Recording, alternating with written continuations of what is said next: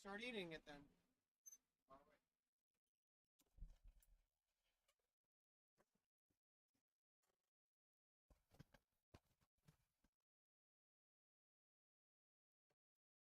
Probably expired.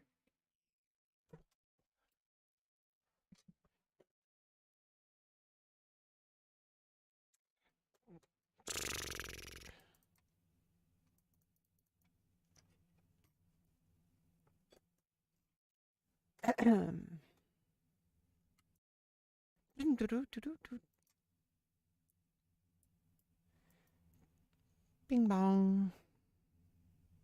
Bing bong. Hello. Bing bong.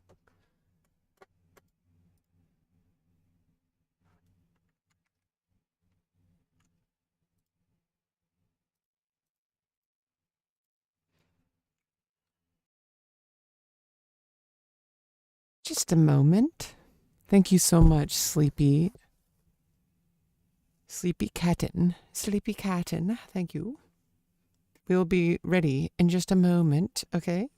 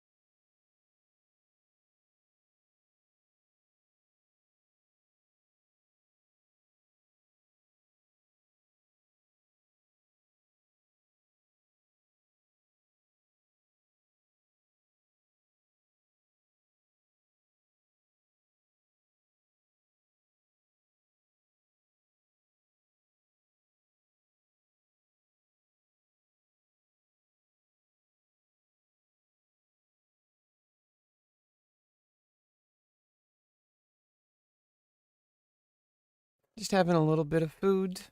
I'll be right there.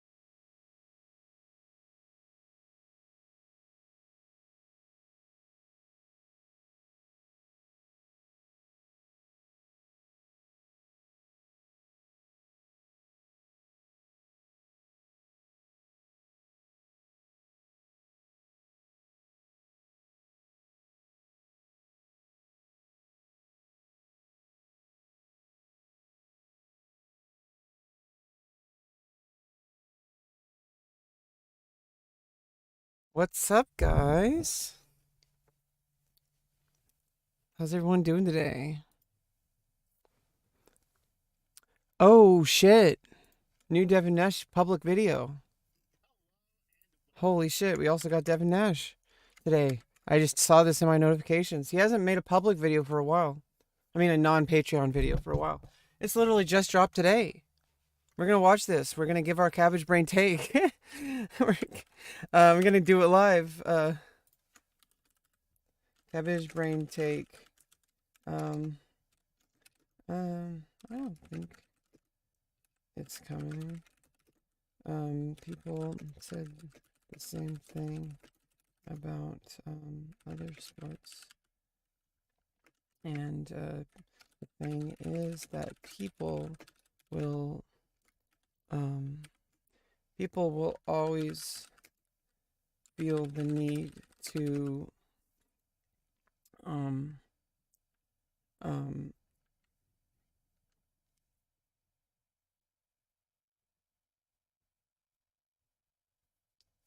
people always feel the need to witness things that they don't particularly that they aren't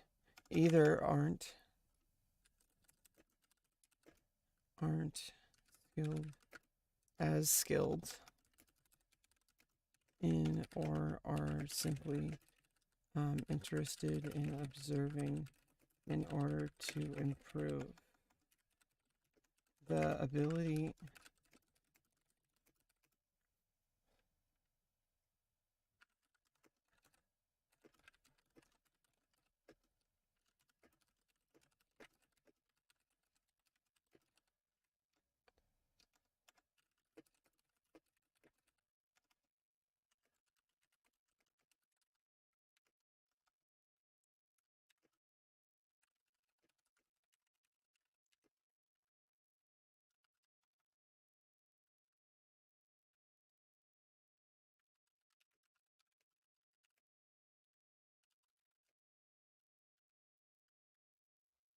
what's the word? Will never become obsolete.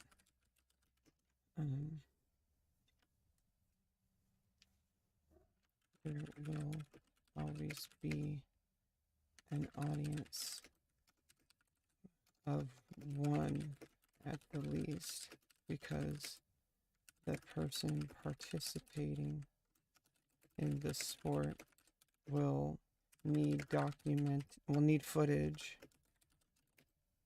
of their gameplay in order as part of the improvement process. Okay, there's my cabbage brain take. Okay.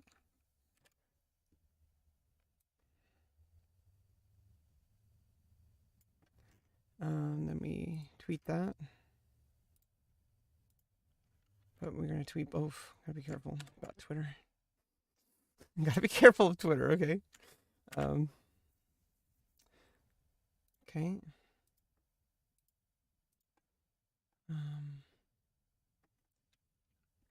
I need to make no, I don't need to make a Twitter for my cabbage brain takes.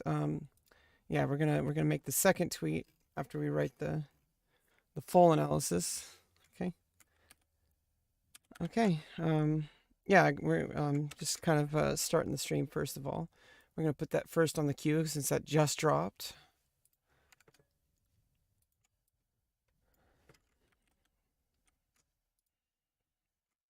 No, no, that's not the one. Um, Here we go.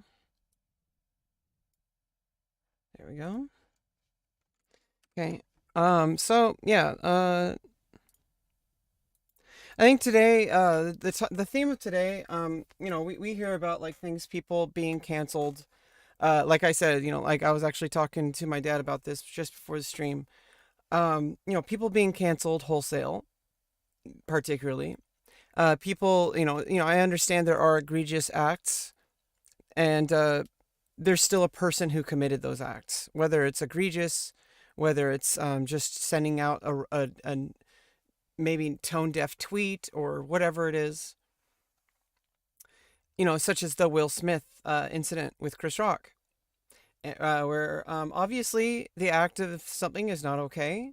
I have been a victim of this myself because of my autism related outbursts that do happen sometimes on stream and sometimes directed at people I care about, people I care about very much, like my dad.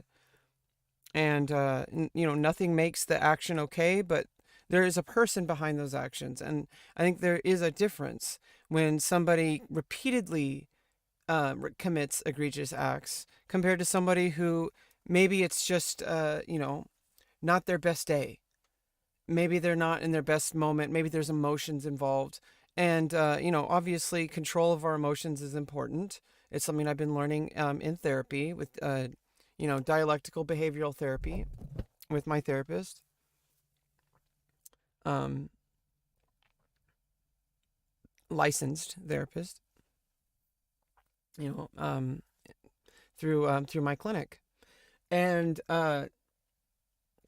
it's important to understand that in this day and age, it's becoming more and more important to be able to slow down and listen to people and their explanations. Does not mean you have to believe everything they say. Does not mean that you have to accept their behavior. Does not mean that they won't have repercussions, because obviously there's already repercussions as people tend to cancel people by talking about them negatively and fostering a toxic environment where this person is not even being given the chance to redeem themselves. And obviously, they do have the chance to in their personal lives and in their professional lives in a lot of cases. Now, if you get banned or anything like that, if you get fired, those are repercussions. And it depends. And there's certain times. The reason why we have the justice system in the first place is so we can decide what level of punishment that is, or if that person can be exonerated of their allegations. And obviously, there is the court of social opinion, the court of public opinion, which there are always allegations against people, such as allegations against myself for having had an outburst of autism related outburst with my dad on stream. And this has happened.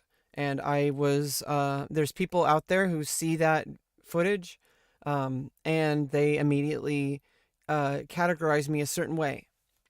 And I don't know how truthful this is, or whatever's going on. I'm just gonna believe it for now. Not believe it, but like, obviously, people are tweeting about Chris Chan, for example. Now, by the way, if somebody says they're trans, if somebody says they use she/her pronouns, if somebody says they are, that they go by a different name, and also like, she has stayed, has been put into a women's prison. So all the rhetoric that is just open transphobia is, even no matter whether you love or hate. I don't know why anyone would love Chris Chan. There's a difference between accepting behavior and having empathy. Um, and I think understanding somebody kind of allows you to decide better, like how you move forward with the situation, because we're not going to get into that right away because I'm still watching I'm on part 4, the 64 part documentary. I have 60 more to go. I kind of want to inform myself over the, her life before I, dive into that on stream. It's probably going to be a big deal, if there actually is a grand jury.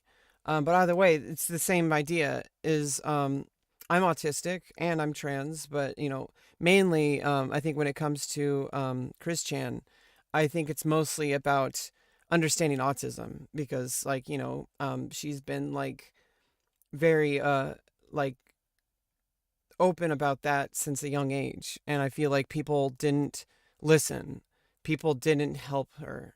And I don't want to get into it just yet because I don't know the full history, but I have seen like a large amount of what people have talked about her.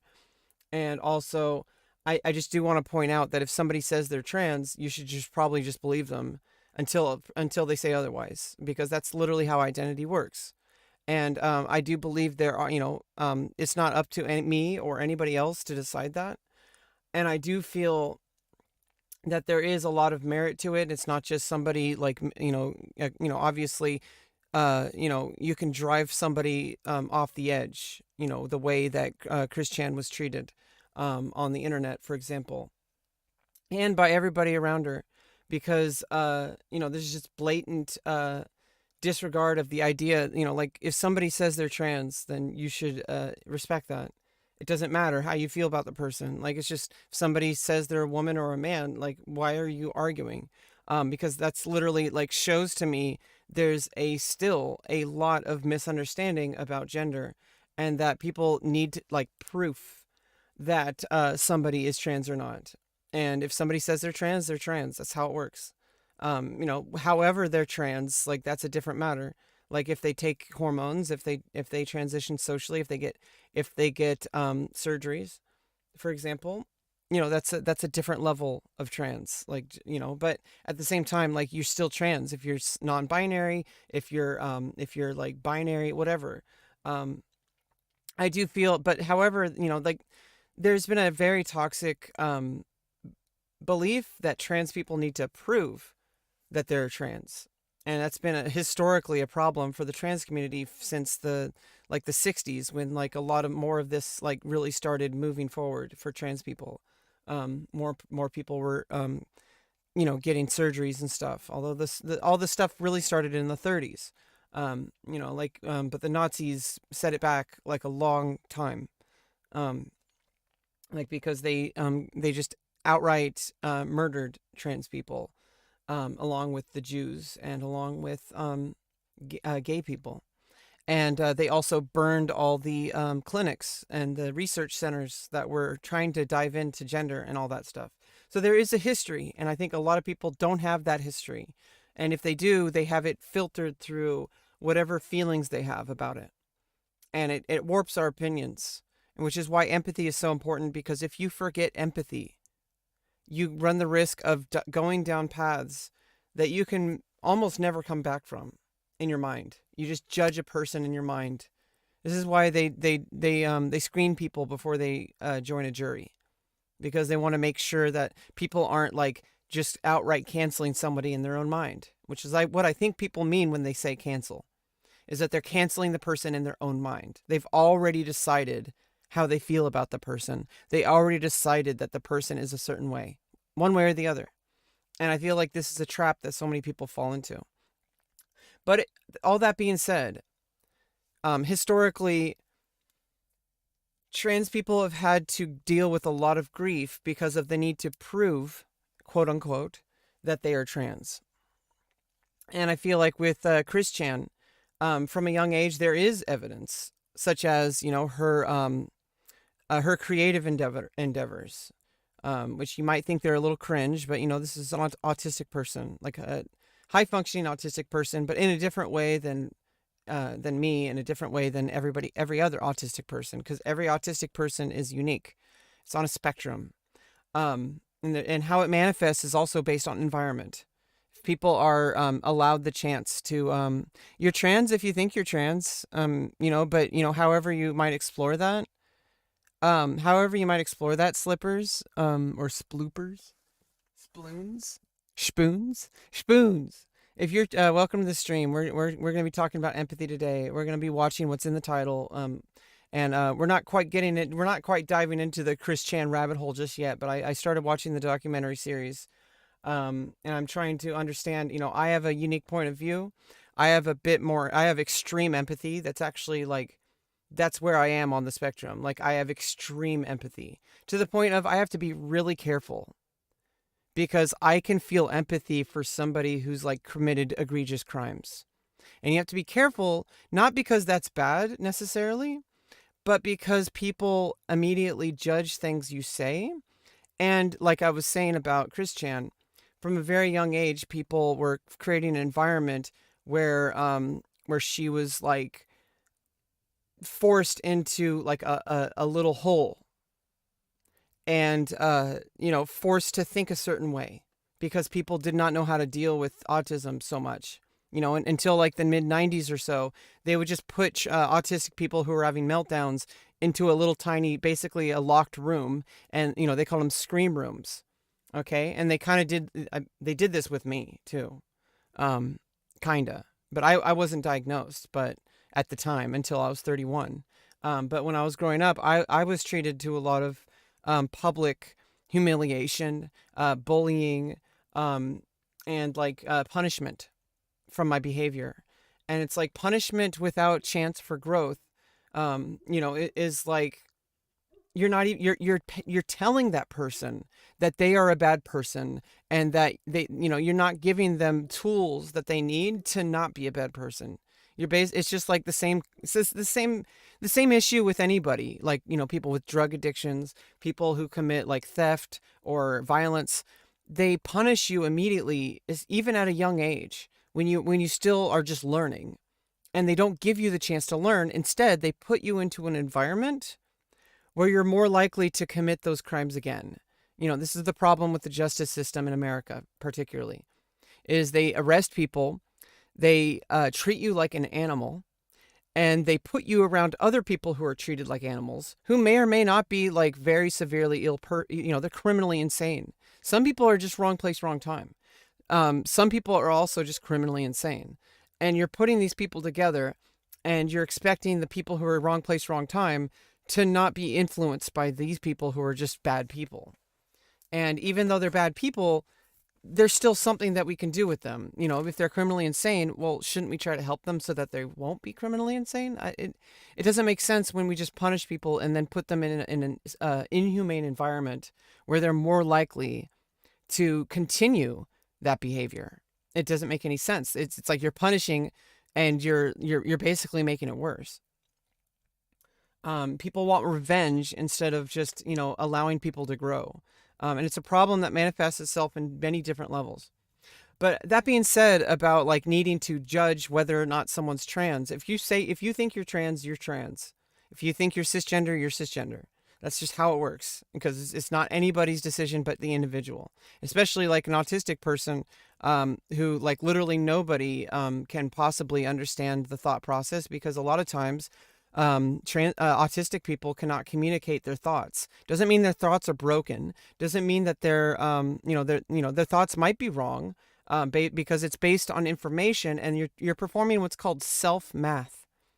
Like you're taking in information and you're filtering it through your own understanding and interpretation of it. And people do this all the time. It's not just autistic people. Autism is just a very specific implementation of like the things that are just true among all humans. But I do feel like there is evidence, just watching a few documentaries, part of the documentaries that I've been watching on Chris Chan, like literally from a young age, had in her creative work, had an alternate, like an imaginary twin sister. Okay. And this obsession with needing a girlfriend, this obsession, like these are things that I feel like are obviously, I don't know if it's an autism thing or, there is a lot of association with being trans and being autistic. But I feel like I found out myself through very deep introspection, and I just happened to have been in the right environment to be able to explore this in a healthy way, in a safe way. Eventually, after like 10 years or however many years it was that I was like forced to like, give up on any kind of transition related stuff. But I feel like there is a connection, and obviously more research needs to be done. There's really so many of us, and there's really only so much information. We can only really rely on individual anecdotal evidence right now. And that's really all we have for the most part. But I do feel like there is a correlation between obsessions with trying to, needing a girlfriend. Because I had an obsession with wanting a girlfriend. I was like, I want a girlfriend. Like, how come everybody's dating someone? It's the same thing that was going on with Christian. Okay. And so it's like, I feel like there is a correlation. It doesn't mean like I'm the same person. Doesn't mean I'm the son. I'm like behave the same way. It means that it's a similar thing that you share with somebody. Doesn't mean that wholesale that this person, like if you accept this and you accept this, that you accept everything. Like that mentality is destroying society, in my opinion. And I don't even need to say that. From an early age, I had to learn like when you're writing and when you're stating your opinions, it actually weakens your rhetoric. It weakens your arguments when you have to say I believe or I because it should be implied that these are the things you believe. You should say them very confidently. And if you don't feel confident about it, then you say, oh, well, I don't really fully understand it, but this is how I feel about it. You give your cabbage brain take, which your cabbage brain take might be really informed. It might be really ill-informed. But I do feel like there is a strong correlation with trans people, particularly, at least autistic trans people, that there's this obsession with needing a girlfriend. I think what this comes from is because it's not that you need a girlfriend, it's that you are the girlfriend. And this is like a common sentiment among many trans people, is that they thought that they needed a girlfriend. And sometimes I think people become incels. In fact, I would argue that a large amount of incel types are actually like closeted trans, like, or maybe they don't know. And maybe they should explore everything regardless, because maybe they would stop hurting people, with their beliefs about women. Just a thought. Now, obviously, it doesn't mean everybody's trans just because they think certain things, okay? The only thing that makes you trans is if you identify like that way. Like, and the way you identify trans is different. I am trans, but I identify as a woman, okay? Like I don't like the distinction between woman and trans woman. And even though I understand they're synonymous, and the terminology does help, especially when we're talking about things in context where a differentiation, where a distinction kind of matters, like medically. And I don't really think it matters in every single situation. I do feel like, when it comes to medical stuff, like, for example, like, like, honestly, like there, obviously we're not going to get into this. But people like Destiny were banned for, many reasons. It wasn't just one reason. Okay, so the word transgenderism that you just said, that is a very loaded term. Nobody calls that. Nobody calls it that except anti-trans people. I don't think it's correlated to the rise of technology and separation at all. Because people have been trans since like 10,000 years, like since the beginning of society, in different ways across many cultures. This would not be true, what you just stated. If being trans, if being how to hide dip from your, yeah, their name is they're generally curious though. And just because that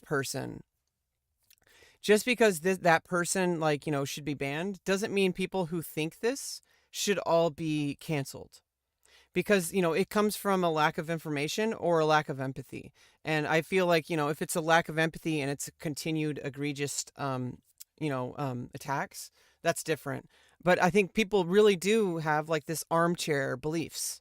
They say armchair politics, armchair philosophy, etc., where you kind of just have cabbage brain takes. Where a cabbage brain take is like your brain is filled with cabbage. You have no idea what you're talking about. All you're doing is like saying what you think. And I feel like that's a good start. You should always start from what you think, but that doesn't mean that you believe what you think. Don't believe everything you think. You need to be able to find out more at your local library, like LeVar Burton would always tell us. Um, you know, like Magic School Bus, Miss Frizzle, get messy, ask questions, make mistakes. It doesn't mean, it's not like, okay, I can just like do whatever I want because I'm just learning. Like, that's not what that means. Just like freedom of speech.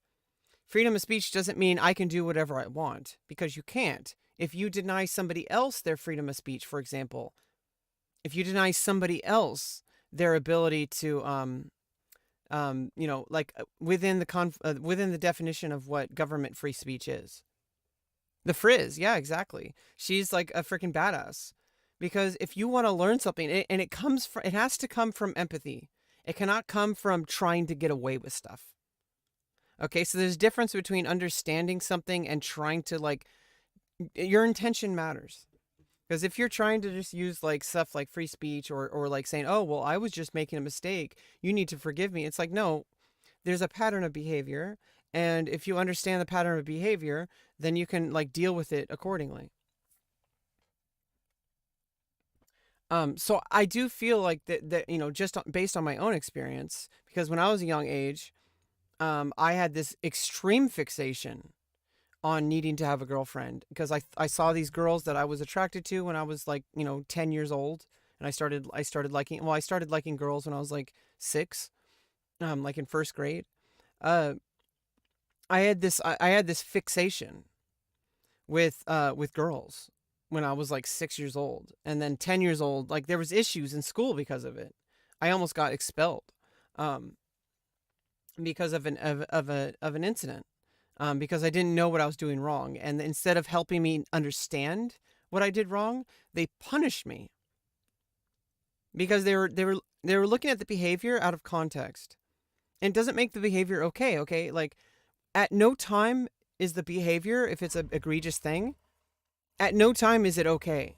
And I think people, especially in today's age, where we're all connected and information happens like instantly, it's very careful that anything that we understand, or anything that we view, anything that we, especially things that we are going to judge, needs to come from a place of empathy. And empathy does not mean, like I said, I cannot state this enough. Empathy does not mean accepting the behavior. Empathy means understanding the person who committed that behavior, so that you can understand like how to move forward. Okay, because if it's somebody who has a very deliberate effort to commit egregious crimes, especially if it's a pattern of behavior, that requires a different response than if somebody is like literally basically brainwashed by their environment from a very young age to be a certain way. Okay, and you could say the same thing about people who have, there's systemic issues, like with crime, because if somebody is punished for doing good things, and they such as like unable to get a job, unable to feed their family, et cetera, and then they have an alternative option of like joining a gang, and then that gang takes care of their own, we're family, et cetera, et cetera. Well, what are you going to do? Struggle your entire life just to fit into a society that will not let you? Or are you going to join a gang? Now, obviously, joining the gang is bad, okay? Because these are people who are going to hurt you if you do something wrong in their eyes, which might be something right in the eyes of the general public. So there's things that you can do in an environment that are going to have repercussions regardless. And also, these are people who are committing crimes. These are people who are going to take you in and treat you like family. And if you fuck them over, you might die. They'll kill you. Okay, so in some cases. Now, that doesn't mean that you just punish anybody who like joins a gang. Okay, because what if like a 12-year-old kid joins a gang, commits a crime? Is that person's entire life going to be decided just because they joined a gang? Like especially with police shooting the kids. Okay, like there's a thing that happens. It's a pattern of behavior, just like cops. Cops are a pattern of behavior where they want to have a power.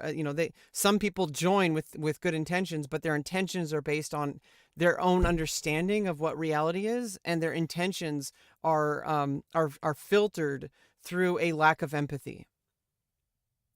Understanding, like, people say, oh, those people are just animals, they're thugs, etc., etc. They look at the behavior and they don't look at the people, because obviously some people have a pattern of behavior that they continue to go back to, even when they have chances and chances and chances to not do it. Even when they have direct help to do it. There's people who do not want to be helped. Okay, but that you have to understand that that's about the person, not the act. And the act can be bad, the act can be good. But if somebody like commits insurance fraud or whatever, like they're literally like stealing, like they're doing SIM swapping or whatever. I was literally just watching XQC yesterday watch about the Minecraft like scammers and whatever. Like, these are people who have a pattern of behavior. And this person, he literally got a get out of jail free card. He got, he only had to pay $1 million back. He only had to pay $1 million back, and he still had 3 million. And then he hacked Twitter. Like this person had a deal of a lifetime. Nobody would ever fucking have that chance. Ever. It's a once in a lifetime opportunity to actually be a better person and grow. And yet that person went right back into committing crimes. Okay? So there's a pattern of behavior which is a huge, that's criminally mentally ill. Okay? And just because someone is criminally mentally ill, there's a path forward for that person. Maybe you can help that person. It doesn't mean that they should be forgiven for the crime they committed. They should be forgiven for making that crime. Right? There's a difference, because the crime is still, it's set in stone. You can't change the fact if somebody robbed a bank.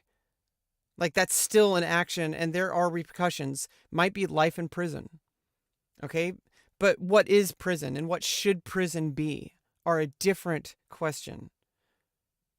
Because people just want to see somebody be punished. They want to see someone suffer. And I feel like that is a sickness. That is a severe lack of empathy. Because when you see somebody who committed a crime, who then gets judged and sentenced, and then you see that person and you're already like, you want bad things to happen to that person, that is going to filter through everything that you do, and you become a bad person. Because you're judging people. You want people to be harmed. That is a sickness. That is a sickness. Just as much as you claim these other people have a sickness. Because if somebody commits egregious crimes, somebody commits repeated patterns of behavior, such as committing violent crimes, that person is mentally ill. And what do we do with mentally ill people? That's the real question. Maybe we should try to heal them. And in an environment where they can be healed. Okay, but then people are like, oh, well, this person committed a crime. Why do they get to get coddled and stuff? It's like, you don't think a human being should be given an environment where they can improve and grow and not be that person anymore? Regardless of the level of, if somebody has to serve a 20-year life imprisonment or whatever, shouldn't they be given the opportunity to grow past the person they were before? But when that person serves their time, and if they have grown, people lack empathy, and all they see is the crime. And they look at that person and all they see is the crime. Even if that person did their time, even if their time done in prison was all good behavior, even if that person grew and learned and possibly even contributed to society by writing a book or something, or at least the psychiatrist study that person. If that person is unreachable, if that person has to have be institutionalized for the rest of their life, at least there's a person who can study that person and learn from that person, so that others can learn from it. Others who do have a chance, others who are willing to get help. And so when people see somebody who's committed an egregious crime, they then look at that person for the rest of their life with disgust and all this kind of stuff. And I think what's really important is that everybody is capable of doing terrible things. You are not exempt. Okay? But it doesn't mean you're the same as the people who continually commit those crimes deliberately. Okay, if somebody commits a crime like when they're 12 years old or whatever, I mean, I don't know much about, I'm going to go through a whole deep dive with hip hop, obviously off stream because of like DMCA.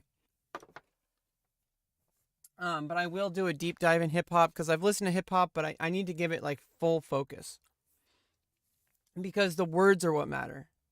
Because it's people telling their stories. It's people talking. That's what hip hop is. And it's black stories mostly. I mean, it's not just black stories, but it's pretty disrespectful to deny the origins of hip hop, which is black culture, which is rooted in absolute oppression, such as chattel slavery.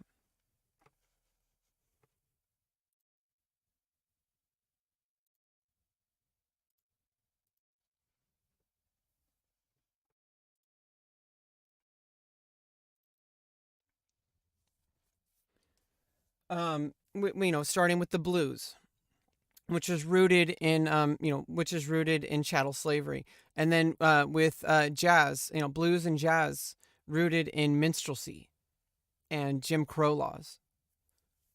Jazz especially, and that's where hip hop came from. Was this? It's not about like the genre of music. The genre of music is just the style. But like the style of the music will change, but the people making the music are the same. And so when people hear hip hop, they immediately associate it with the thug life. And it's like, yeah, because there's a systemic issue where many black people have been forced into that little hole of living the thug life, as people call it. And obviously, there's people who continually commit crimes intentionally, even when they don't have to survive.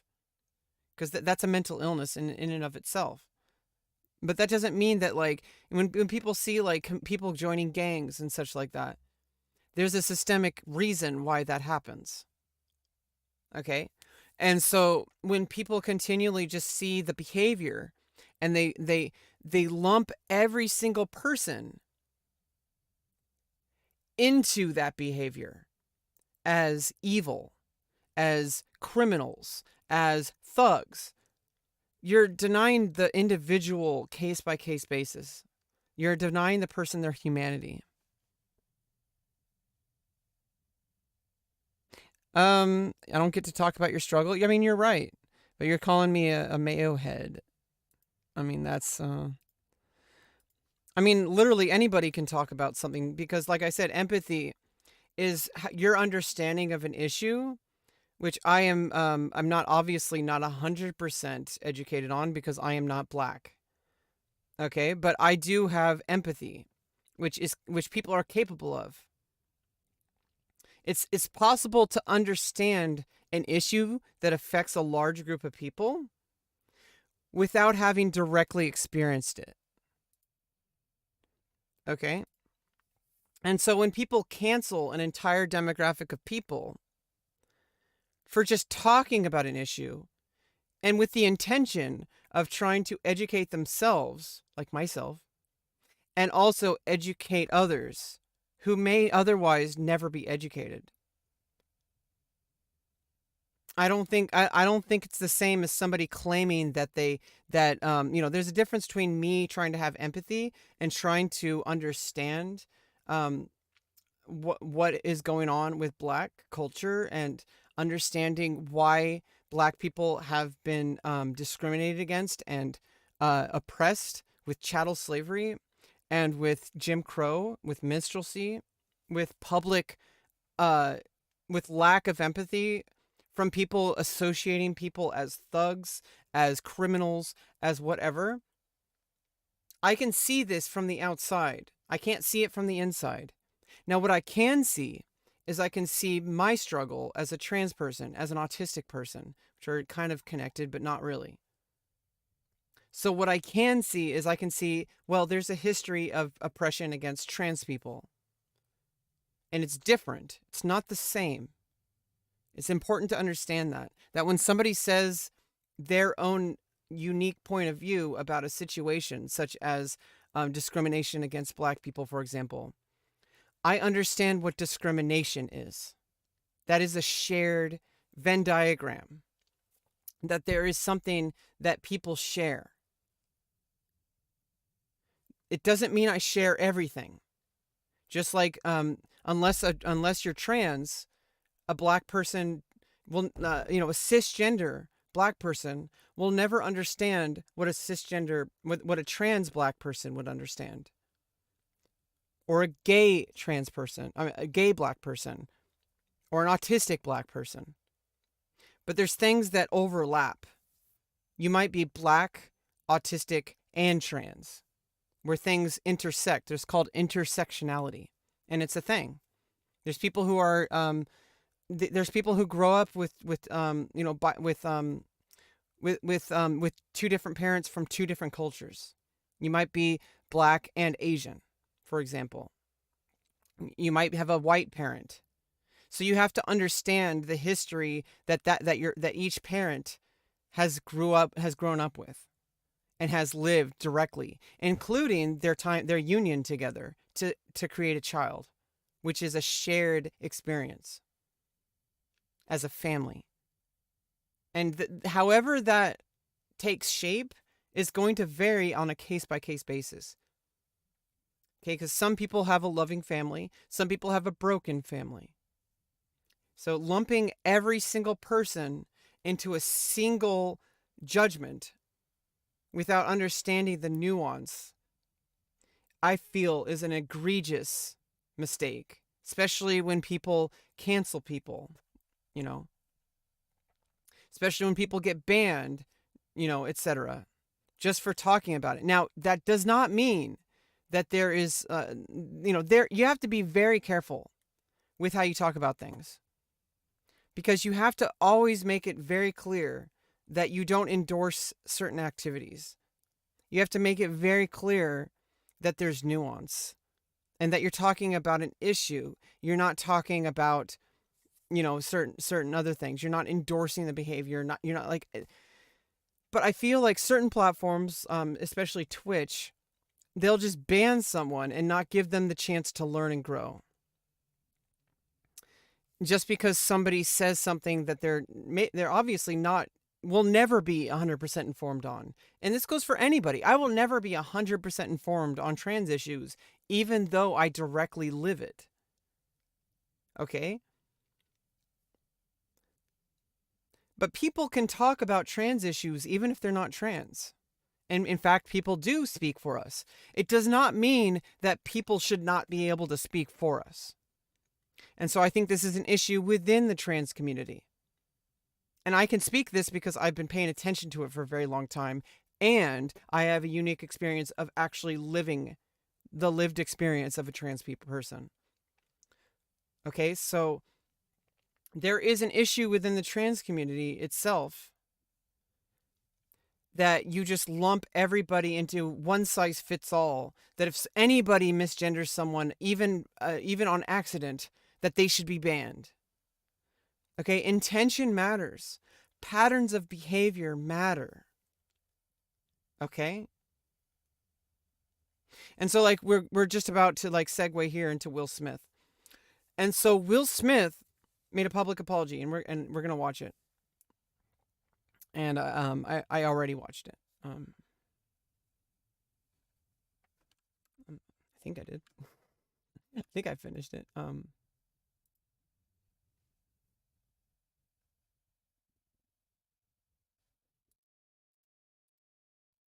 Oh no, that's the I put the wrong one in.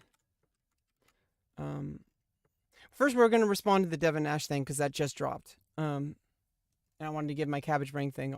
It's cabbage brain take on it. Yeah, here we go. Yeah, I watched the whole thing. It doesn't say I did, but YouTube sometimes like really screws up with this. Voted and committed to putting light and love and joy into the world. And, you know, if you,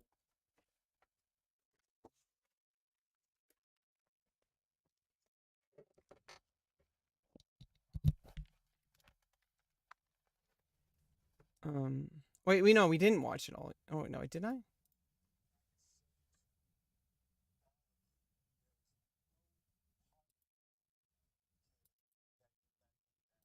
Okay, yeah, I saw all this. Okay. Yeah, we're gonna watch that in a second. But first, we're literally Devin Nash video just dropped. So basically, I wanted to preface today's stream with that because it's really important. It's really important to understand empathy, and it's really important to understand context, and it's really important to understand patterns of behavior. And oh, I need to do something. There's a problem. I need to fix this. Because I have okay. I know what to do. I think.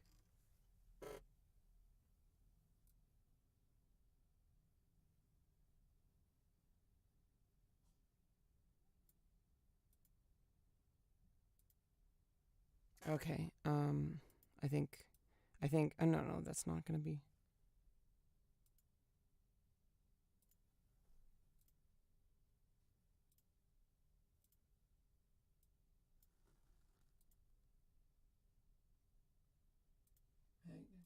Okay. Oh no, no, no. It's still being monitored. Okay.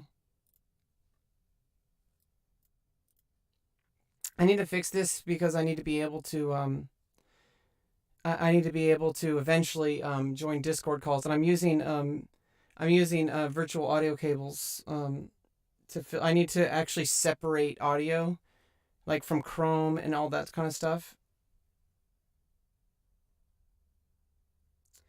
But for right now, I can just turn off the monitor. It's fine.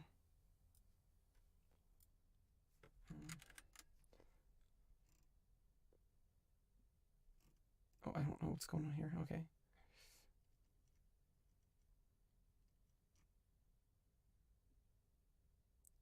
Okay.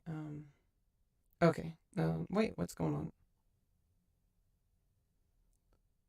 Um, where is it? Voice. I have monitor off.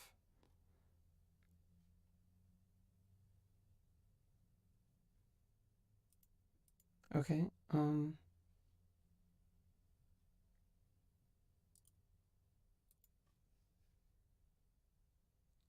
What? Yeah. To the world of technical difficulties. I think I know what's going on. Input.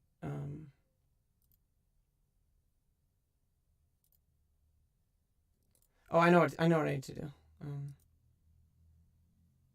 I think.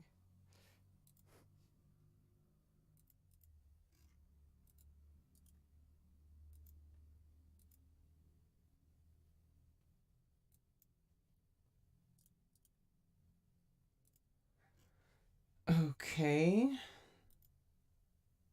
It's kind of weird. I have that says.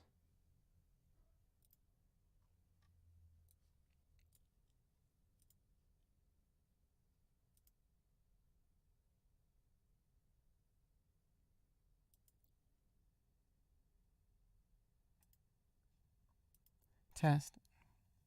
What is going on? I turned off the monitor. Okay, I think I need to add audio source and just add Chrome.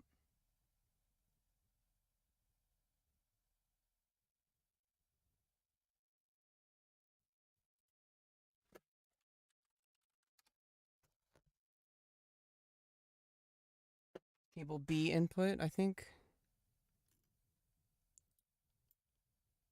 Um, okay.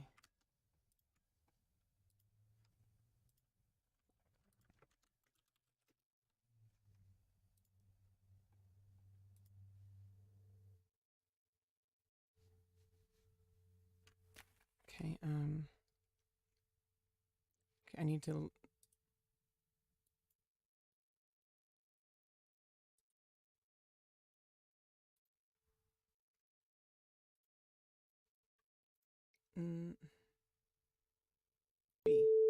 There we go.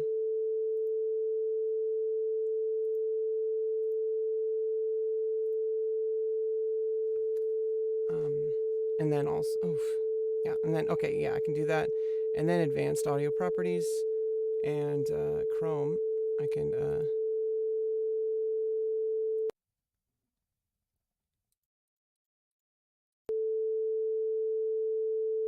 okay, wait.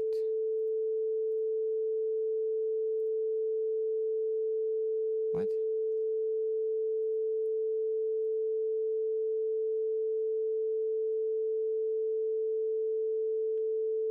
Oh, I know what I need to do. Okay, open up that volume. OBS needs to be, headphones. Right? Default.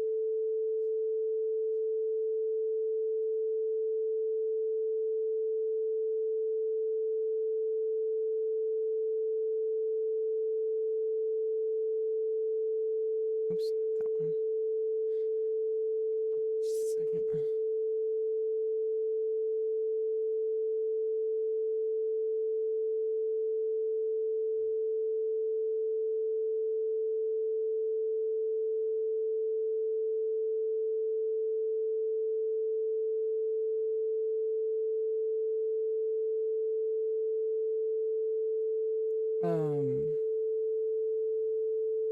Okay.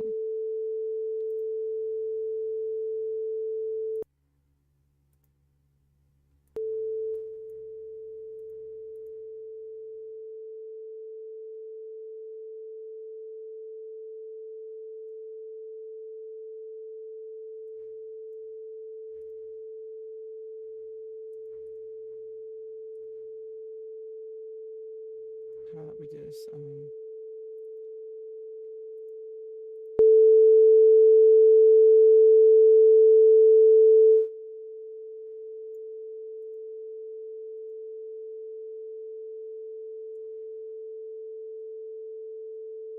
No.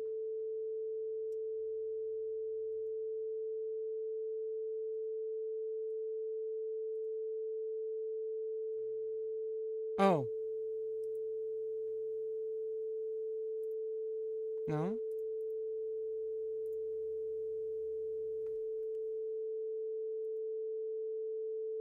Oh, I know what I need to do. Okay.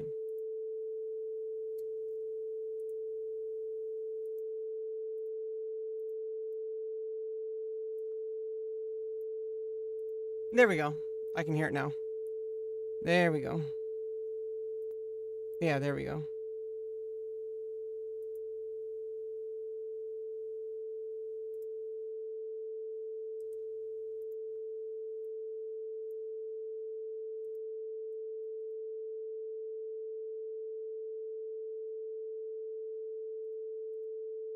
There we go. I got it. Then we got Chrome audio. Cool. I love these cables. I love these cables. It changes everything. The virtual audio cables. Okay, so here we go. We're gonna do. I gave my cabbage brain take. Okay, we have that here. And I'm gonna wait till we're gonna watch the video, and then we're gonna give my second take.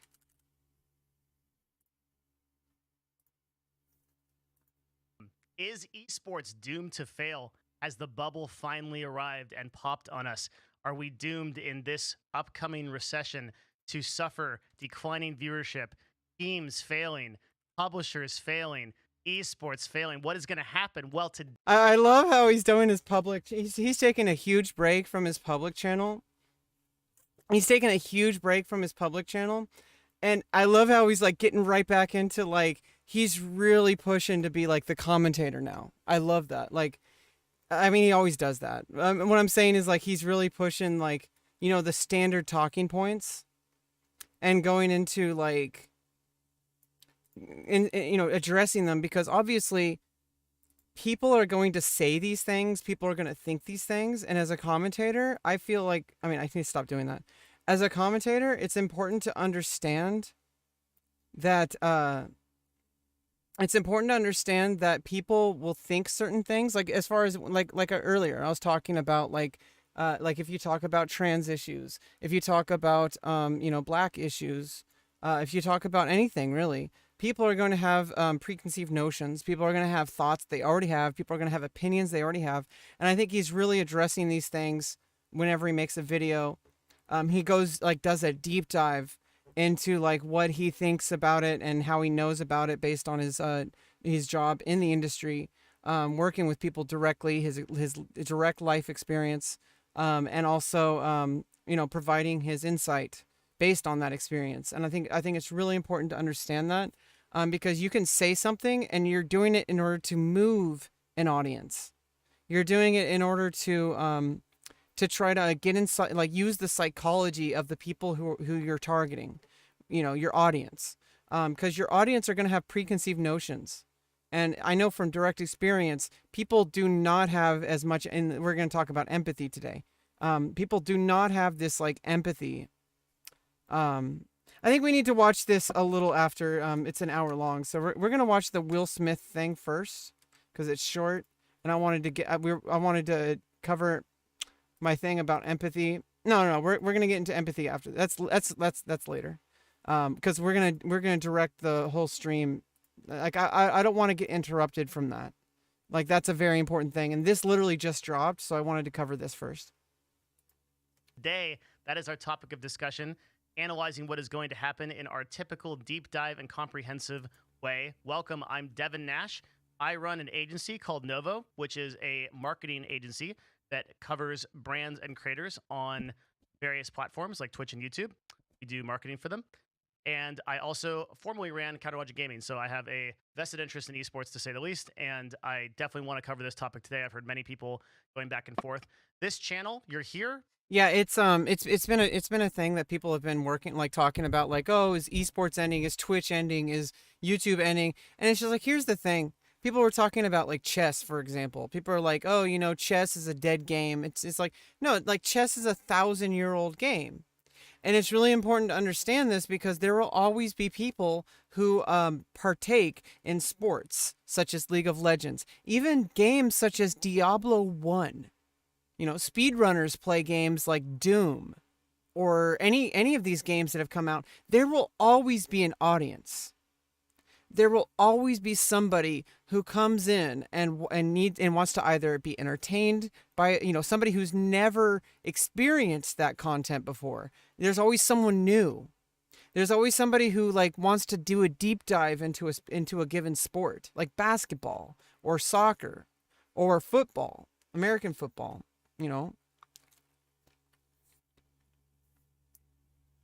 And so I feel like people like kind of make it into a self-fulfilling prophecy when they start like collectively saying, oh, this game is dead. This game is dead. They say like, oh, nobody plays StarCraft anymore. And people do play StarCraft professionally. Okay? Whether or not it's like professional esports or whether esports, what we define as esports, can change. Such as maybe esports is more nuanced because of streaming, for example. And what makes a professional esports player, our idea of what an esports player is, can change, but esports itself is still there. And there's going to be many different contexts. For example, there can be high level, people going into an arena, lots of lights, super high production stuff, the whole shebang with commentators, the whole team comes out and they all have like jerseys on and they all do like the whole handshake thing, like that. And, good sportsmanship kind of stuff. But there's also going to still be the people who are, good at the game, but they're not participating in events and stuff. They just stream it, or they play it privately. But, like there may still be tournaments and stuff, but they're like different levels of tournaments. Maybe they're streamer run tournaments, kind of stuff like that. And so I feel like as a concept, video games as a sport will always exist. Because there will always be somebody who loves the game, who wants to find out more about the game, who wants to learn from the game, including themselves. Because at least there's an audience of one. there's always going to be an audience of one, which is the person creating that content. And I know this because I mostly have very few viewers. And so it's like, I understand, like, I am my audience. Okay, and so what am I going to do for me? Because I'm getting something out of what I'm doing. And so, like, when it comes to esports, there's always going to be an audience of one, of somebody who plays the game and then records video footage of their gameplay and then watches that footage so that they can learn from their mistakes and improve. Even when they don't make mistakes, they can learn from their good gameplay as well as their bad gameplay. They can see, come up with new ideas, new meta, all sorts of different stuff.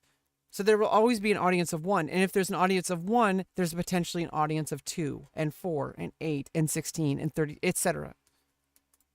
Because you want analytical and deep dive comprehensive reports on certain subjects, as is related to gaming industry and marketing, and we are not going to disappoint. So strap in. It's time, friends. We're going to talk about esports. And I thought that a good way to start would just be covering some of the basics. We're going to go over a little bit of the history of esports. And first, we're going to go into how esports are monetized. So if you are a person who's interested in esports, you watch esports, or you are interested in joining into a career in esports, this is definitely a video for you. We're going to kind of go over some of the basics and kind of some of the history since 2014, 2015 of how esports came to be, because that's going to set the stage for what esports is now. And of course, he's going to be able to tell it better than me. So there will be times I can respond to things, and there'll be times I'm just going to let him talk. But just understand, especially in today's day and age, there's a difference between interacting with people in person and, live. Even if it's like in person or live, there's a difference between interacting with people directly and being able to like create isolated content where I can pause the video and I can speak my mind. Doesn't mean I have good things to say, but at least I can pause the video and talk about it and speak my cabbage brain take.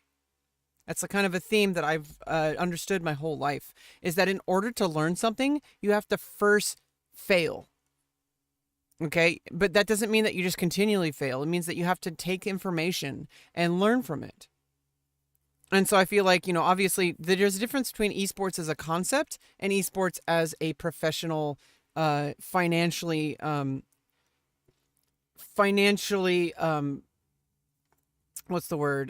lucrative concept. Because esports as a business is different than esports as a concept. So it's good to separate those two things. And then we're going to cover, I think in this video, we're going to cover League of Legends, OWL, and fighting game community. I think those... Yeah, I mean, the fighting game community particularly, I feel like has like a very strong community. And so does League. But, every community has a very strong community. A core following, but I feel like with fighting game community, which I think out of any esports, besides like maybe League, I could play literally any game, but whether I can play it well, that's and whether I want to day in and day out focus on it, that's a different story. Fighting games are something I've played since the beginning of my video game career, I guess. Since I played Street Fighter 2 Turbo, and since I played Tekken, like Mortal Kombat, Street Fighter 2, Primal Rage, like all the games that I would play when I was a kid growing up. And now I have an arcade stick, and I have Tekken 7 and Street Fighter 5. We'll probably play those on stream sometime. I usually don't play the games on stream anymore. Maybe there'll be a way to justify it eventually, if I have more viewers and people want to see it, gameplay.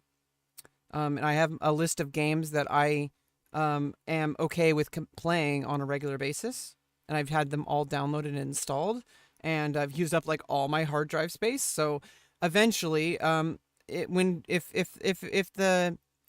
it becomes justified for me to start playing a game,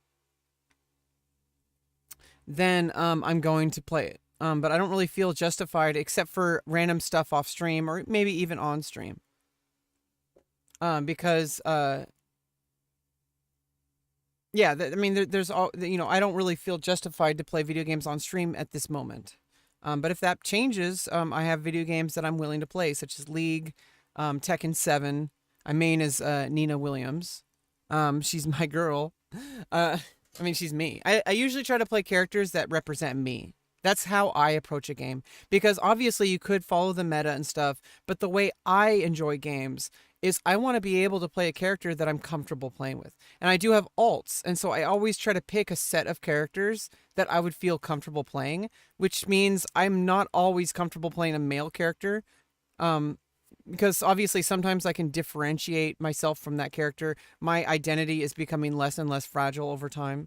I think that's my personal business. I don't think it's anyone's business but my own. But I feel like I can play when I want to play a video game character on a regular basis over time as like a main, especially. I'm not going to main a male character unless that's the only option, right? So I'm going to main like female characters that represent me. Those are the only ones we're going to cover. That's going to all the other stuff. We're going to talk about the other stuff too, but those are the three main ones. The two big franchise leagues, and then some of the indie stuff and what's happening. Some other stuff like Call of Duty, CS:GO, it's going to fall in there, but you can't. I can't do like a 7-hour video. There are going to have to be other videos on that kind of stuff. All right, let's go. Let's get excited. I mean, I could do a 7-hour video, but it's not coming from Devin Nash, so. So how esports are monetized? Well, first of all, how are esports teams making money? Publishers is pretty obvious, right? They sell games, they sell in-game items, and there's some money from broadcasting rights. Okay, so the thing about selling games, obviously, traditional way of monetizing. He's selling a direct product. And then it has its own issues because there's people who pirate the games. So selling the game alone is not 100% lucrative. It is, because people will still buy it just because they don't want to break the law and because they don't want to get banned, et cetera, like playing on private servers when there's like like it's a live game that like, has like strong servers. By the way, you should never really connect to like private servers for, a lot of this stuff because, you can't really fully trust the servers. Okay. Like, you don't know, like, especially if it's like with a super popular game that, especially when, it's a game that has, is live, like they have like a professional, server that has security, and nothing is 100% secure, and servers have been compromised and DDoSed, etc. But would you rather trust like a big giant game company that actually designed the game, or would you trust like some random like Minecraft scammer? Okay, and of course, selling in-game items and loot boxes, that's a whole other category. That's microtransactions, and there's different kinds of microtransactions and the kind of game, if they design a game specifically to exploit people, like Diablo Immortal, other kind of microtransaction games where you actually need to buy stuff in order to play the game, which my dad is addicted to one of these games, Battle Pirates. You basically, if you don't coin, if you don't buy microtransactions in these games, in some of these games, not all these games, if you don't like, for example, Path of Exile is completely free to play and it's free to, you can get like nicer items and stuff to like, give your character flair and stuff like that. But like the actual game, like you don't need to, like it's grind to win. I like grind to win because, like that way everybody's on the equal footing. Like I feel like Genshin Impact, for example, you can do stuff fast, and I also understand like pay to win faster. I understand that one, because that I feel like that's kind of a middle ground, because you can pay to win faster, but as far in the end of the day, if you have the item, like you shouldn't have to only be able to compete if you buy like a special potion that's only available in the store or something like that, because you'll just lose in PvP and stuff every time. Okay, so it's like if in order to do like games like Diablo Immortal, you have to have like the absolute best items, and the only way to get those items is to spend like tens of thousands of dollars, then that's exploitative, and I think that should be illegal. I think it's very exploitative, and I think that obviously you could blame the people for buying into it. Pun, not intended, but also intended. But you could, I think that's deflecting from the issue, which the game companies are literally like manipulating their psychological behavior. So there's a whole issue with that. But I feel like microtransactions as a concept, especially when it comes to like non-gameplay related stuff, such as flair, etc., especially if you're also able to grind that stuff. Because then it's like, okay, well, if you don't want to get it as fast as the other people, you should have that option. You should just be able to just grind the game, and then you get better at the game because of that. Because the people who are just buying like, boosts and stuff, they don't get all those hours and hours and hours of experience, of repetition, of learning. And so like you're going to have better gameplay, plus you're going to get the items eventually. Which we'll talk about in a little bit, and some money from, I don't know, sponsors? Question mark? Yeah, and of Depends course, sponsors are like where all the money is in any kind of broadcasting, and it has been since like the day of radio. Okay. And you could even think back, not just monetarily, like what if you change your monetary unit might be human thought. And if you go back to Socrates was the first broadcaster. I mean, official broadcaster. There's obviously people who have been orators since the beginning of the ability for people to communicate. So like, you could say like Socrates was the first sponsor, I guess, of Plato, because Plato was one of his students, and he taught Plato everything he knew. And then in order to, like, obviously a lot of the time people need a mentor, and they also need the notoriety that comes with a name. And so I'm pretty sure like Socrates sponsored Plato by like endorsing his credibility, which, there is a bit to say, because somebody could have no credibility, but they actually have better things to say, or worse things, than people who do have credibility, who have notoriety, etc. So it's like a very fine line you have to play. Just because someone's famous does not mean they know everything. In fact, nobody knows everything. Anybody who claims they do should be immediately suspect. People know a lot of things, but I feel like you should understand that because they know a lot of things doesn't mean they know everything. And it also means, they have their own life experience. They have their own way of seeing things. They have their own biases. They have different opinions. There's all sorts of different levels, but there are certain things that like there are just factually true. For example, when it comes to directly working with esports and broadcasters and finances and like all that kind of stuff, Devin Nash knows more than me. But that doesn't mean I can't talk about what he has to say.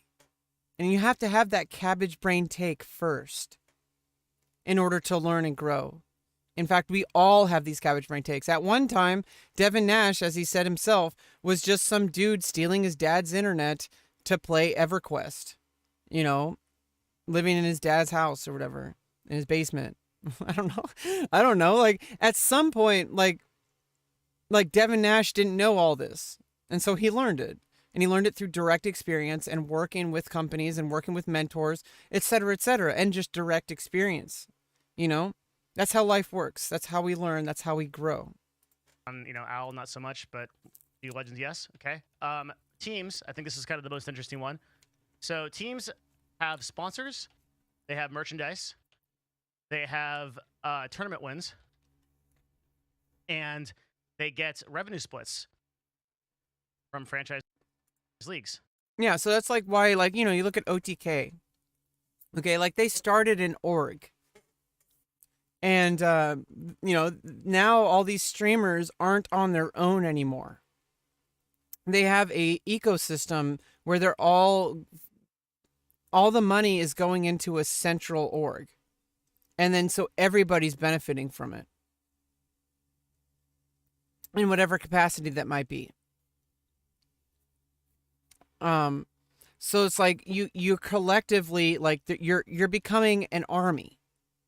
Like I like the videos that OTK makes where it's like, when they got Emiru, like they had like, she took off she was in a castle, a princess in a castle, really protected, which is like kind of what her career was, like she was like, TikTok star, it's like, it was all just her. But it's like you're kind of on your own, even though you have like people, agents and all that kind of stuff going on. You're still on your own.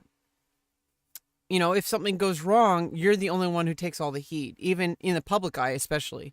But like there will be like, sponsors and stuff that will take the heat and all that kind of stuff. But in the end of the day, especially as a broadcaster, the only thing everybody sees is the face. And so like when you put like your face like supported by something like an org like OTK, now there's a collective of creators that are kind of banded together like a bunch of paladins. A bunch of warriors and paladins and mages and priests, like healers. And like you got you got all sorts of people working together. And so everybody kind of takes the heat, as maybe not evenly, but everybody's got each other's back. And so that's what I like about like orgs and stuff, because like OTK, for example, like I like the symbolism that they do where she puts down the princess crown and she picks up the broken crown, and this is a new org, these things happen. I like that symbolism because it's about forgiveness and caring about the person. And then she took up a sword herself, because we all have to pick up that sword. I like how Asmund puts it, that you're getting crushed by your enemies. It's a hopeless battle, but you only have two choices in life. You could either stay down and give up and know that you're going to lose, or you could pick up that sword and you can keep fighting. And I do that every single day. I live my life because we only get one life. And we have to keep fighting. Okay. So sponsors usually account for about a third of the revenue of your average esports team. Merchandise usually accounts for about 2/3 of any good team. Tournament wins are usually so little that they don't actually register. They're about 10% of the total tournament win. And then usually 90% is split between players and coaches. This varies a little bit. Some esports teams actually don't even take any tournament wins, particularly the ones that are outside of stuff like League of Legends or OWL, where League of Legends, I think you're looking at like a $5 million prize pool these days. OWL actually came in a little bit less than that at like $4 million. They're still throwing around a lot of money. So that 10%, when you're going to look at like the cost of teams and such, doesn't really add up to a lot. Merchandise is going to be your biggest revenue driver on teams like 100 Thieves or teams that actually have a brand. Heaven forbid you have to build a brand. And that's where you're going to... There's like 100 Thieves, like it's the CEO, like Lauren something. What are they like, sponsored by Corsair? Are they like own? No, yeah, they own Corsair. What is it? Okay. Corsair. 100 Thieves sponsors. Cash App, AT&T. Like there's all these freaking giant. Oh, they're not sponsored by Corsair, are they? Never mind. Who does Corsair? BIG and Big and Corsair first partner. Okay. Invictus Gaming. Okay, so they're Chinese sports. Okay. Never mind then. For some reason, I thought 100 Thieves and Corsair were connected. I don't know why. To see a lot of money for teams. So that's kind of how these get. And then revenue splits in League of Legends, we'll just put this out here, is going to be, I believe 35% goes to players, 32.5% is split between teams and Riot, respectively. And you have 10 teams in the LCS, LEC, etc., LCK, etc. Okay. And then OWL is super simple. It's 50% to Activision because Activision needs its money, and then 50% to teams, but that's split between 20 teams or however like X teams are in the league. Yeah, 50-50 split is like absolutely horrendous. I don't know why like Activision keeps getting away with it. Probably because they're just like, they're like the biggest fish, one of the biggest fish, and they can just do whatever they want. Because they own so many different game companies. Like there's Activision Blizzard, like they own so many different franchises. So it's like they can just say, hey, we're going to take a 50-50 split. Probably, it's obviously not the worst split, because the worst split is like you're getting less than that, obviously, or if you're getting zero of that, well, that's like literally just exploitation. Um, but I feel like 50-50, like that's like one of the worst like freaking deals that you could, that sounds like it could be good, but it's like, you want like at least 60-40, but you should probably be going for like 80-20 splits or like 90-10 splits. Like like he's saying here, 10%, 90%. 90-10 split is obviously, I mean, 100% split if ideally. If you own the franchise and you control it entirely, you could just literally do 100%, which is, I think that's like OTK. um, because it's like made by it's like an org owned by streamers. So it's like, you know, but I mean, usually I think like 80-20 for content creation is probably the best split. And you'll notice like a lot of platforms, like especially like, sexual content platforms, they'll do 80-20 splits. And like, that's really fucking good. Like OnlyFans does that. It's a really fucking good deal. Like, you're making the content, you're 20%, just to pay for their services, that obviously they deserve services. They're making they're making a lot of money. Okay. Like, oh, Fans Only as a company is like making a ton of like freaking revenue from its creators, particularly Amaranth. Not too sure like right now, so I don't want to say how many. I think it's 20. But you can see how this number quickly dilutes itself. Like, let's say you have a sponsorship for like $1 million. Okay, might seem like a lot of money, but 50% of it, so $500,000, gets cut off the top right away, and then 50% goes to the rating teams. You split that by 20. Now all of a sudden you have $25,000 per team. I mean, there might be more to say about Fans Only because they don't have like sponsors. They don't have like all the stuff that like Twitch or YouTube especially would have, because they have like ad revenue from all the sponsors and all this stuff, and OnlyFans is directly from transactions. So you have to think as a whole company that has to manage entire like company. All their revenue is coming directly from creators, and what they get in donations and purchases, like subscriptions and all that. So it's like that's not as like profitable as it's not as profitable as like direct money from sponsors and ad revenue. So it's like you have to understand, like, even if one person, like if Amaranth's bringing in 1.5 million a month or whatever, well, then you have to think like, well, if it's an 80-20 split, that means Fans Only is only taking 20% of every single one of those. And obviously there's like millions of creators on OnlyFans, but Fans only sees so much among the top 1% of its creators on their website, on their platform, because the name of the company is Fans Only. Okay. But the name of the platform is OnlyFans. Kind of funny, but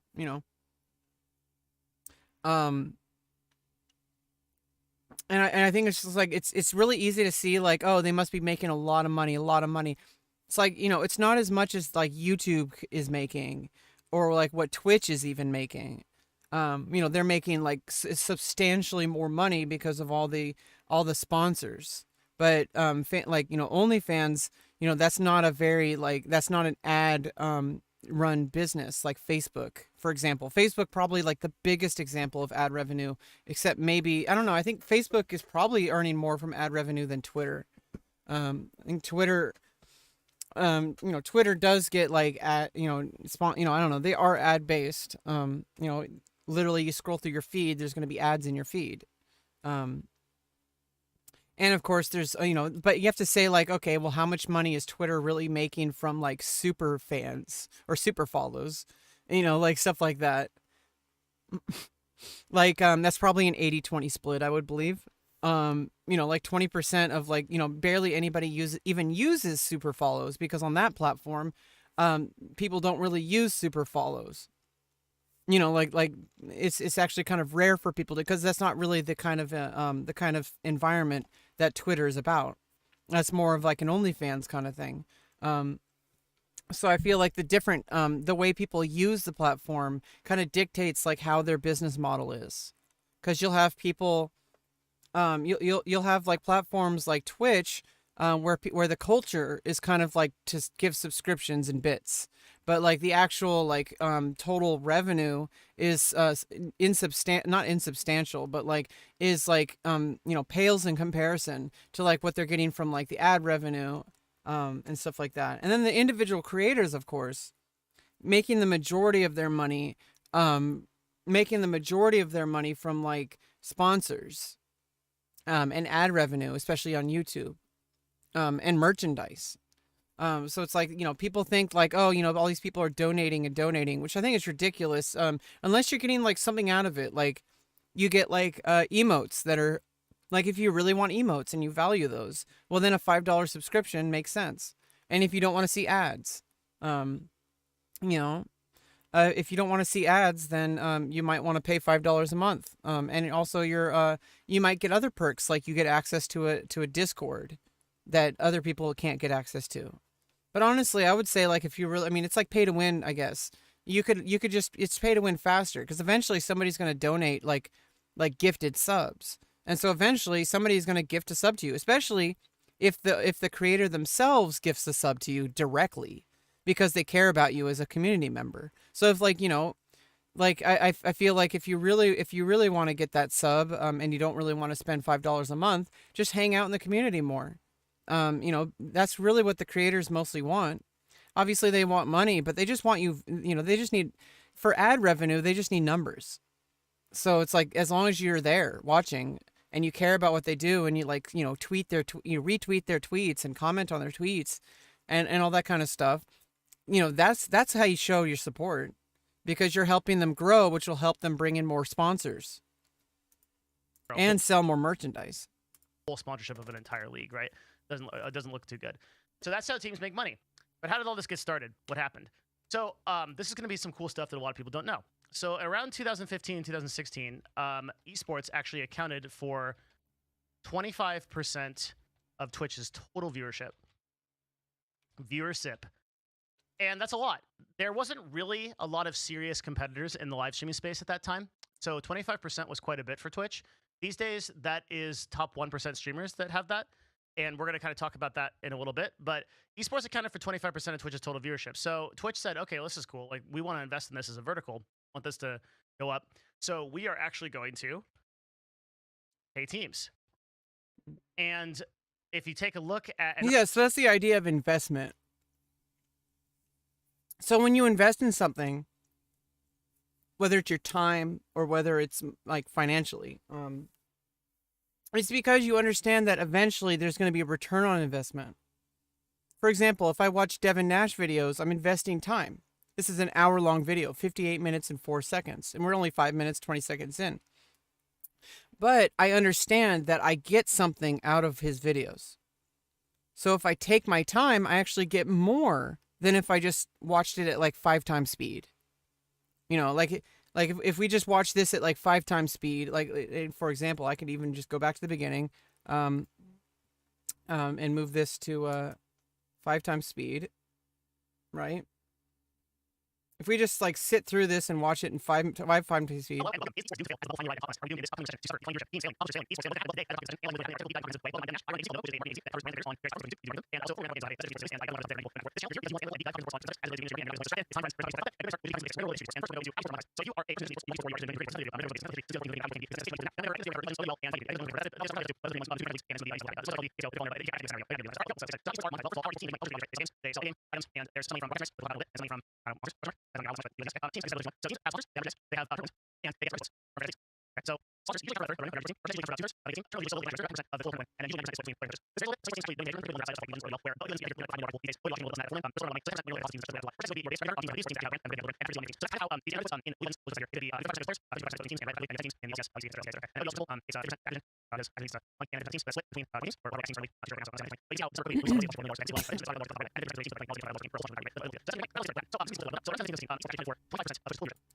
Yeah, so it's like, oh, we're not there yet.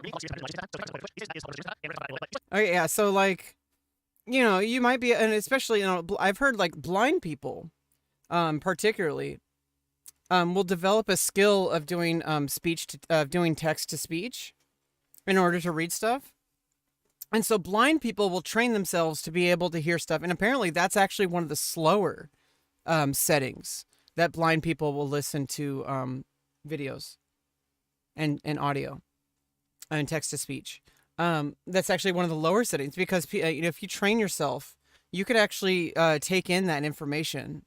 Like, how like you could see a big block of text if you read a lot, particularly if you're deaf or if you're just reading, like for me, is a better way of taking in information. I do feel like it does lack in certain areas, like direct contact with people has a very direct way of communicating things. That reading text or even like listening to somebody like on a video or like having direct human contact is always going to be different. It's going to be a different quality of interaction than like listening to a video or watching a video or reading the transcript of a video, etc.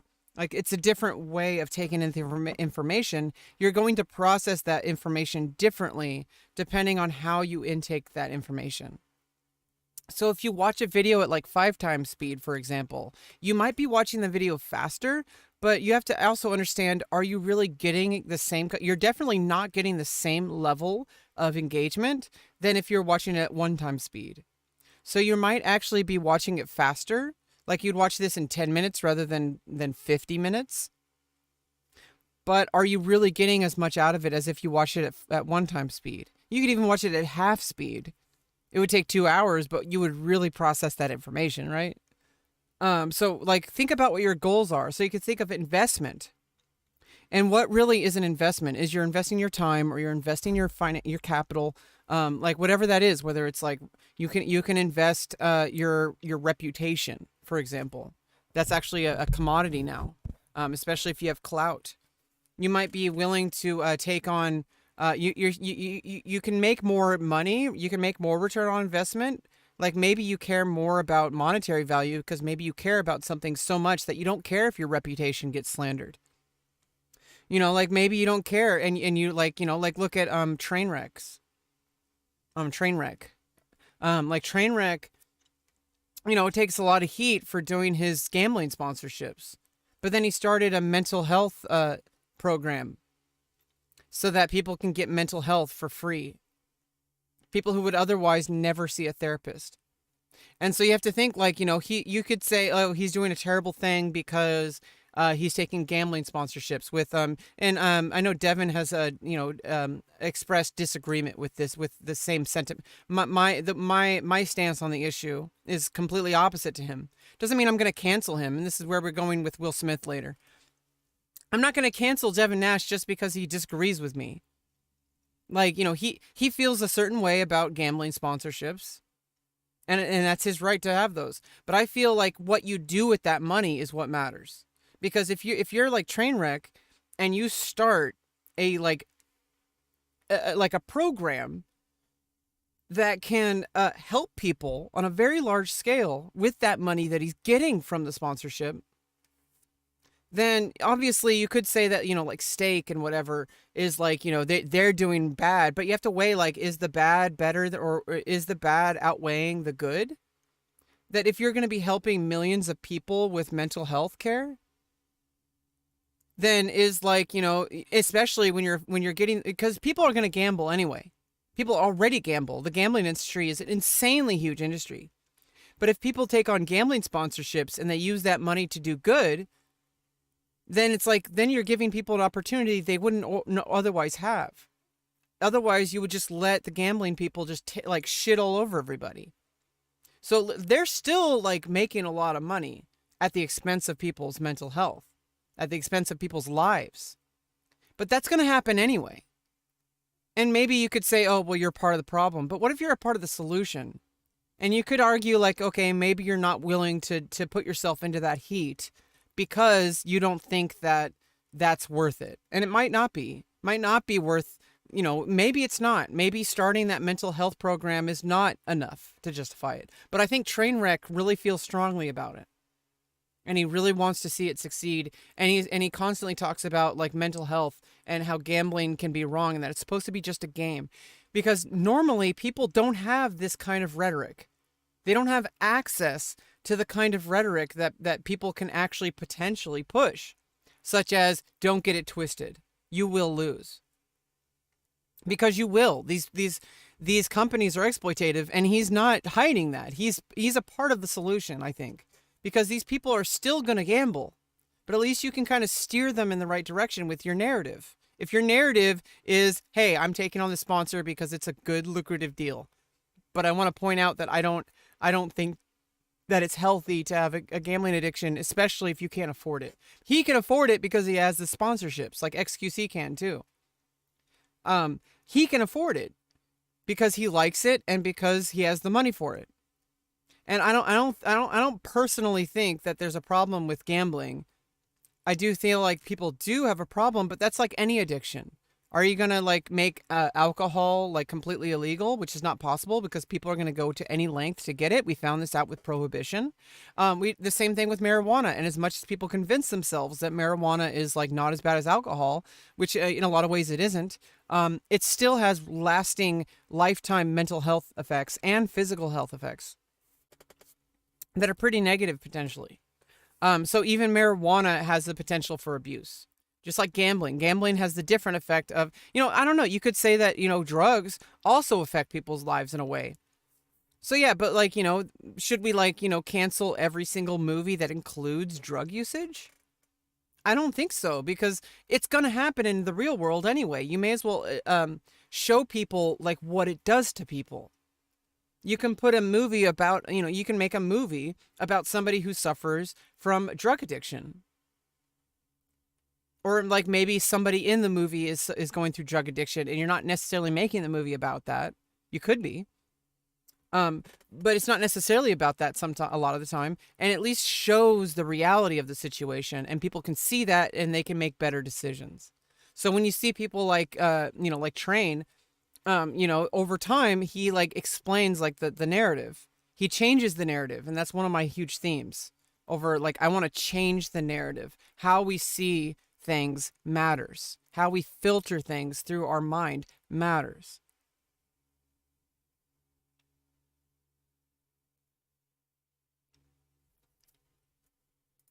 Esports accounted for 25% of Twitch's total viewership. So Twitch said, okay, well, this is cool. Like, we want to invest in this as a vertical. Want this to go up. So we are actually going to. So a vertical is just a revenue stream. It's just like, if you should have multiple verticals regardless of what industry you're in, I believe. Because there's always a chance that you could just like, lose your laundry, like, or whatever. Like, you can just lose your shirt. Like you could just literally be, making a ton of money or whatever. And this is why it's important not to have lifestyle inflation. Like, don't buy like 10 cars or whatever. At any moment, you could lose that revenue stream. You could get banned from Twitch, and suddenly, like, now you have no platform, and hopefully you have like a YouTube platform to stand on, which is probably where you're gonna make the most of your money anyway. Is from sponsors and ad revenue. Although if you're streaming exclusively on Twitch, as like, if you're signed directly with them and then they just decide to ban you with no reason, like they don't even communicate like fully or even at all, like why you're banned, then suddenly you lose your entire livelihood. And maybe you're fine. Maybe you invested in stocks and bonds and maybe even crypto, possibly even NFTs. But like that, like I said, it's like gambling. Like you're literally putting money into something that will most likely not return an investment. There might be solid investments such as like long-term stocks and bonds, or CDs, or even just a standard savings account. But like those are solid investments. Like those are stable. They may not give as big as returns as potential returns, but they will over time. But not everybody is as responsible with their money. Some people, they might make $40 million and they spend that $40 million in like 5 years. So it's and then if they lose their platform, they're back to where they started. If they lose their platform, I would argue they're not, because they still have like a following. They still have like people who will follow them to whatever they do next. But they still have to like change that platform. So it's definitely a transition. Like you can go from like being a Hollywood actor to being washed up, and then now you're like flipping burgers, which is kind of like why I want to look at patterns of behavior. Where there's patterns of behavior with some people that is like towards the direction of trying to self-improve, which is why I want to talk about Will Smith apology after we're done with this. This just dropped, and we're only 5 minutes in, so. Pay teams.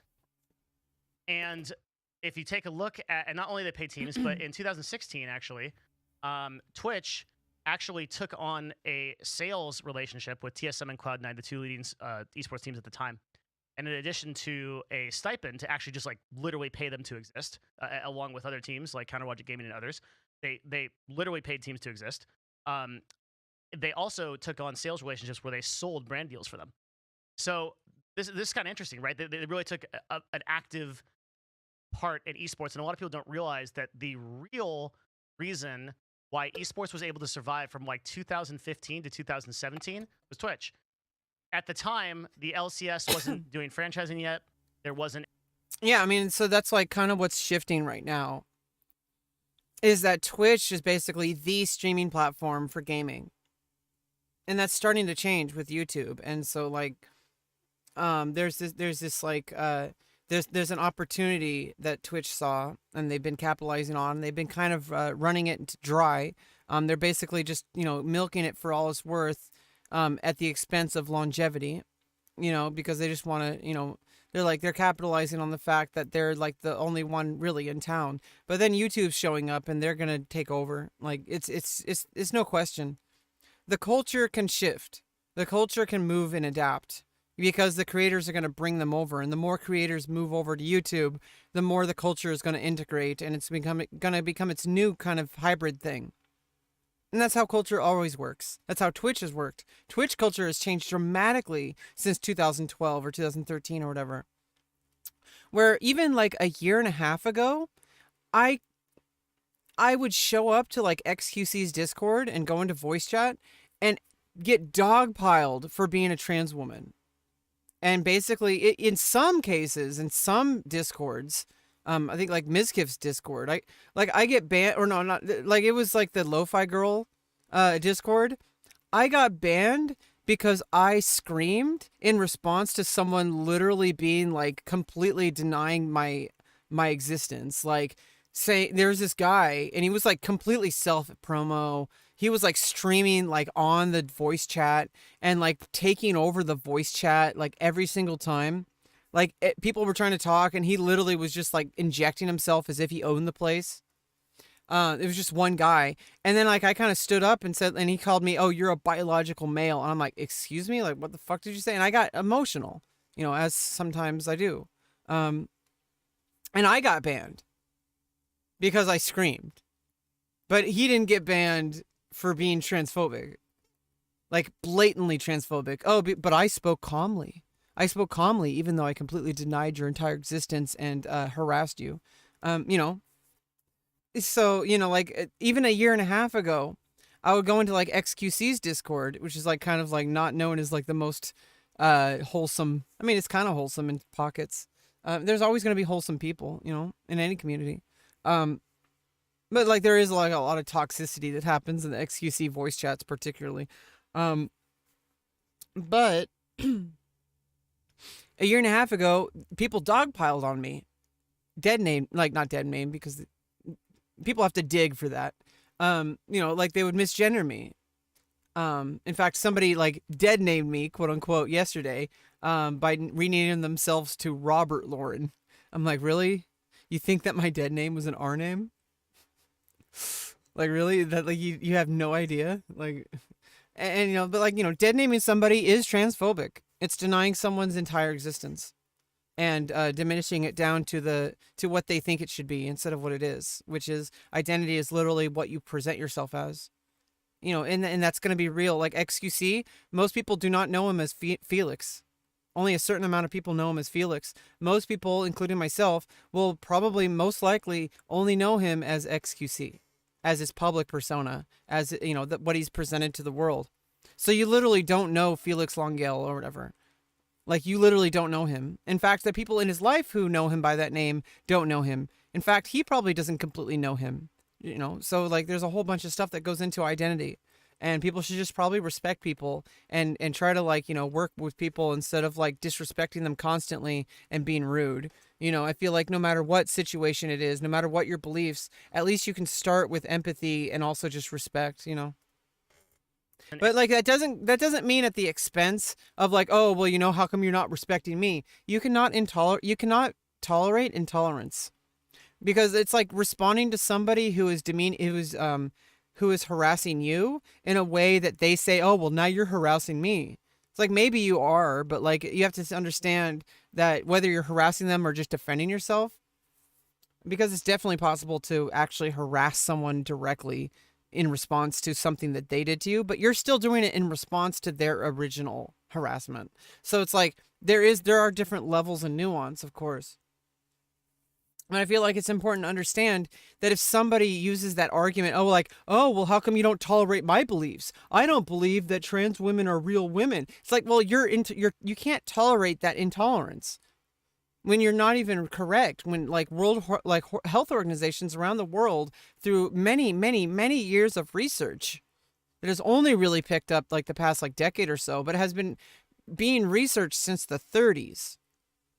Okay, that the Nazis literally set back, with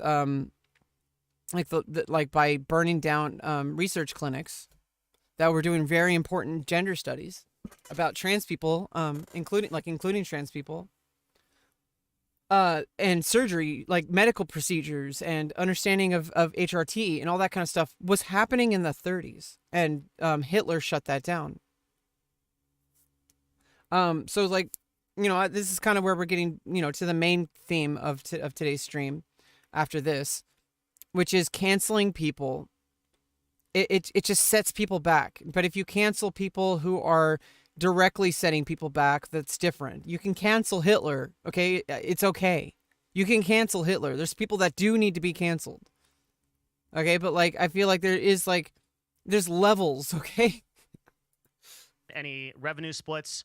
There wasn't any like money coming in from the league. Like League of Legends just kept all the money, and CS:GO, I mean, Valve always takes all the money, or the publishers or the people that are making the tournaments, whatever, took all the money. So there wasn't really a lot of money left over for teams, and the only way that teams actually made any money was through sponsorships. Also at the time, this is when you had teams like TSM that had strong, at the time, where Liquid had strong content engines that were able to get fans to pay, and to some extent, sponsorships were worth more on those teams than others. But most teams were operating at a loss, and player salaries were they were able to get fans to pay, and to some extent, sponsorships were worth more on those teams than others. But most teams were operating at a loss, and player salaries were rising during this period. So Twitch actually through paid contracts, supported esports for this time, thinking that it was going to be a successful vertical. And they were right to Yeah, so it's like return on investment. You don't always invest on things when they're like, obviously you have to decide for yourself whether you invest in something like, I'm like, there's some videos that are like an hour long that I'm just not going to invest the time in. But if I understand that I'm going to invest my time into that with the chance that I'm going to learn something from it, which I feel like even if I learn one little tiny thing, I feel like it's worth it. Now, there's some things where it's like I'm not going to invest in watching like an hour-long video where somebody is just the whole time shitting on trans people, and that person has a history of shitting on trans people, and I can like make a decision like, hey, I'm not going to invest any more time in somebody who clearly doesn't want to change. And if there's evidence of that person changing, then maybe I might start investing in them, but it's patterns of behavior that matter. And in some cases, you have to understand, like, this is what, like, when we're eventually going to get into the Chris Chan thing after I finish the 64-part documentary over the course of however long that takes. I feel like there are reasons why she got to that point. Like, there's reasons from a very young age. And maybe we could learn from her life and try to help people in the future instead of stigmatizing autistic people, instead of stigmatizing, trans people. Because, like, later on in life, she came out as trans. And whether you believe that or not, I feel like it's transphobic to not believe someone who says they're trans. It doesn't mean you just let them do things that are illegal or wrong or just, bad. Like being trans doesn't give you a like I just because I'm a woman doesn't mean I can go into like women's spaces and and like be very rude and sexually inappropriate. Okay, so if I did that, that would be a crime, regardless of whether I was cisgender or trans. If a woman comes into like a place where like and starts acting sexual towards people, that's sexual harassment, regardless of who it's coming from, whether it's coming from a man or a woman, and regardless of whether it's a man or a woman who's cisgender or trans. So I don't know why people just like they lump things into a category without like there is nuance. To some extent, streamers ended up taking on the lion's share of viewership for the platform, but it was kind of a cool play while it happened, and a lot of people didn't realize that was actually like a big part of esports. So then what happened after that? Well, as so teams got a lot of money from Twitch. I'm sure that I'm under some contract that I can't tell you how much, some NDA from a bazillion years ago that they're going to come back and Amazon's going to send a SWAT team to my toilet if I tell you the amount. So Yeah, I mean, it probably wouldn't be that big deal, but like that's smart. Like like he's not trying to mess up. He's not. It's not worth the investment, right? He's not. He doesn't feel the need to get a return on investment for that. Maybe one day that'll change. He'll just like Devin Nash says all or whatever. Like maybe that'll come out one day. Who knows? But at least at the moment, he's stating at least that he doesn't feel that it's worth risking that. So you have to understand that there's risk involved in any kind of investment, whether it's potential legal repercussions, whether it's like social repercussions. Me coming out as trans and living my truth came with real life repercussions, because being trans has very, very, very real societal implications. And the problem is, just like being black has societal implications, and it's fucked up. It really is fucked up, and society is changing, but it takes a lot of time, and there's a lot of people who are still straggling behind. But we have to help them, because it's not even about them, it's about us, okay? Like, in order to help ourselves, we have to also help lead them towards a path of healing, of understanding, of empathy. We're going to skip that, but just trust me, it's a lot of money. They got a lot of money from Twitch. And then, because of this, teams started to diversify into other esports. So you saw them pick up a lot of FGC. You saw them pick up like a CSGO team or so. And for a lot of people, for the initial teams, CSGO teams that got picked up were actually funded by LCS money, money that Twitch had paid originally the LCS teams. And that was the same, like going into Overwatch just before franchising and a lot of other teams. Like basically, esports was able to expand on a team level because Twitch was sponsoring it. And then that's like all the way through 2016. At this point, because of this diversification, you've got more players, you've got more coaches, player development coaches, expenses, travel. At some point, for some so you do have you have positive things coming in from it, and you have negative things coming from it. Obviously, expenses are going to be like another return on investment. You're willing to pay these expenses because obviously you need to be able to travel to do these things. But it's like these are all the things, like you get more and you get more, and that's a double-edged sword sometimes, because if you could get more money but at the expense of like your mental health potentially, but that's a personal thing. Like you could potentially deal with anything. I've gone through a lot of self-actualization and self-realization, and understanding and being able to become strong enough to live my life, because I have to. Regardless, everybody has to. You have to be strong enough to live. The fact that you're alive today means that you are strong enough, because you made it. You made it to today. Otherwise you wouldn't be here, right? So, regardless of whatever you think is strong or bad or whatever, you're still here, so you're strong enough. But there is a lot of stuff over time that can really wear you down, and being trans and being autistic are just being in poverty are three different things that, one's environmental, one and the other two are internal, but there's also a social implication for all those things. If you're poor, you get, I got bullied in school, a lot because I was autistic, but because I was also poor. I was also ironically misgendered. People called me a girl because I was more feminine. And I was called gay even, and it's like I never expressed any desire to be with guys at that age. I was actually afraid of it. It wasn't until I started transitioning that I actually felt safe to explore that part of my sexuality. And that's kind of how it works. Like, it's a huge part of your identity. It's a huge part of who you are.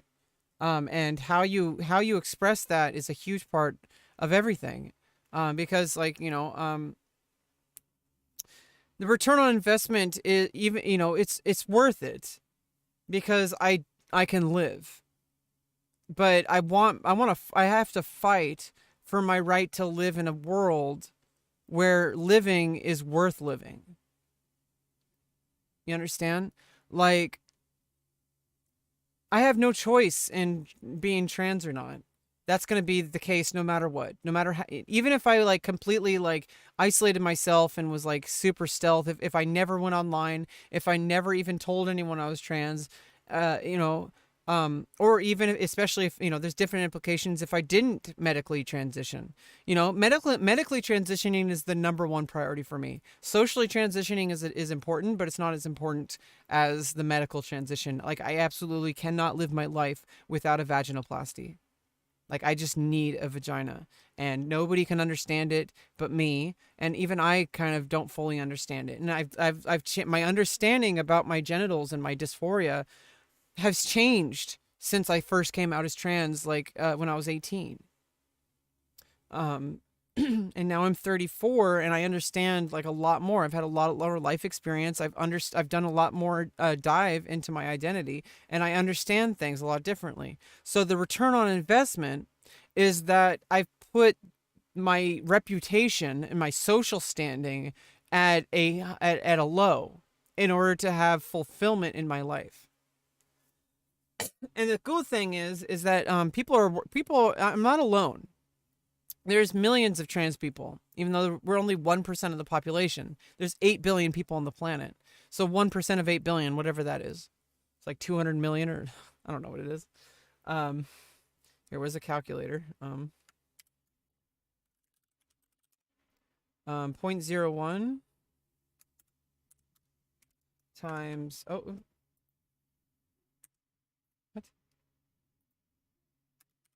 0.01 times 8, 1, 1, 1, 1, 1, 1, 1, 1, 1. Okay, 8 billion. Wait, so that's 100, 100,000, 100 million, 8 billion. So that's 800 million people. 80 million people. There's 80 million. There's potentially maybe even more. But if 1% of the population is trans, that means like probably like 800 million people are trans. And that 1% doesn't sound like a lot, but there's 800 million people, 800 million souls. If you want to get spiritual about it, 800 million children of God. Okay? If you want to get religious about it.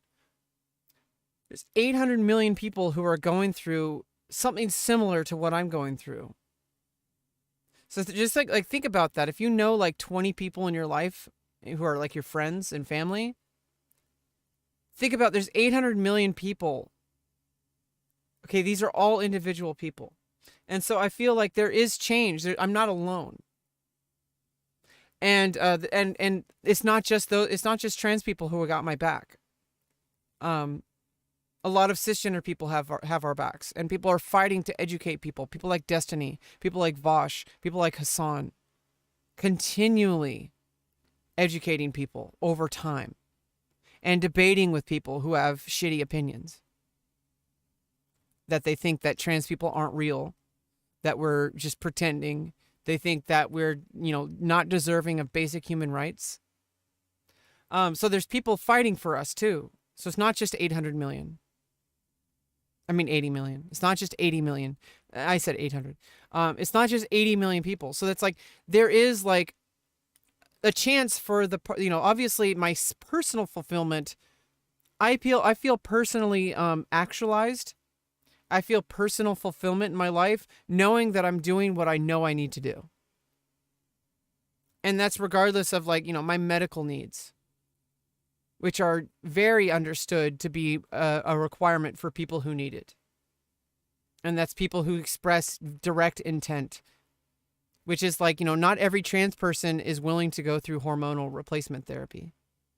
Some trans people are non-binary. Some trans people are just like, they just want to socially transition. And that's fine. But some people like me, I need medical and surgical intervention in order to be truly happy and fulfilled. In order to truly feel like I'm a human being. And then, luckily people are fighting for the social part of it. But honestly, like it's worth the dip in social status and in social acceptance, regardless of how shitty it is, which is it's improving, because I have my personal needs being met. Sometimes for some people that's not enough, unfortunately, and they don't make it. But I'm fighting every single day. You keep picking up that sword and you keep fucking swinging. Some teams' burn rate on travel was like $100,000 a month for like the larger teams, which is a lot, right? Because at this time you have to understand, so we're talking about like 2016 here, right? Esports expands, more teams, more content engines, more content. Now costs are going up. Okay, so costs are going up quite a bit. And all of a sudden, you start seeing that most of these esports teams are not profitable because they've gotten a lot of money from their Twitch contracts. They've diversified in such a sense that their expenses are going up, but their profit's not going up, or their revenue. Yeah, so that's important. Like, like you might have like, more success, but you also have more expenses. Screw profit. Their revenue's not going up, even related to their profit or their company, because what's happening is sponsorships are not their capital, which is their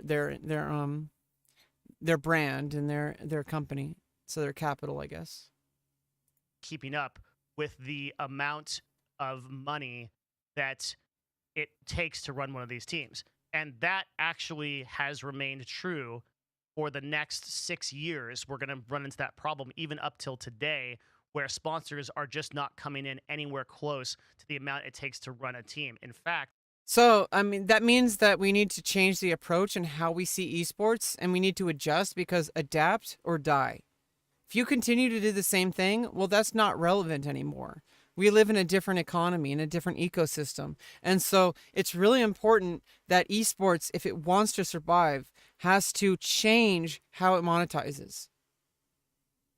Okay, so like, you look like, there's different, like I said earlier, like about how fans only makes their revenue off of OnlyFans creators. It's not going to be anywhere near enough to maintain a strong enough business unless they can make enough users generate revenue.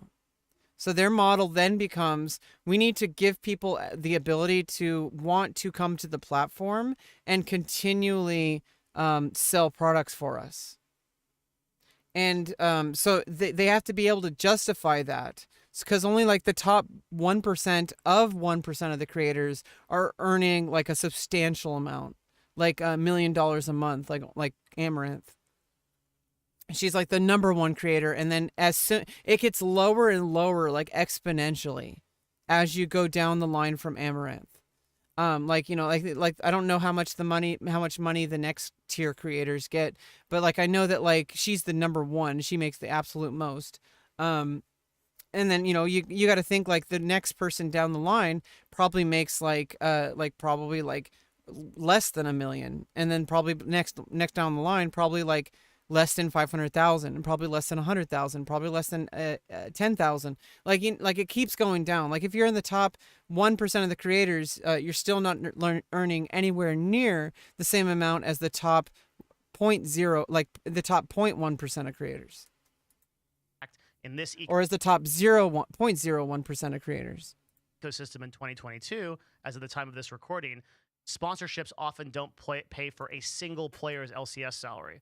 Much less, so like an entire sponsorship of an entire team doesn't pay for a single player LCS salary. You're starting to see this problem just pop up in 2016. Yeah, so that's why like it's important that that's where streaming comes in, because then people are kind of have to be. It's basically like an OnlyFans approach. You basically have to be able to monetize yourself as an individual. And fortunately, like I think esports team, they probably have different approaches to this. But I feel like the best way to do it is to make sure that there's no like restrictions, at least reasonable. There's at least only like reasonable restrictions over like what that person can say and do.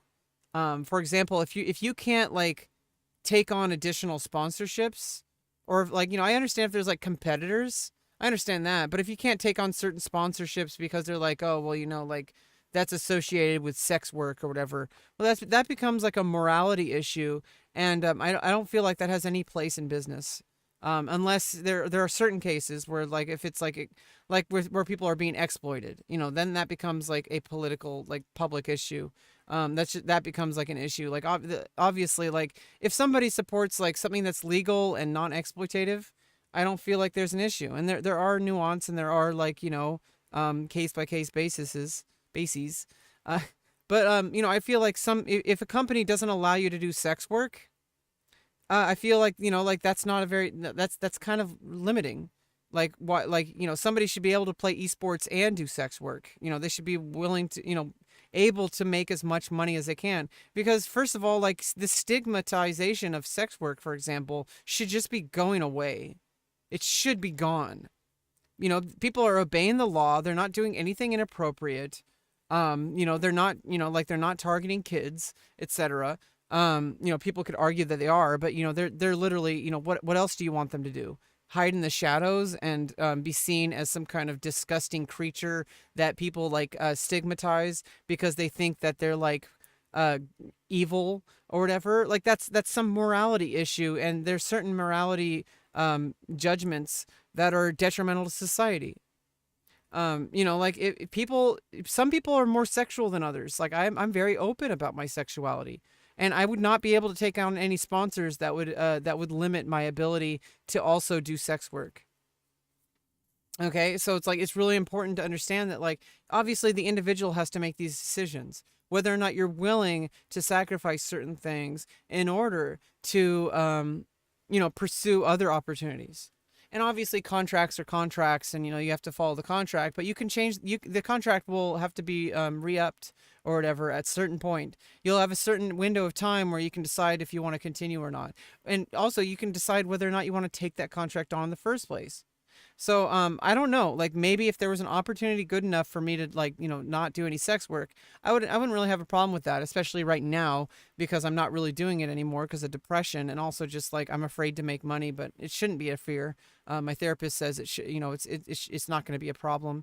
Like I would have to earn like a significant amount of money, and if I could sustain that, it wouldn't be an issue. I could just change over to an insurance that I could copay sliding scale with. You know, so if I earn more money, I would have to take on any, if I had to get medical insurance for myself, I would have to be able to afford that that health insurance. And so like I have to make certain sacrifices in order to get these life-saving surgeries, which means I have to live in poverty or I lose my health insurance. But that doesn't mean I have to live in filth, which is kind of what the current situation is, which my team is working on. And I'm trying to stay strong, and I'm trying to stay focused, and I'm trying to work on growing my career. I'm trying to work on everything. But my team, there's only so much my team can do, and there's only so much I can do. I'm literally, even if I didn't stream, even if I didn't work on my YouTube or anything, even if I didn't work on this, I'd still be doing everything I can, because I'm going to my therapy appointments. I'm doing everything that my doctors ask me to do, and I'm working really hard and above and beyond what is expected of me. So I'm already winning. Even if I quit off social media entirely, I'm already winning. So everything I'm doing is what I'm willing to sacrifice, like to be able to put stress on my mental health by putting myself on social media, which I've been on for like 22 years at this point, because I've been on the internet since I was 12. Like when the AOL discs started coming out, even before I was 12, I like kind of like, with supervision, was on the internet at my friend's house when he had like the internet. We kind of like, I think we only went on the internet to like do research for like a school project or something. You know, like I don't even know what it was. Like, you know, like I've been on the internet, I've been on social media since AOL. Since the AOL discs were mailed to me. And I've been on like, you know, Diablo and StarCraft, and all that kind of stuff. Final Fantasy 11. I didn't play EverQuest. I didn't play World of Warcraft. I played Final Fantasy 11. That came around like at the same time in North America as World of Warcraft, and I was addicted to it. I played like sometimes 14-hour days. You know, I was basically XQCing it.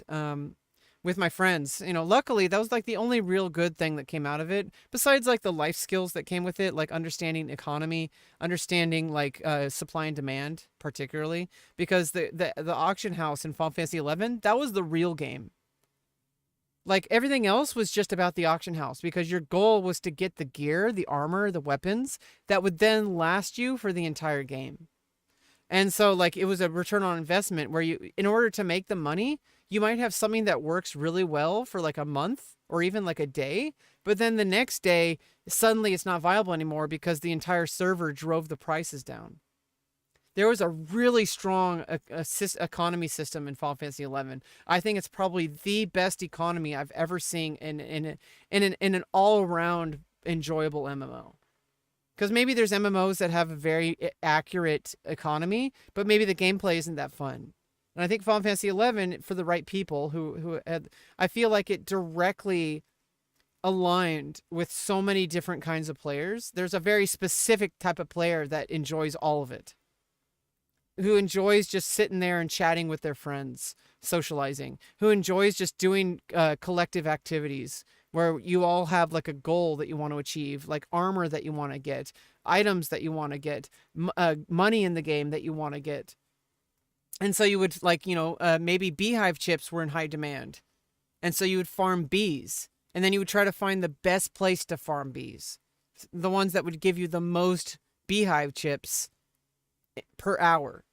And so you would find that place. And then maybe a week later, the prices drive down and you have to find something else or it's just not worth it anymore. So you would go, like maybe you'd go mining. You would get a team of people to go run around a zone and just mine and you know, tell each other like when pops were there and like, and stuff like that.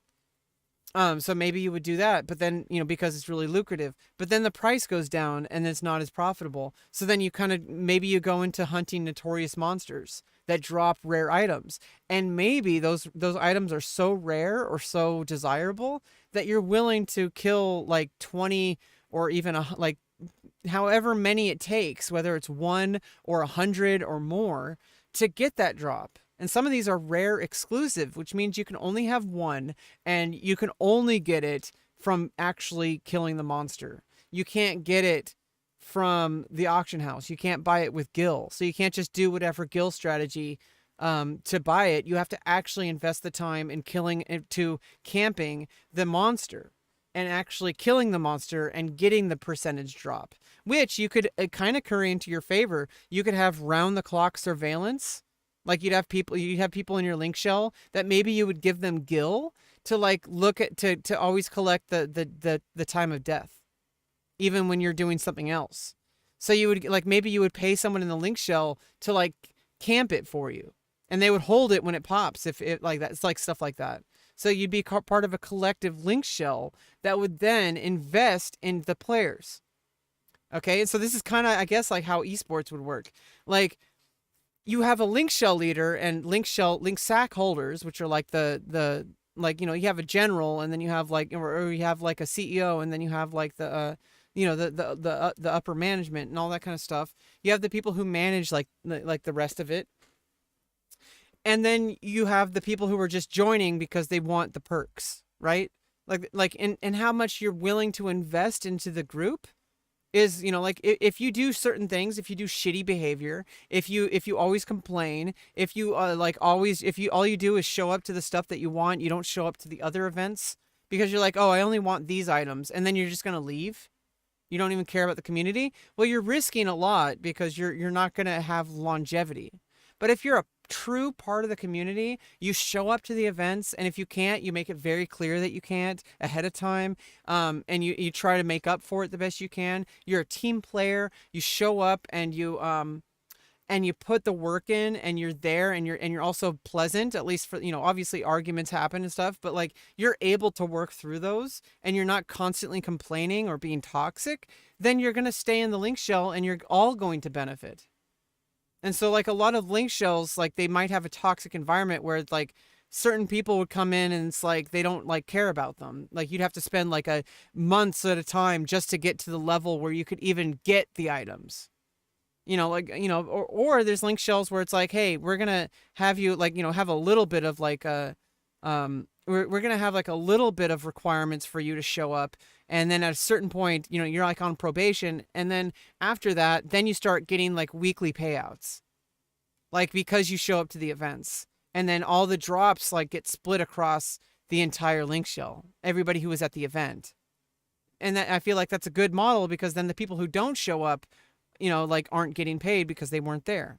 If you want the stuff, you have to show up. If you want to be able to lot on items, you have to be there, etc. Like you can't just be there for like, oh, I'm in the link shell, and then you haven't logged in for like a month, and then you show up and you expect like a whole bunch of gil in your delivery box.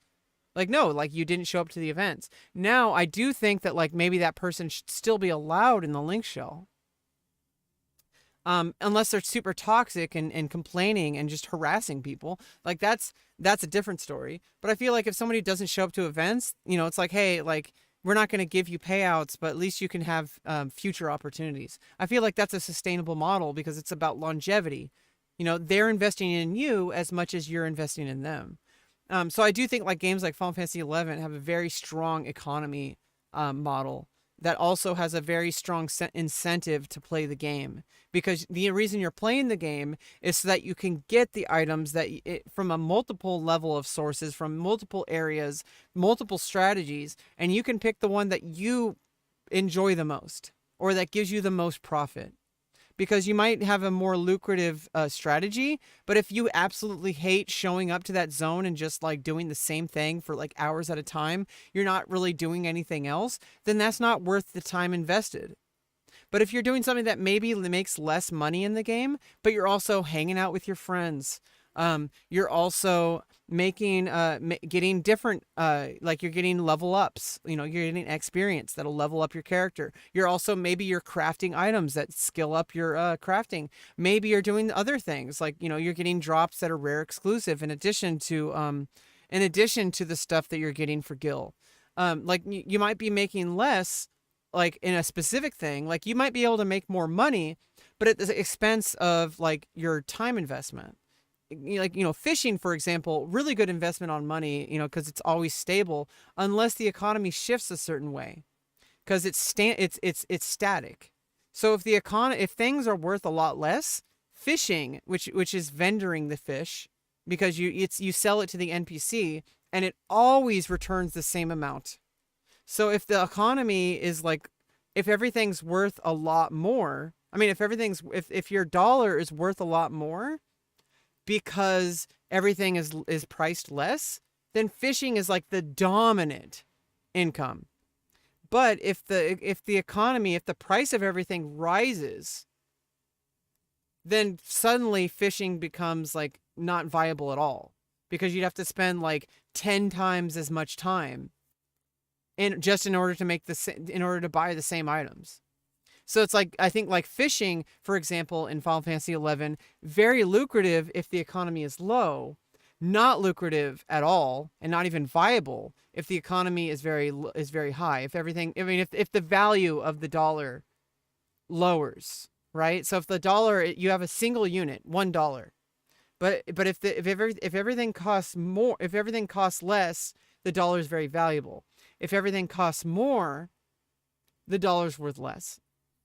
And so like Final Fantasy XI, like you have people like Ninja. He also played at the same time I did, obviously independent of me. And I think even Jake and Bake, I think also played. And Ninja has his own server. He's been trying to push for Square Enix to have their own classic server, just like WoW did. But I don't think it's ever going to happen, which is probably why they haven't taken down the classic servers.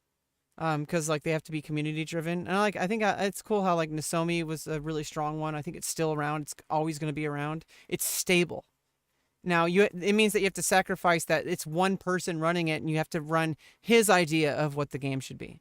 But then there's like Ninja's like Wings community, which is like community driven, and like people like they kind of do have like their solid firm understanding of how it should be, but like they adjust based on more on the community. I feel like people care about community, and Ninja is involved, so he's invested in it. And he's like willing to like pay Square Enix money to like actually make a classic server. And I feel like all these people who invest their time and their money, even, making $0 on it because otherwise they would be shut down, investing money into a server. I'm pretty sure Ninja like funds it all because he loves Final Fantasy 11. He wants to have a community. He wants to play Final Fantasy 11. And what happens in Final Fantasy 11 is stays in Final Fantasy 11 pretty much, because Ninja is still just a player in the game. Obviously people give him stuff and shit, so you could say that. But honestly, like, I don't think he really, he wants to just be another player. And I think that's a good healthy way of seeing things. Because like you look at like Final Fantasy 11, anybody who logs in starts at level 1 and has 0 gear except for the starting gear. Okay, and you have to grind it. There is no pay to win. There are no microtransactions. It's 100% grind to win. And a lot of people don't really like that. They think it's too boring, or they don't like it. The social aspect is really important because in Final Fantasy 11, I had an addiction. I had an energy drink addiction because of it, where I would spend, I would spend time with my real life friends because they were also addicted to it. So we'd spend like 8 hours a day LAN partying on the weekends, at the expense of like my schoolwork and stuff. But I was spending time with very important friends that are friends to this day. And obviously people's lives change. And, you kind of drift apart, but like they're still family, they're still there. They're starting families of their own in some cases. So it's like, it's really special, that I feel like I wasn't just playing a video. I think, in fact, I quit as soon as the social part, as soon as my friends stopped playing, really. Like my interest in the game dwindled when my friends stopped playing, and I only really played because they played. And, so it's kind of interesting. Like I invested the time because I cared about my friends, because we all played it together and we experienced the rage, the wins, all that kind of stuff. We experienced that together. What's up, Paul Ross? We're just, we're going to get into the main meat of the, we're going to get into the main meat of today's, we're going to get into the main meat of today's video. We're going to watch the Will Smith stuff, and we're going to talk about how people are being radicalized, etc. The main point of today's stream is empathy and how to build empathy.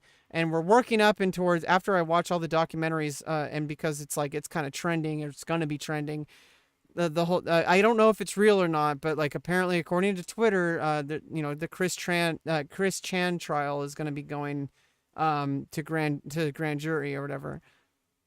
And I feel like she has said she's trans, went to a women's prison. I feel like people are being openly transphobic because people do not understand what being trans means. But also, I think mainly with her, it's about being autistic, and how I'm autistic, and I had a different life story. I was not diagnosed as a kid until I was 31.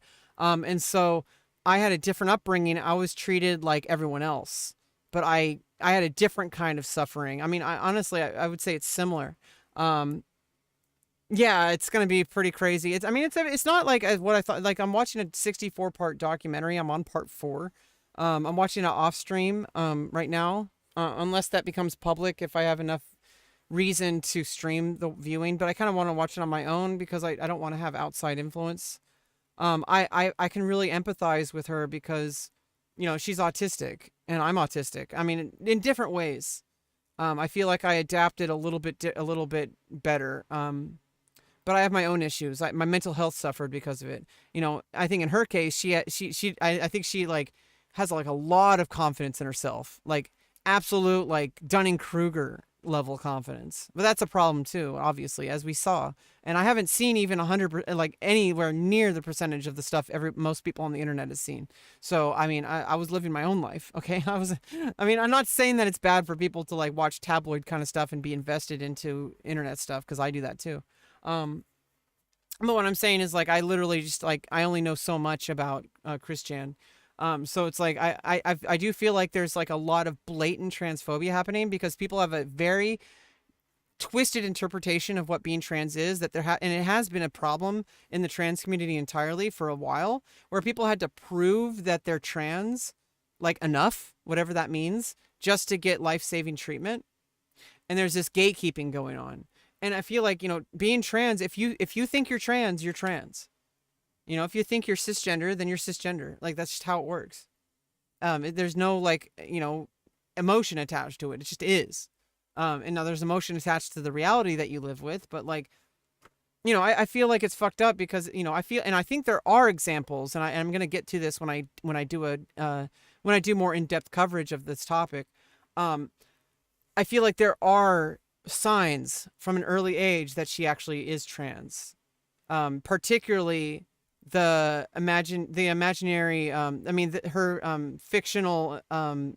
fictional twin sister, Crystal, that she had in her drawings and in her comics book and stuff like that. Particularly that. And also particularly the strong obsession with needing to get a girlfriend, which was way worse than mine. Okay, like for like well into adulthood. Because I had an extreme obsession for like all the way through high school, and it kind of diminished by the time I got to high school. And also like, behavior was punished at school. So it's like, I kind of learned from it. I learned things in order to survive socially, at least kind of hanging by a thread. But my mental health was sacrificed. Because I had to learn to adapt in order to fit in, because otherwise I would get crushed. And it hurt me very badly. I got bullied heavily when I was very young. And then as I got older, especially today, I've learned how to like kind of fit in a little bit better, but at the sacrifice of my mental health, which is why I'm considered disabled, because I can't show up to a job unless I extremely sacrifice my health, my physical health, because mental health does spill over into physical health. And I do feel like that strong obsession with needing a girlfriend that may come, in her case, she's transitioned and like, and stuff like that. And it is at least non-binary. I don't know. But goes by, Christine, goes to a women's prison. Like, come on. But I feel like that obsession with needing to find a girlfriend, that stems from gender dysphoria. And you could say it's environmental in some cases, especially with an autistic person. But either way, no matter, even if it was of choice, even if it was like environmental, like, so what? Like, it should, the effect is like, just like accept people's identity. You don't have to accept wholesale the person. Somebody could be a shitty person, but you can still accept their identity. Right? Like, I don't like misgender Barack Obama. Like, and so this kind of gets exacerbated when 2017 Riot comes along and says, hey, we're franchising. That came off across as really wrong. I don't hate Barack Obama, but like, I mean, he did do a lot of shitty things that he, like, a lot of Democrats will do shitty things. Even, people do shitty things. Being a Democrat doesn't mean that you wholesale accept the person, but it means that they're not Republicans. That's really important, because Republicans have a very unique agenda where they want to like target entire demographics of people. Yeah, I just had to make that clear. Like, I don't like hate Barack Obama. That came across as like, I said this and then I said that. And then the teams go, what's that? And Riot says, you pay $10 million. I got into this whole sidetrack thing because I was talking about economy in Final Fantasy 11, and then it segued into my life because I was talking about how the only real reason I was so addicted to Final Fantasy 11 because was because of my real life friends that we would LAN party with. Because as soon as that stopped, my interest in the game started to dwindle, and then I got into personal stuff. But yeah, we will get into, and I was talking about like what we're doing. So right now, Devin Nash video just dropped. I'll give you the link. Devin Nash video just dropped this morning. He hasn't done a public video in a while. I mean, it's all public, but I mean, he hasn't done like on his YouTube channel in a while. And so it just dropped today, so I'm covering this. And I kind of like want to get my bearing before we get into the meat of the content, because I really want to like get into that specific theme and like not get distracted by like, hey, I wish I want to finish this first. It might take a while. Okay. I'm pausing a lot and talking. That's how I work. Okay. We're 9 minutes, 47 seconds in, and we got like, it's a 58-minute and 4-second video. Okay. Like, strap yourself in. Okay. And then put a strap on. And the teams are like, oh shit. Wait, what? And why we gotta do that? And this is Basically, a quote I from, mean, getting back to what he was saying, I'll go back a little bit. What he was saying basically was that, and then back to the video, what he's talking about right now is basically like esports used to be very lucrative, but then as like esports has been evolving and interest in sponsors, like sponsorships have been like dwindling in esports, the revenue has been going down.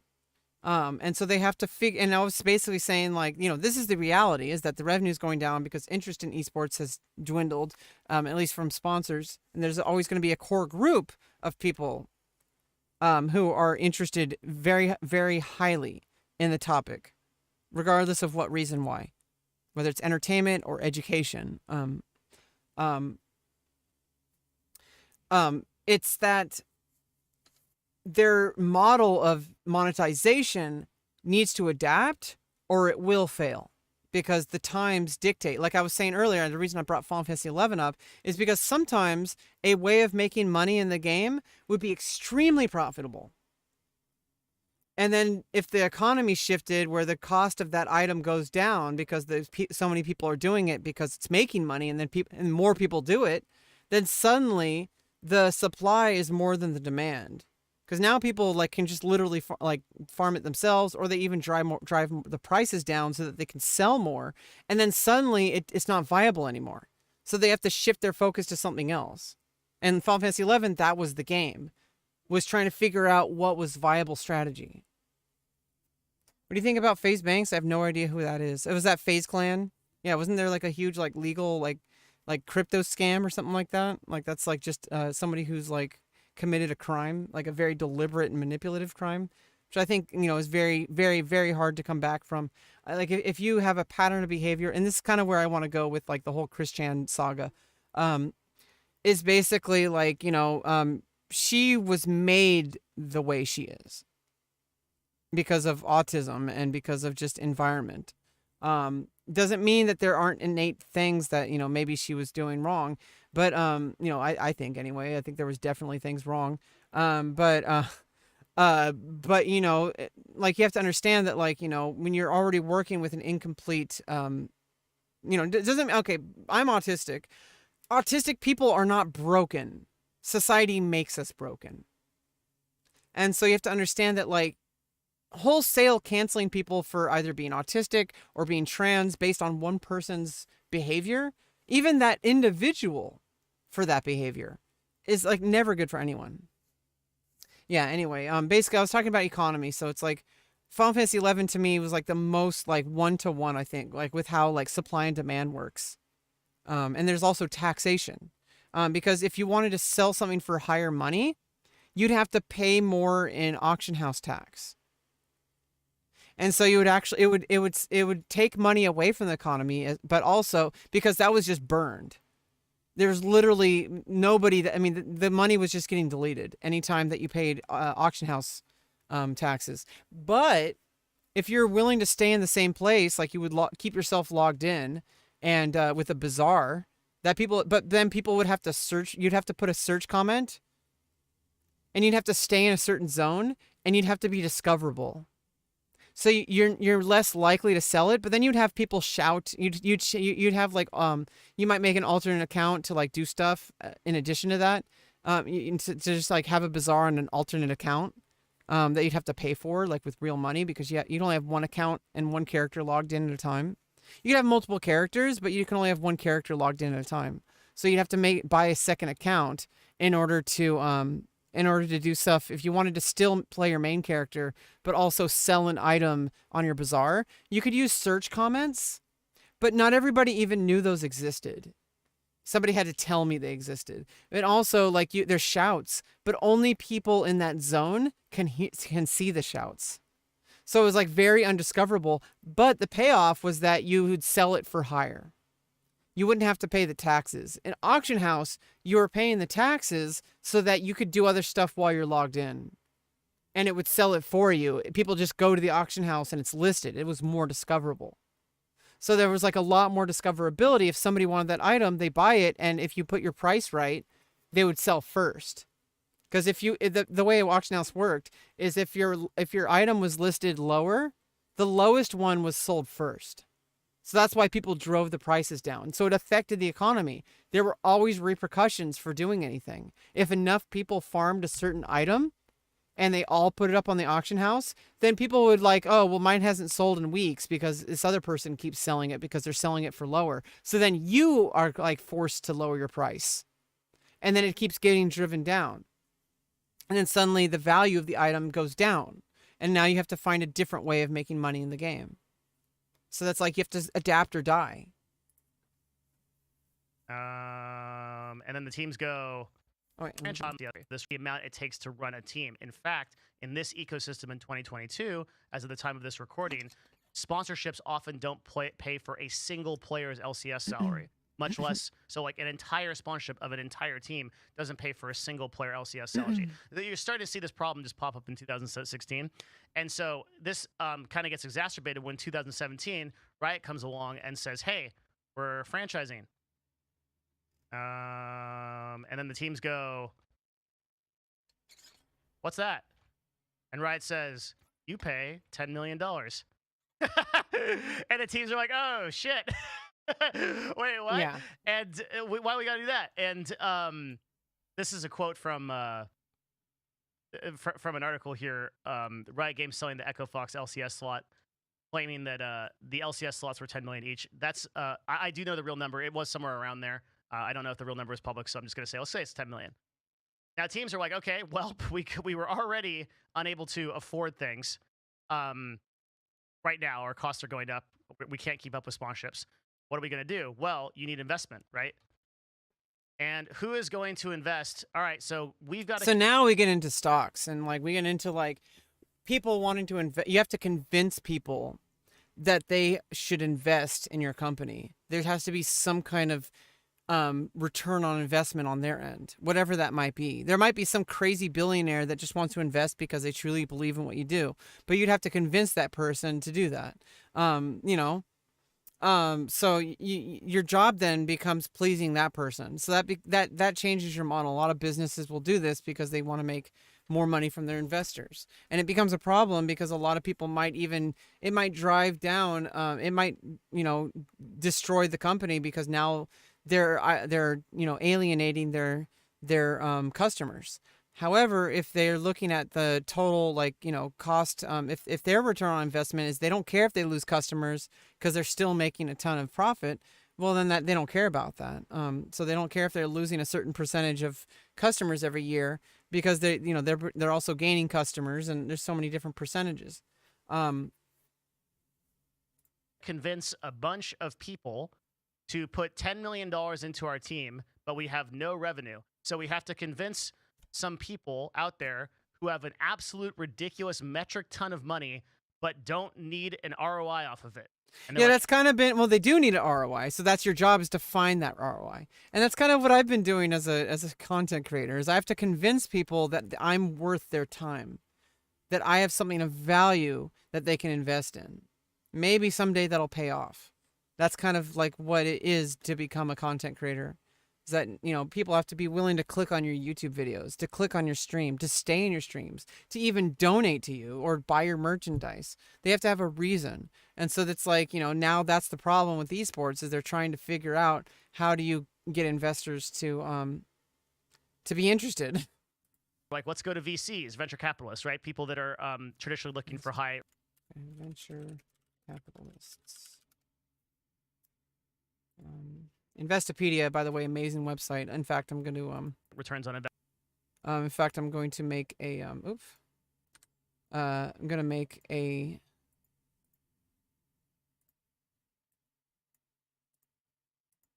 I'm going to make a actual shortcut as a one window. Oops, oh god.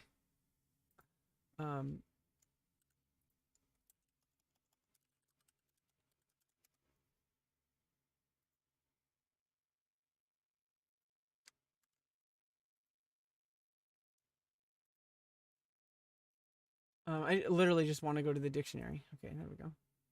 Obviously the home's always there, but I want it to start on the dictionary. So I'm going to load that, and then I'm going to go to more tools, and then I'm going to go to create shortcut. Then I'm going to click on open as window, financial terms dictionary. I'm just going to write Investopedia. Very important website to have. Here we go. Now I have like just all this stuff. So venture capitalist. Venture capitalist, or VC, is a private equity investor that provides capital to companies with high growth potential in exchange for an equity stake. So that's where they're looking at the long term. They're taking a chance on you so that eventually they believe in what you do, so that there's huge potential that they're going to make a high return on investment. And of course that's risky because you could just lose everything. So you have to be just like gambling. It's gambling. Like it's a different implementation of gambling than like slot machines, but it's the same exact idea. But it's based more. There's more things in your control. I mean, but in the end of the day, you can't control everything. Like you can understand, like you can study up on a topic. You can study up on an individual, on a company. You can understand like based on like the market history. There's all these things that you can study, but in the end of the day, it's still a gamble. This could be funding startup ventures or supporting small companies that wish to expand but don't have access to equities market. So what a lot of people do is they'll invest in a startup and then they'll flip it, like they'll sell it to somebody. So they'll do a startup, and then they'll make it successful enough for somebody to want to be able to sell it to somebody, and who will then do the same thing, kind of. And then eventually, like you profit from it because you're like, hey, I started this company and then I sold it, and I made profit. Which is totally fine. I don't think anybody should be blamed for that. A company is bigger than the person who started it. Key takeaways: venture capitalist is an investor that provides young companies with capital in exchange for equity. New companies often turn to VCs for the funding to scale and commercialize their products. Due to the uncertainties of investing in unproven companies, venture capitalists tend to experience high rates of failure. However, for those investments that do pan out, the rewards are substantial. So you can think of like streaming as a venture capitalism. Me being a streamer or being a content creator in general, I'm investing in myself for equity, that I'm creating a brand, that I'm creating something that can potentially have value. Whether it's intellectual value or whether it's financial value. Some of the most well-known venture capitalists include Jim Breyer, an early investor in Facebook, and Peter Fenton, investor in Twitter. Yeah, and there's a whole thing on venture capitalism. We can read that later. Let's equity. What is equity? Equity, typically for shareholders' equity, or owner's equity for privately held companies, represents the amount of money that would be returned to a company's shareholders if all of the assets were liquidated. That's another term. And all of the company's debt was paid off in the case of, you have to look up debt too. And all of the company's debt was paid off in the case of liquidation. Which liquidation as well, you have to look up separately than liquid. And we can just look up liquid. In the case of acquisition, it is the value of a company's sales minus any liabilities owned by the company not transferred with the sale. So if we look up liquidated, liquid asset. Liquid asset is an asset that can easily be converted into cash in a short amount of time. And by the way, I should probably also do a I can just make I can make a new template here.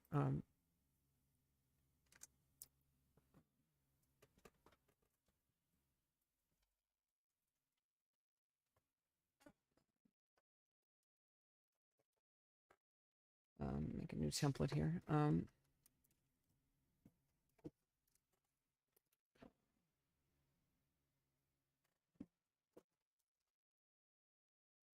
And then we save as. This is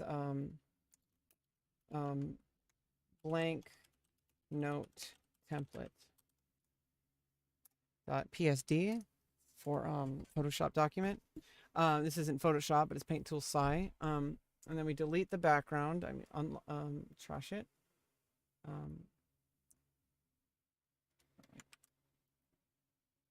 Delete the layer, I mean.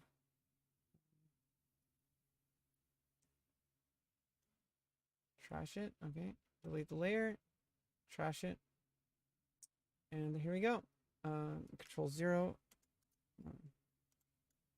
Oh, oops. I need to... yeah, there's the background. I can even just change the color of the background too.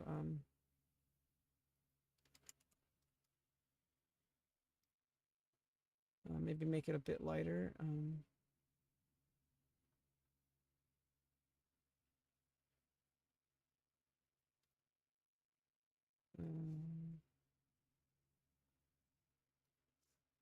And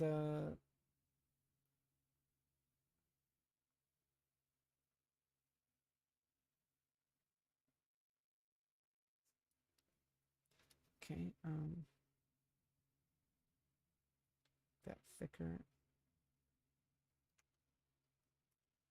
Oh,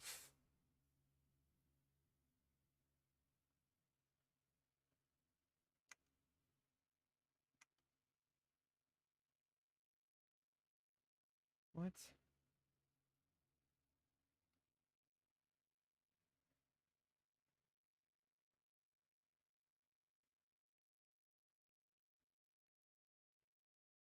How come the whole canvas isn't covered?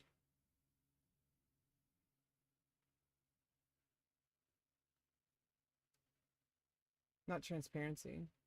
It's color. There we go.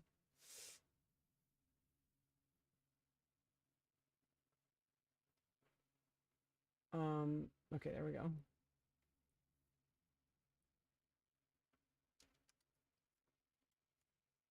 So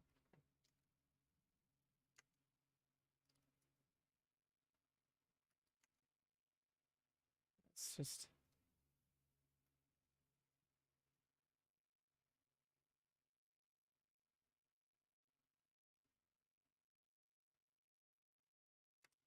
okay, now save that. Okay, and then save as finances. Finance notes. Okay, and change this bigger. Okay, there we go.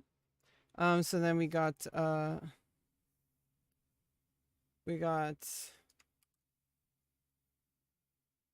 we got investor. God damn, how am I gonna do this? Okay, we got investor. We have business, and we have people who profit.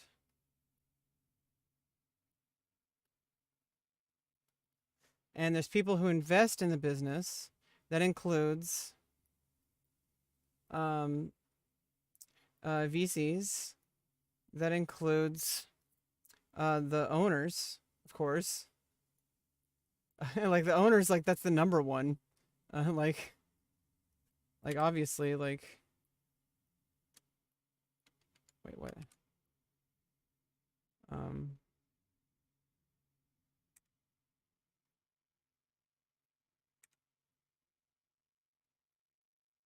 Owners are like number one.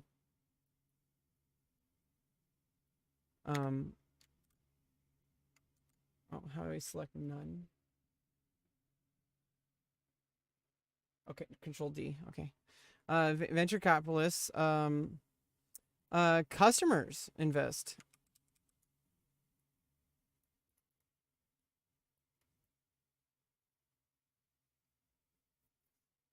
And then potentially,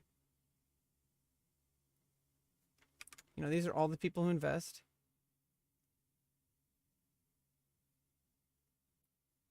And then the business, could be like, this,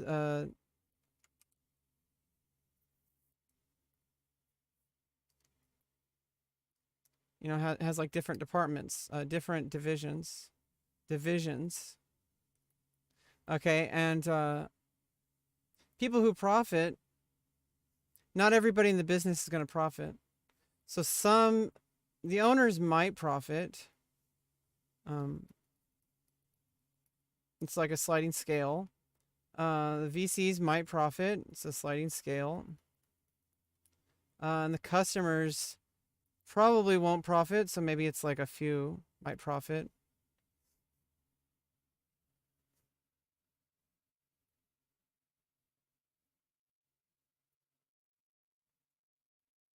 You know, like, because maybe a customer will profit kinds of profit. No, wait. Profit. Profit. It can be capital. I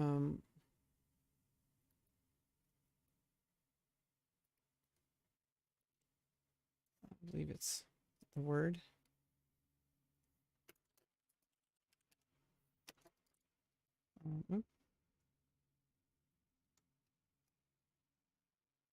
Yeah, capital with an A. There's capital, and there's oh.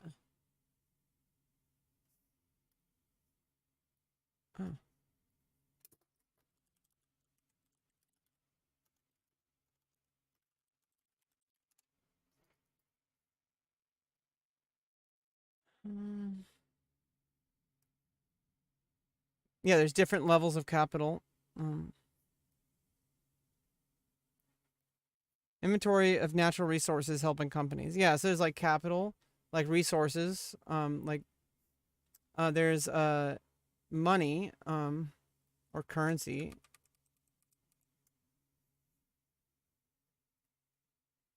There's education. And there's also, you know, like etc. There's all sorts of different kinds of profit.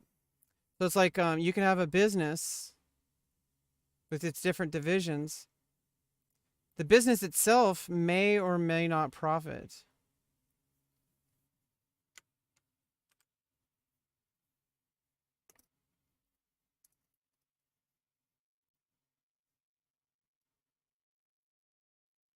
Investment for their money within 2 to 5 years. Nope, like no VCs are going to invest in this. So where do you go? You go to sports teams, because sports teams are in 2017 are now looking at esports. They're seeing in baseball, basketball, NFL, soccer, football, European. They're seeing their audiences are aging up. Now you've got 40-year-olds, 45-year-olds, and now all of a sudden, all these hip 18 to 20-year-old kids are interested in these virtual games. Well, hey, I'm a Gotta go to the bathroom really quick. I'll be right back.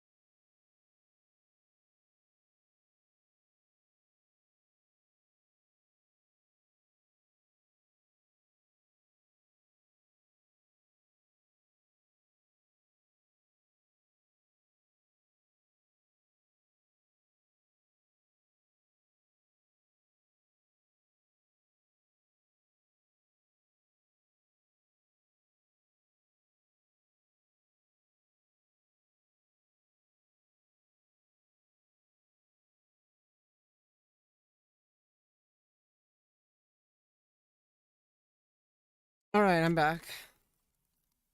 Okay, back to work. Multi-bazillionaire. I have tons of money from sports, and I Gotta also clock like in. the ego check that it gives me to own a sports team. My I need more coffee for this. We're only 11 minutes in. We're gonna go deep dive, okay? And then we got like the main part of the stream. How people are being radicalized. That's an hour and 40 minutes. But I wanted to start with the empathy part because I feel like it's important. And I feel like Will Smith's a good example of like the need to like allow people the chance to learn and grow and also have redemption. Especially with a pattern of lifetime of good achievements that benefit people. Like Will Smith has inspired a lot of people, including myself. With the his interviews and his work.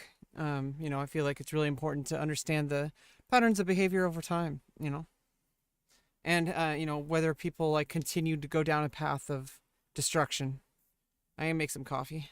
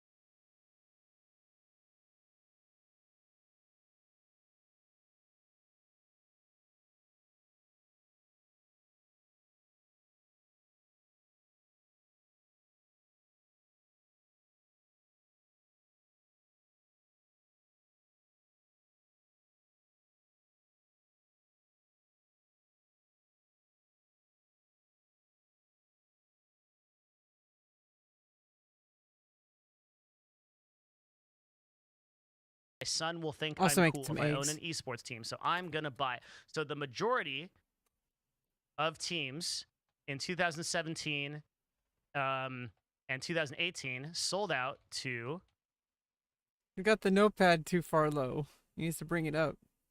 sports teams or owners of sports teams. Pretty much everyone in the LCS. So now you'll see like everyone from Golden Gardens, Team Dignitas, owned by the 76ers, CLG, owned by Madison Square Garden, right? Basically, these were the people that ended up buying the esports slots, not necessarily expecting a return on investment for a very long time, but thinking that they could aggregate those audiences from 18 to 20 to their user base and they could bring them in. Cool. So that was the end of that, right?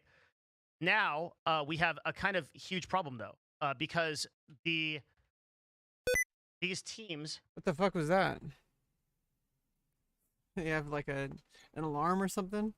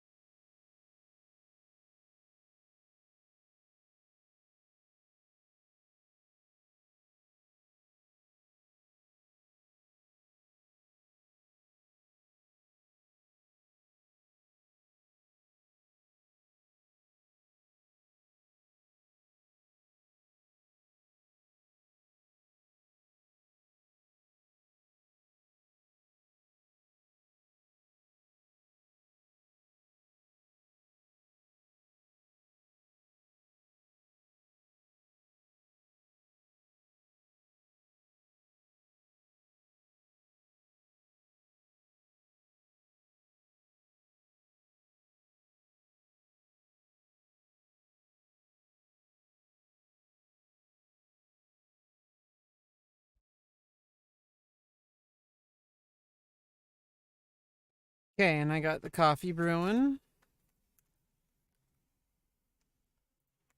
Expect ROI eventually, right?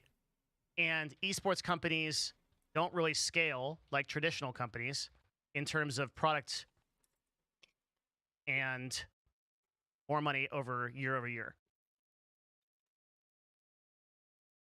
So that's why I think it's really important that if esports is to survive, it really has to diversify. It has to create like more. For example, there's a lot of people. There's potential like monetization of certain ideas and concepts, such as like, how about like magazines, like stuff like that, collectibles. That's kind of like a weird investment, but it's still an investment. Um, like actual courses, like on how to get into esports, like that's one thing. How to get, obviously, game guides, like actually have like an official, that's part of the magazine, like have like an official game guide, like about how to improve at the game or how to get into esports, a path towards becoming an affiliate or whatever it is, or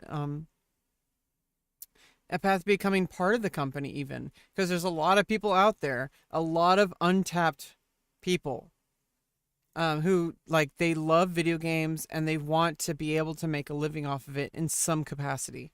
And they might not, they might have ideas of grandeur about like, oh, if I love playing video games, I could just play video games and be a professional esports player. It's not really how it works. Just like not everybody's going to be a basketball player. But I feel like in today's economy, especially with games that aren't based on, that are technically not based on your physical capacity, you do have to have a certain amount of physical acuity, especially for esports. But there's certain games where that's not so important, like games like chess, where literally you could play like until your deathbed. Like, there's really no reason why somebody can't become a professional esports player, um, it, you know, except for their ability to play the game. That should be the only thing that matters. And some games obviously are going to be restricted to age just because of like certain age things, but then some people overcome those. So that's something to overcome. But the only restriction is your ability, not how you get that ability. And most people in certain categories, like older people, are probably not going to be very good at RTS games. But it could be the case that someone could play an RTS game and be professional level. You never know. There should be a path forward for anybody, in my opinion. I feel like anybody who's interested in getting into a job or into an esports should have a path for them, at least an entry level path. It should not be gate kept. Like, oh, only people who can win X amount of tournaments or whatever. Like, no, like, if you grow the game by allowing as many people an opportunity to get a piece of the pie, and you can sell that piece of the pie too by giving them a course that like trains them how to do it. Like maybe it's not a free course. Maybe you do a free course and it's like YouTube ad revenue. Or maybe you could actually sell a training course that is the official training course that gives you an entry level position. You're buying your way. You're literally having your customers buy equity. So I mean, there's so many different strategies. I think it's endless. I mean, there's certain like limit of categories, I think, but I feel like it's basically you can do as many things as you want in order to create in order to increase investors, which your customers can literally be in your investors. And there should be some kind of reward and return on investment for them, not a scam. Like literally, like there is a path forward for them, and they could even earn money and stuff like that. Like literally by playing the game, they are being like they're considered employees. They're they might just be being paid with education, so that they can rise up. But you train them, and then there's a path forward. There's an ecosystem. They do this with like games like shogi in Japan, and like Go in Japan, and and in South Korea, and in mainland China and Taiwan, etc. There's games like Go, and even Vietnam. I think Vietnam has like Zhangqi, which is Chinese version of variant of chess. It's popular in mainland China and really popular in Vietnam. There's paths forward for people who really are passionate about the game from a young age, especially. And unfortunately in Japan, like there's a cutoff for Go. Like if you're 30, like you're 30 is like the oldest, like you can't, if you're 30, you can't become a pro player ever. You have to be an amateur player, or you have to go to a different like you have to go to a different federation, like a different country or whatever. Um, but like if you haven't become a pro or at least started your path towards becoming a pro, like by the time you're 30, like in Japan, they really cut it off. Um, like in Go. But like, they have an ecosystem where you go to tournaments and you're mentored by professional players. In fact, that's the professional player's job is to play games against potential pro players or amateurs. So they pay the pro players to go play in events and also teaching. So it's like people get a job by teaching by becoming a professional. So there's like an ecosystem which I don't really feel is like very viable, at least right now in the United States. There needs to be an ecosystem created, especially we have an international ecosystem that thankfully because of the internet and stuff, it's a lot more possible, but the culture needs to change. And people need to be educated. So that's the first step. You can't just implement it. You have to get people to be willing to take that leap. And so that's the first goal is to convince those investors to make that leap.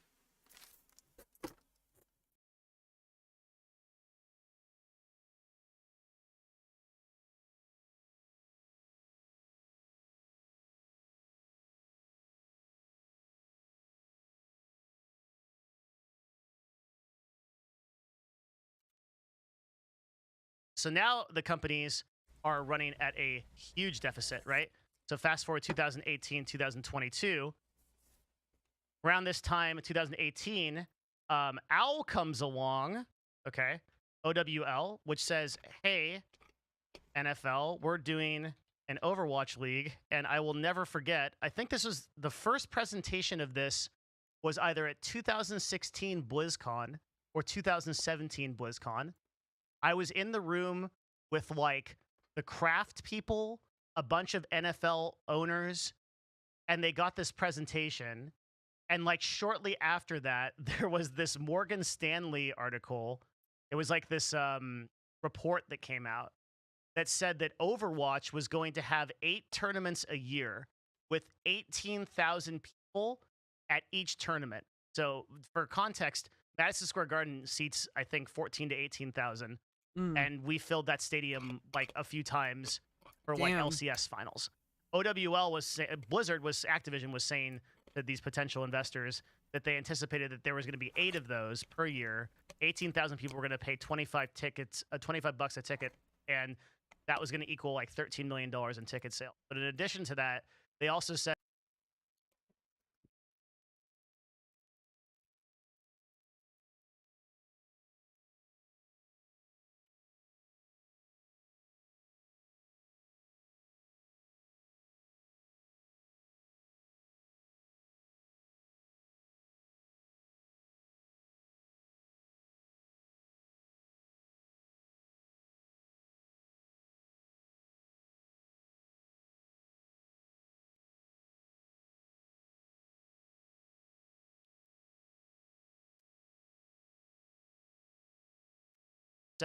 in that same report that like 50% of those people were going to buy digital goods, and they also attributed some kind of like value to each one of them, where they paid more in like merchandise or something, but the value per user went up like $4 or $5 or something. At the end of the day, every user was worth $30. Okay, so they manage it. So OWL, and this is like a really kind of cool story of history. You're going to start to see as I paint this picture how esports has kind of come together. OWL starts selling this to everybody. These like Morgan Stanley reports, and a bunch of people buy in. Like NFL believes this, a bunch of people believe this, and OWL basically sells all of its slots for like an average of like $12 to $14 million, an amazing amount of money.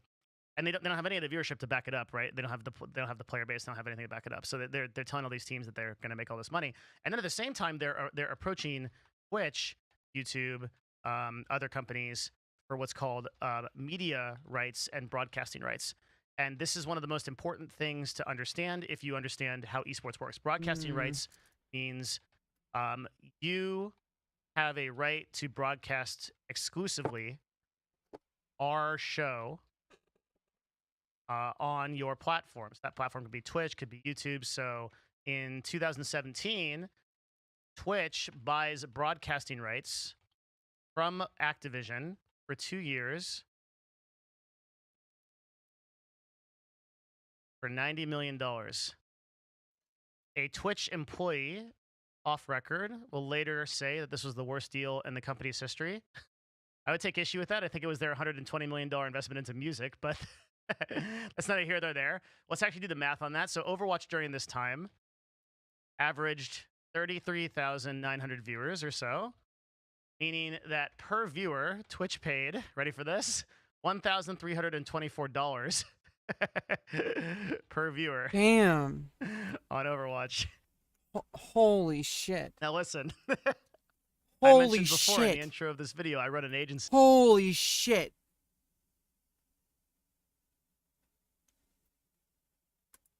I sell advertising all the time. If I could sell an ad, Yeah, I mean, it's, damn. Holy fucking shit. Damn. for $1,324 per viewer, I would be That's a, what's the word? In your stats, like for ad revenue, the CPC, the cost per milli, the cost per thousand,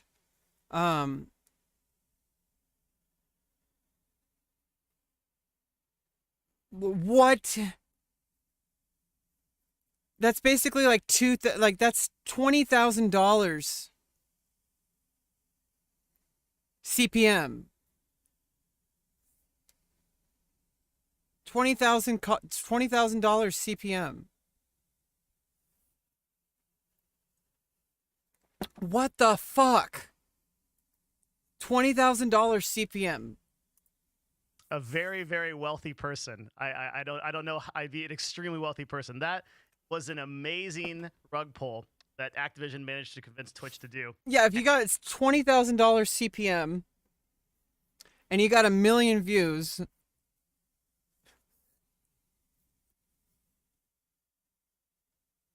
divide 1 million by 1,000. Well, I guess 1,800. Okay, let's calculator. 1,800. No. What? 1,800. Oops. Times. 1,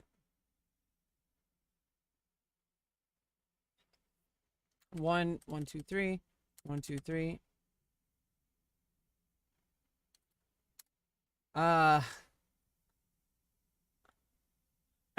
Almost $2 trillion. $1.8 trillion.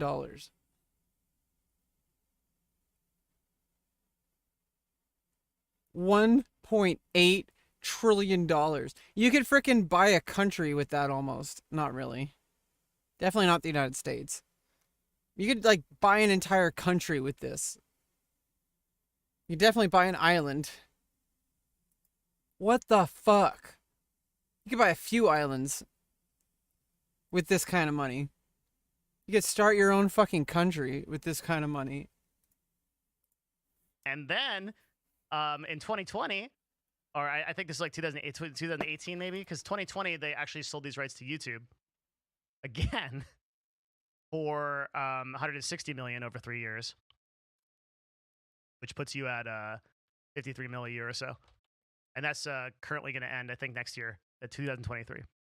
So broadcasting rights are the main way that any revenue has come at all out of esports. Okay, and once you understand that, you understand an inherent problem, and that is that who will pay these broadcasting rights in the future? So Activision, Yeah, because like there's a matter of like, you know, people kind of catch on, like, you know, and they see the market trends, and like they're gonna invest in one thing, and then like it may do well, it may not do well, and they're gonna adjust their strategy based on the outcome. So it's like if it works once, it may not work again. So it's like, how are you supposed to sustainably maintain something? That's gonna be like evergreen content, like media. like ad revenue, such as like having like a television show, even like if it's broadcast and like syndicated across broadcast TV, for sure you're gonna get like ad revenue. Um, you know, if enough people tune in, so that's your goal is to get eyeballs on those. Um, or like YouTube channels, or like, you know, like courses, all that kind of stuff. Or, you know, convince a bunch of customers that if they invest, they do get a return on investment. It can't be like a pyramid scheme or a multi-level marketing or whatever. I mean, I guess it depends on your morality of how you run certain things. I think pyramid scheme is literally illegal, but multi-level marketing isn't. Was the gray area at least. And I feel like there's ways to do it correctly, like morally correct, like, you know, to actually, like, you know, not scam people. Um, but like, you know, people invest and they actually get something out of it, whether it's money or whether it's education. Like, you advertise a product as, hey, if you buy this course, you're going to be significant. We can't guarantee you a job in esports, but we can give you a significant advantage. And then people are going to buy it because they're like, oh, well, you know, it's better than just nothing. And maybe people are suckers. Maybe they aren't. Maybe they actually do provide a good product. I think that's important, because if it's a good product, it's going to be sustainable. People are going to continue to buy that product. Vision managed to go to Twitch and convince them to do the $90 million deal. Twitch is never going to do a deal like that again, right? They've said that publicly. They've said it privately. There was no ROI possible in $1,324. Like, just to put this in context, right? Overwatch is averaging 33,000 viewers. We can go over and see XQC stream right now, averaging 100,000 viewers. Yeah. Okay, and it's just a guy screaming at bad Steam games. It's like $1 million. Like, if you pay that per viewer of like a sponsored stream and it's like an hour sponsor, that's like $2 million an hour. $2 million an hour that you're paying, and you're not getting that return because these people are literally just watching the stream. They may not even buy anything. So you look at a kid Like that's $2 million a sponsor stream. If it's an hour sponsor, you're paying like $2 million for a single stream. like, you know, $1.25. That is 3 times. Yeah, that's like the CPM, like, you know, CPM, cost per million, cost per thousand. If you spend $1 for every 1,000 viewers, that's like a low CPM. So like a good CPM is like, you know, like $10. So $1.8 thousand per user. Per user. So the CPM is even more than that. So 1.8 thousand times 1,000, that's like 2 million times. I mean, like $180,000. Wait, no, it's 1,000 times 1,000. Like 100 is going to be 100,000. So like $1.8 million. That's 1.8 million CPM, isn't it? 1.8, or was he talking about the CPM to begin with? Because he said per viewer. I don't know if he meant per milli. Times the viewership of a multi-million-dollar produced league. And you don't even have to look at my stats and look at the numbers I just gave you. You can kind of figure out right there that doesn't make much sense, right? So would you give XQC a deal to stream for 3 years for $53 million a year on a platform? Well, definitely not. Like, a deal for him would come in at like $10 million a year max, right? That would be like the highest possible thing I could imagine. I think he meant 1.8K per million. I don't know, maybe. Because if it's $50 million a year, then how many sponsored was that? 12 sponsored stream? What are we watching? Right now we're watching hey Kayla. Right now we're watching Devin Nash. A new video that dropped. He hasn't done a video in his YouTube channel in a while. He's a content creator I follow. I subscribe to his Patreon. I've watched like every single video of his, even a bunch of his earlier videos, when he was like Mylixia, but not at the time, not until like maybe 3 years ago or so. I think like 2.5 years ago I started watching him and following him and, you know, commenting, and I subscribed to his $5 Patreon, you know, because he has videos pretty often over there. They're not as like general knowledge. It's more like direct, like it's more specific and more educational. This is pretty educational on his public channel, but this just dropped. I was planning to do some stuff on empathy and about understanding how to not cancel people. Just because you don't agree with one thing or just because they do a terrible thing. You know, we're going to start with Will Smith. I'm not really at that point. I was going to start that, but then I saw this video drop. So I got really excited about a new Devin Nash drop. We've been covering this, and, you know, I'm taking notes and of course, not there. I'm taking notes. You know, because I explain things and I process things a certain way. So I process things my own way. I'm still learning a lot. And also, you know, using like Investopedia to look up stuff I don't know about. You know, like that kind of stuff. Like Tier 1 Capital, Banks Core Tier 1 Capital. What's Tier 1 Capital? The one capital refers to the core capital held in a bank's reserves and uses fund business activities for the bank's clients. Yeah, it's just like, you just like learn a little bit at a time, you know, like. Why? Well, these Why? Because if you learn too much at once, you're not really going to process it. people are convincing the people that are buying these broadcasting rights that the value of a user is greater than the value of like someone that gets like 100K in XQC or an Aiden Ross. Yeah, and so basically he's talking about the Overwatch League that was like, he's saying 1.8K per user. I think he meant CPM. Because apparently they made like a $58 million or like a $90 million deal with Twitch for like 12 streams, 12 events. So it's like if it's 12 events throughout a year, that means like 1 year, like if it's like a 1 hour event or like a couple hour event, and like if there's like 100,000 users, 100,000 viewers per event, like that's way more than 1,000 per like 1.8K. That's like. Not sure what he means by this. I mean, hopefully he clarifies it in the video, but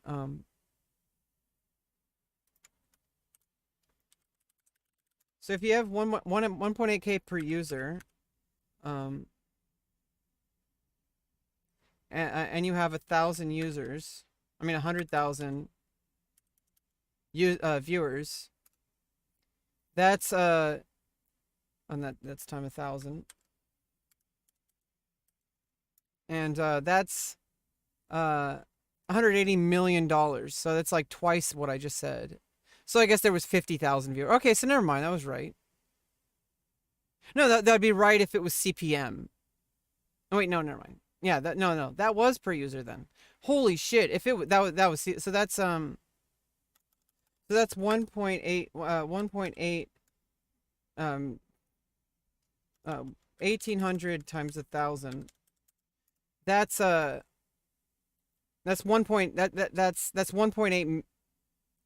that's 1.8 million per 1,000. I don't really know how to calculate this, but it's a lot. It's insane because usually CPM is like $3 or $4. So that's even less. So it's like per user. So if you have $5 per 1,000, we'll divide that by 1,000. That's 5,000th of a cent per viewer. This is not even a single cent. So in order to get 1 cent,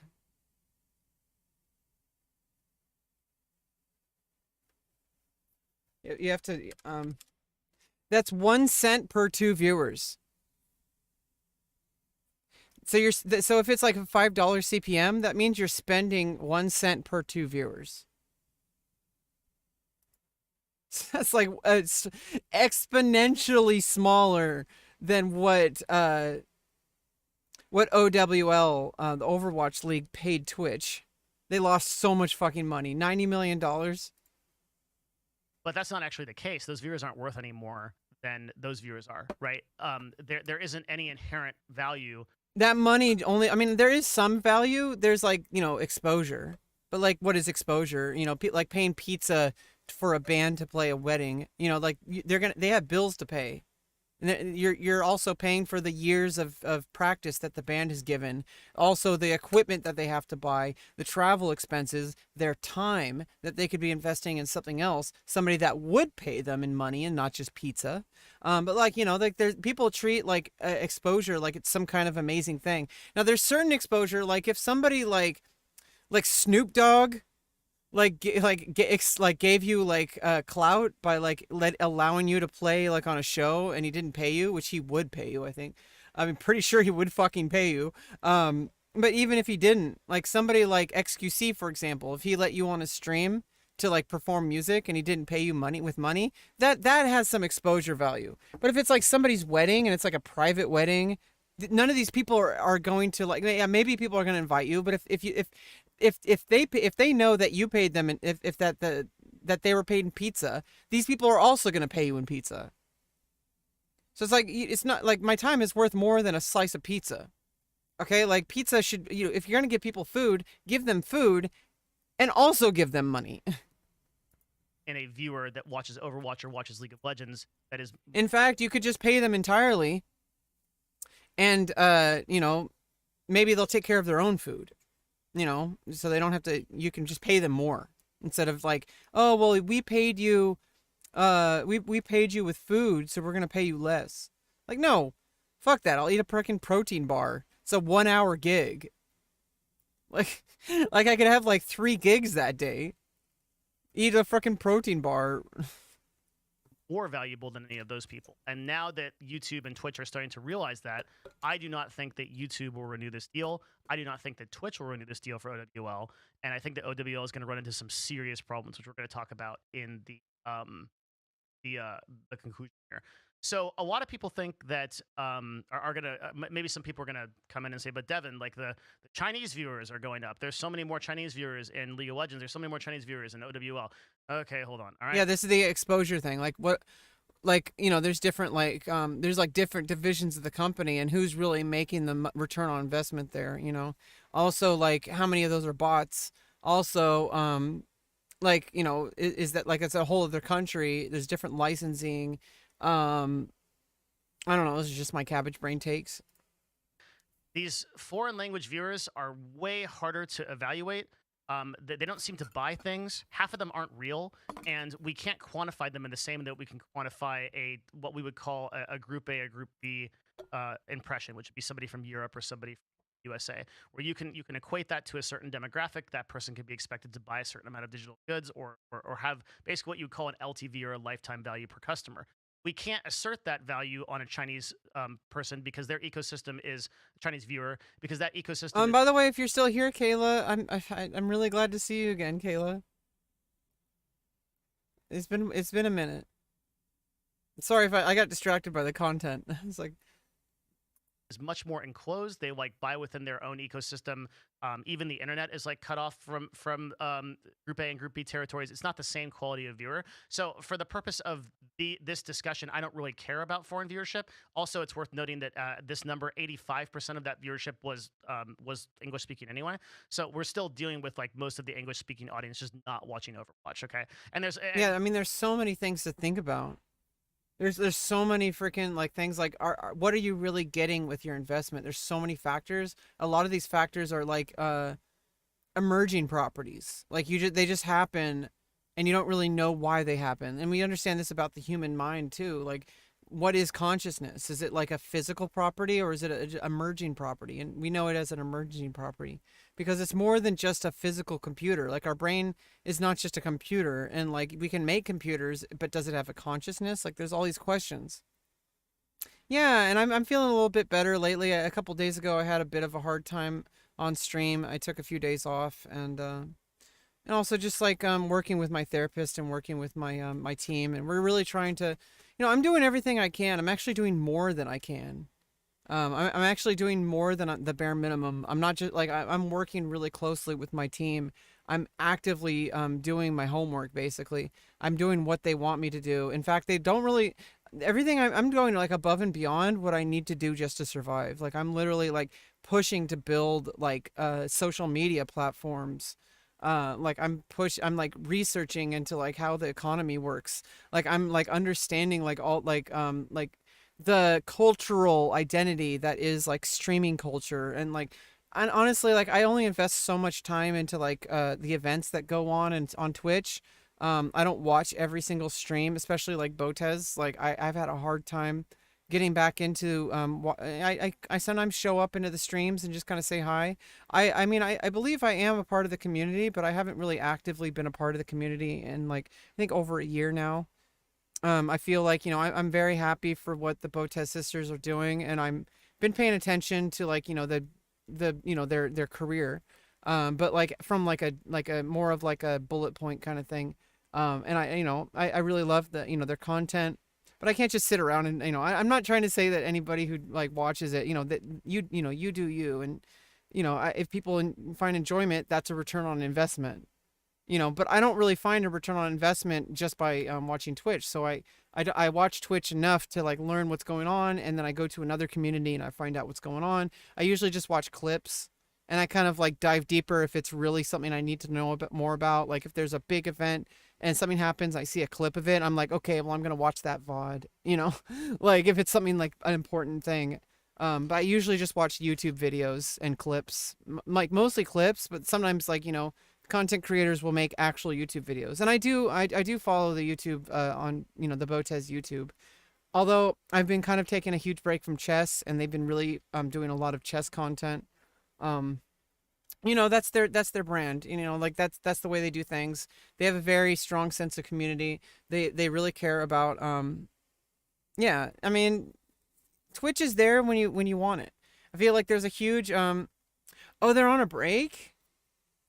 I thought they were like doing a ton of stuff. I mean I checked like last week, like they were doing stuff. Um, I mean it depends on how you define break. Because for me, like one stream a month is not a break. But that's just for me. Like if somebody's doing content and they're making YouTubes and stuff like that, and they're active on Twitter, I feel like it's all part of their social media platform. Like you can be absent from Twitch, but that you also have Twitter and you also have Facebook and YouTube and all that kind of stuff. Oh, they're actually on vacation now. Yeah, well, I mean, humans only have so much attention to give. And you know, like I feel like that Twitch is a double-edged sword. It's like gambling. You're gambling with your time.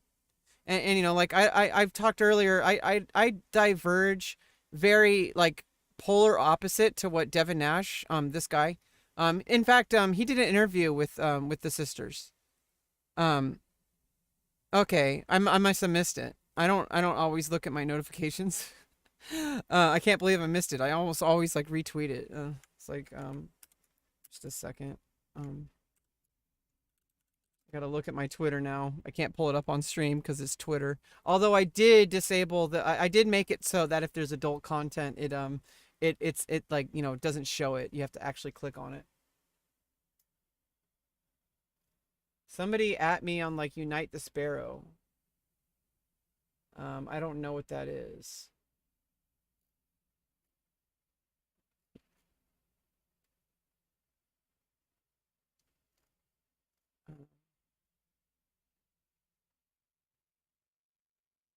Uh, yeah, let's just um yeah, so I mean Alex has been doing like such an amazing career, and Andrea as well, like very amazing businesswomen. Taylor Swift is trending, interestingly enough. I literally just searched for Alex Botez, and then it says Taylor Swift is trending. Um, Spokesperson for Taylor Swift said that the singer's jet is loaned out regularly, and to attribute most of all these trips to her is blatantly incorrect. Yeah, so people like, I mean, this is kind of what I'm talking about. Is people try, you know, this is actually exactly what I'm talking about. Which I'm like kind of like when I started the stream, I was mainly going to talk about this kind of stuff. Um, uh, how do I zoom in? No, that doesn't work.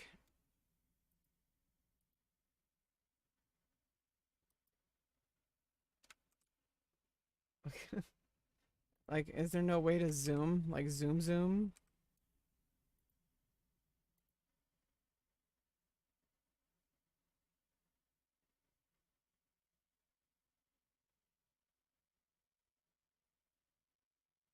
scale it.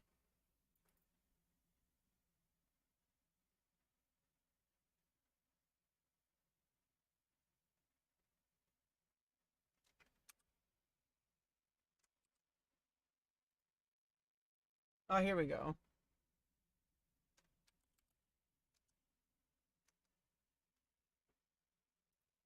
Yeah. Yeah, here we go. Um,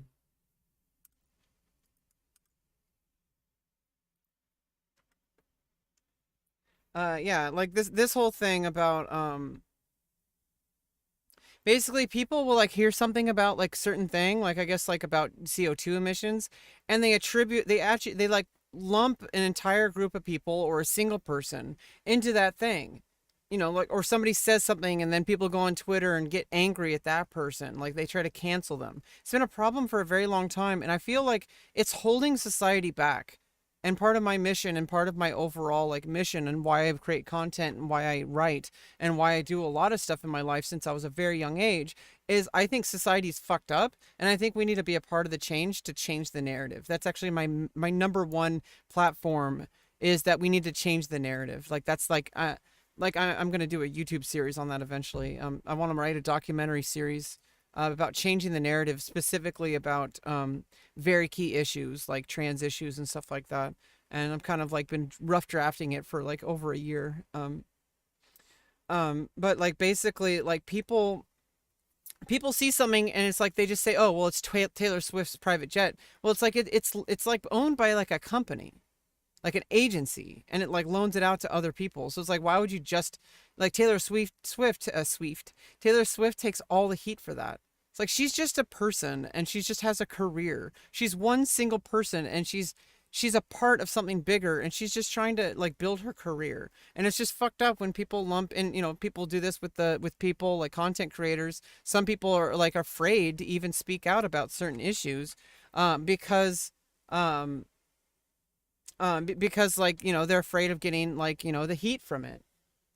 Um, so I mean they're on the airport. They're still not really on a vacation though, because like they have like fan house and they have Twitter, so they're like on vacation, but it's still content. Like it's never ending content. As soon as you social media is never ending content. It's like infinite content.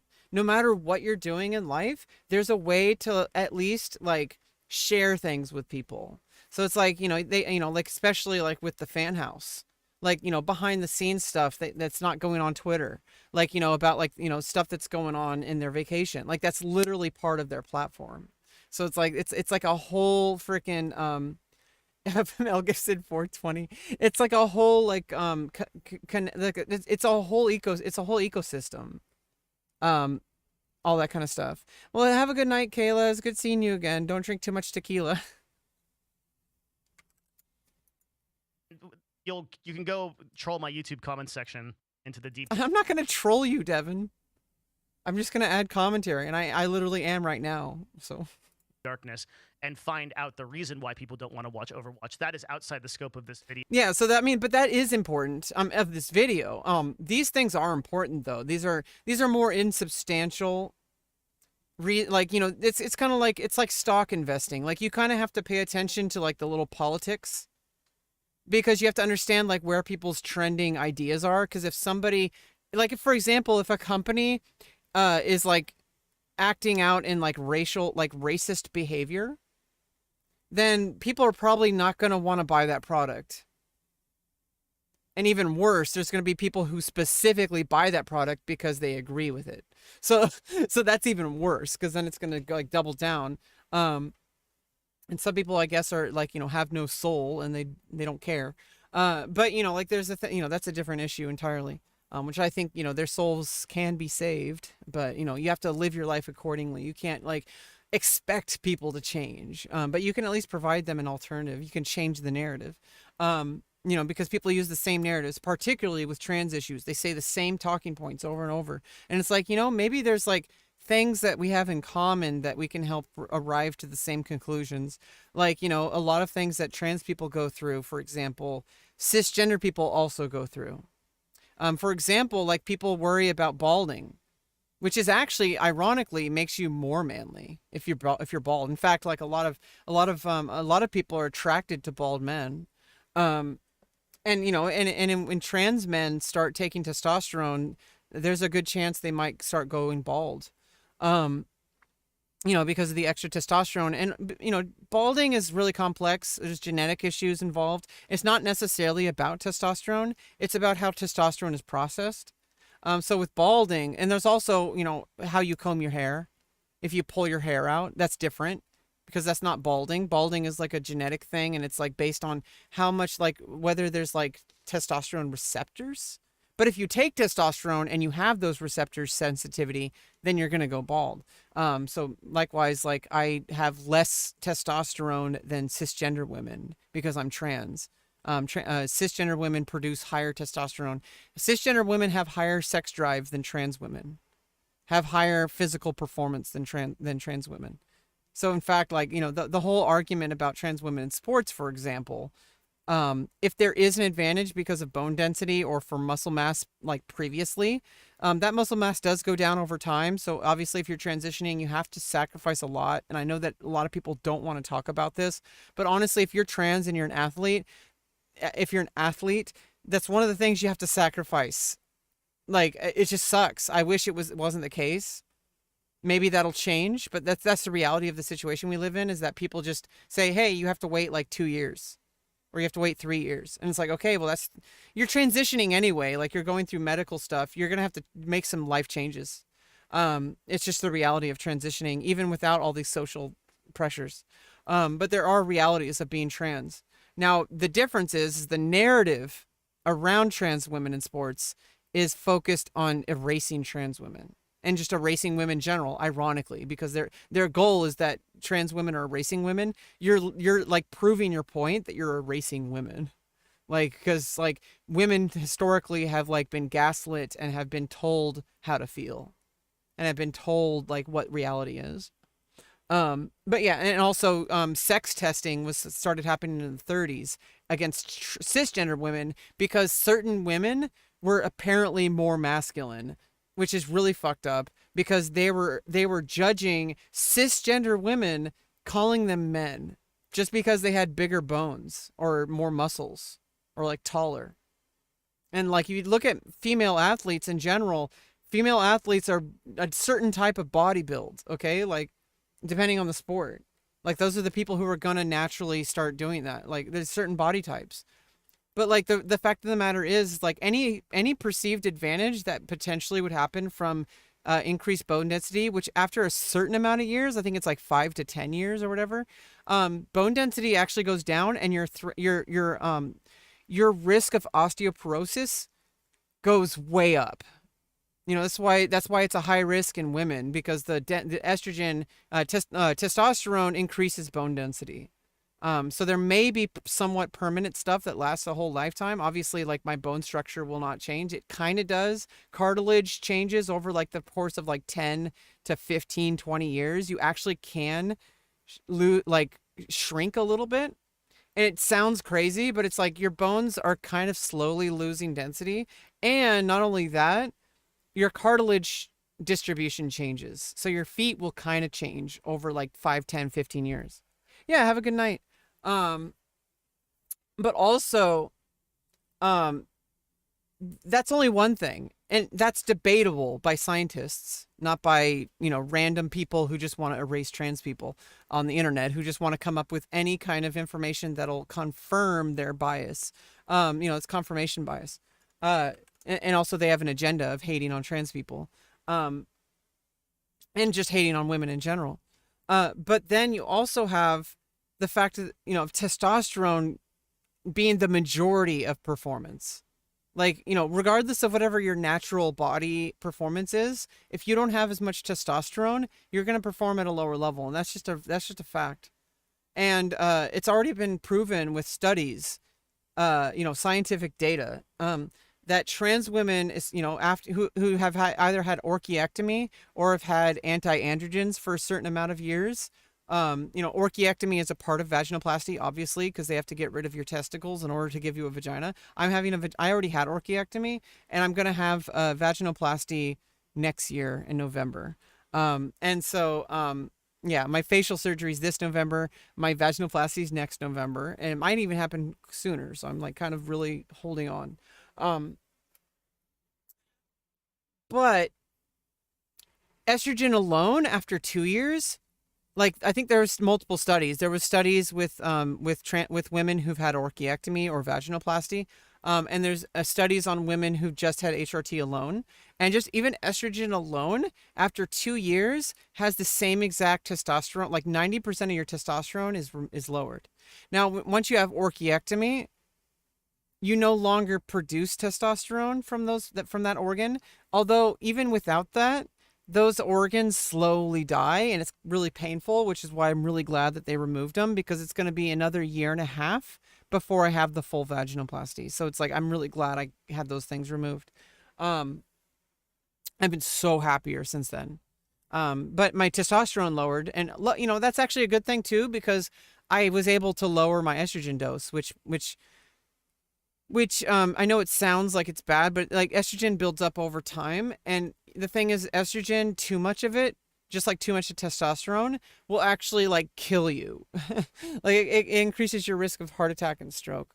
So yeah, there's all these sorts of things that go into it. And obviously the narrative is not about that, because that is already happening among scientists. Is they take all these things into account when they make decisions. And unfortunately, certain sports, I guess we have to be accepting that in some cases in certain sports there has to be an increased wait time before trans women can participate, and that's just how it is.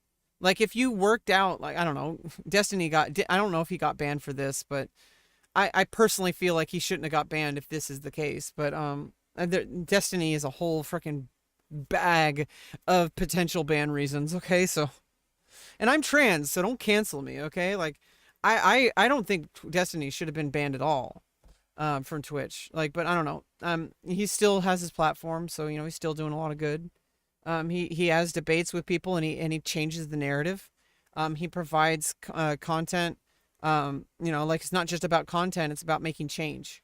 Some people just like they follow a streamer and they're like, I love this streamer, like I defend this streamer no matter what they say. That's bullshit. Because it doesn't matter who I like, if I respect somebody a lot and I follow their content, there's going to be things that I completely disagree with. And some more emotionally invested than others. For example, like I'm not super invested emotionally with the concept of gambling on Twitch. But Devin Nash is extremely against it, and I'm like on the camp of, well, you have people like Trainwreck who are then like educating people about mental health and about addiction, and then he's also funding directly with that money that he's getting from the sponsorship into a mental health program that will allow people of any walk of life access to free mental health care to a therapist, which that's really good. Okay. And so, like, obviously, the gambling platforms are going to take advantage of people regardless. But, like, we have the ability to change the narrative. And maybe, I guess, these gambling sponsorships don't care if they do that, because they're like, oh, well, people are going to gamble regardless. They're making so much money. They don't care if, like, their sponsors are, like, competing against them, so to speak. Like, by making people not have as much addiction, the gambling companies are losing money. So it's like it's evil, of course. Like the gambling companies are definitely driven by evil, okay? Okay, like, but at the same time, they're going to do that regardless. And so you could either be part of the solution. You don't have to do it. Obviously, none of these, I don't think anybody should be faulted for turning down a sponsorship or even being against it. Like, I'm not going to cancel Devin just because he doesn't agree with me. Like, Jesus fucking Christ. Video. Needless to say, it's just not good. so I just don't think, like, in my opinion, right? Like, I just like Overwatch 2 is like basically the same game and just not very exciting to watch. But the numbers are there. It doesn't really speak to it. So that's OWL. We're gonna talk about the LCS next, and I wanna go through the teams, because what we're gonna do is we're gonna kind of jump to the teams, and then we're gonna jump to what's happening with Overwatch, what's happening with League of Legends, and then the FGC. So pulling up this article here by Forbes, which arbitrarily put the valuation of these companies at these numbers. I have no idea how they got these numbers. I really don't. 10 most valuable esports companies are worth combined 3.5 billion. I mean, how much of that is like quote unquote money laundering? Like, not in the strict definition. Let's pull up Investopedia again. What literally is money laundering? Like, was the actual definition? The illegal process of making large amounts of money generated by criminal activity, such as drug trafficking or terrorist funding, appear to have come from a legitimate source. Yeah, that's when people say, like, I think when they say money laundering as like a concept, what they're really talking about is like, I think it's like people investing. I mean, I guess that is illegal, isn't it? You know, if you like make false investments to boost your numbers, like that's literally. But then how are you gonna, like, maybe that's a gray area. Because it still is individual investors, and if you are getting, if it is individual investors, that person could always potentially, as long as they have independence, as long as they have autonomy, that person can always change their mind. So even if that person is getting equity in a company, but they're like being paid to do so, maybe that's illegal. I don't know. I need to look that up. This is why I'm not like running a business, like with managing a business. Like, I don't. There's a lot of things I'm managing my own private, like, brand. At some point I'll probably at some point I'll be able to justify starting an LLC. But yeah, money laundering is a serious financial crime, is employed by white-collar and street-level criminals alike. Most financial companies today have anti-money laundering policies in place to detect and prevent this policy. Key takeaways. Money laundering is the legal process of making dirty money appear legitimate instead of ill-gotten.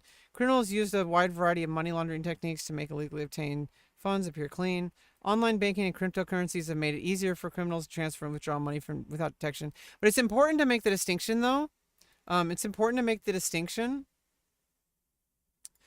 between the fact that it makes it possible to do it. That doesn't mean that cryptocurrencies are by themselves, like in and of themselves, illegal. Like, cryptocurrency as a concept just makes it easier, which is, that's something that like people need to figure out how to like deal with, because there's a lot of crime going on with crypto. The prevention of money laundering has become an international effort. Now includes terrorist funding among its targets. That's like the Saudi, there's like the Saudi Arabia like sponsors. Like, you have to look where the money's coming from.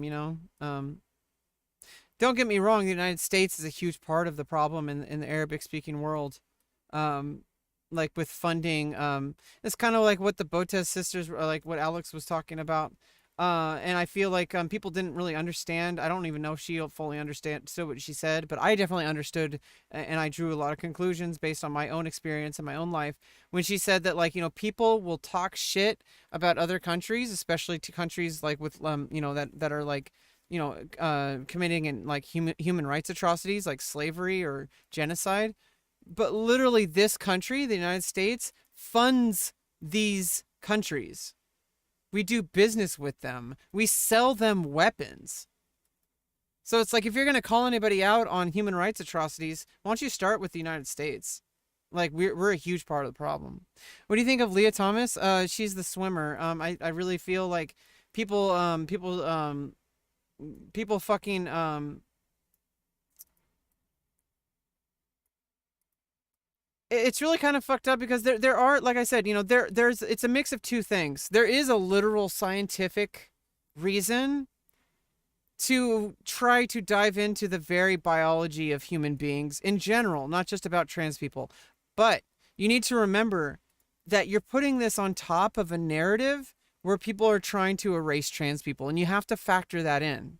It's intangible. And like he's talking about, there's certain things like, he's talking, Devin's talking about like certain things that are just intangible. Like, you can look at the stats, you can look at literal things, but there's certain things that, like, you have to kind of like look into politics of things take your investing portfolio into account, because it's like, are you going to invest into a company that's like funding human rights atrocities? Like, is that worth it? Is that, you have to be able to understand, like, hey, the company I'm working with is like literally like utilizing slave labor or whatever. Which honestly I feel like every single company is at this point, and I feel like at this point, like, you can pick, there's going to be some companies that are more ethical than others. And you should probably do your research before you take a sponsor on. I don't know. I think there's a certain thing, like, if there's a once in a lifetime opportunity and it's a life-saving opportunity, like if somebody paid me like a certain amount and it's a company I don't particularly like agree with, but they gave me like life-changing money. I don't know. I don't give a fuck if somebody paid me like $1 million to do like a stream or whatever. I mean, I would fulfill the contractual obligations, and then I would speak my mind, and I would lose business with that company. But $1 million is $1 million. Okay, like, come on, like, people should, like, let's look to the things over time. If I had $1 million, I'd be able to fund more. I would be able to then have the freedom to then work with companies that are more ethical. But there is a line I do have. Like, if I'm not going to work with like a country that like I'm not going to work with like a country that is going to that like literally kills trans people for being transgender. Like, that's just something I personally wouldn't do.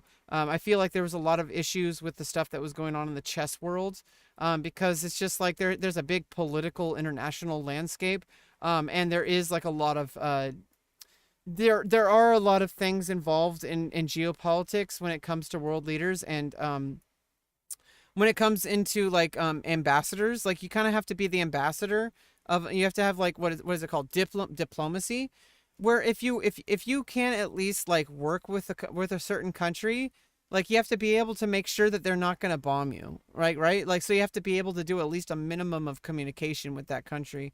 And I think with chess, like, it's kind of fucked up that they set up a lot of people spoke out about the fact that they had the world championship in UAE.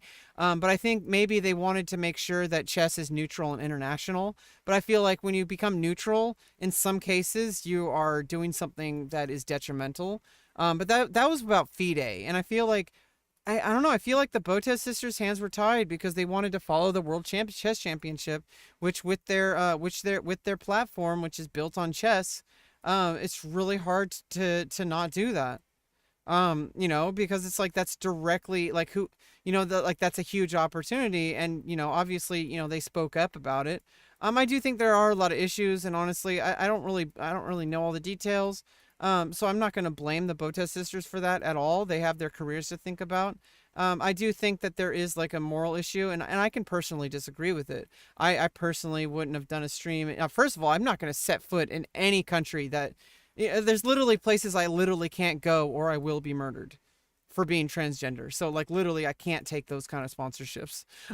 Okay, so there's that. But also, I personally, I'm invested in fighting against that. But I mean, I lose career opportunities because of that. So there's a trade-off.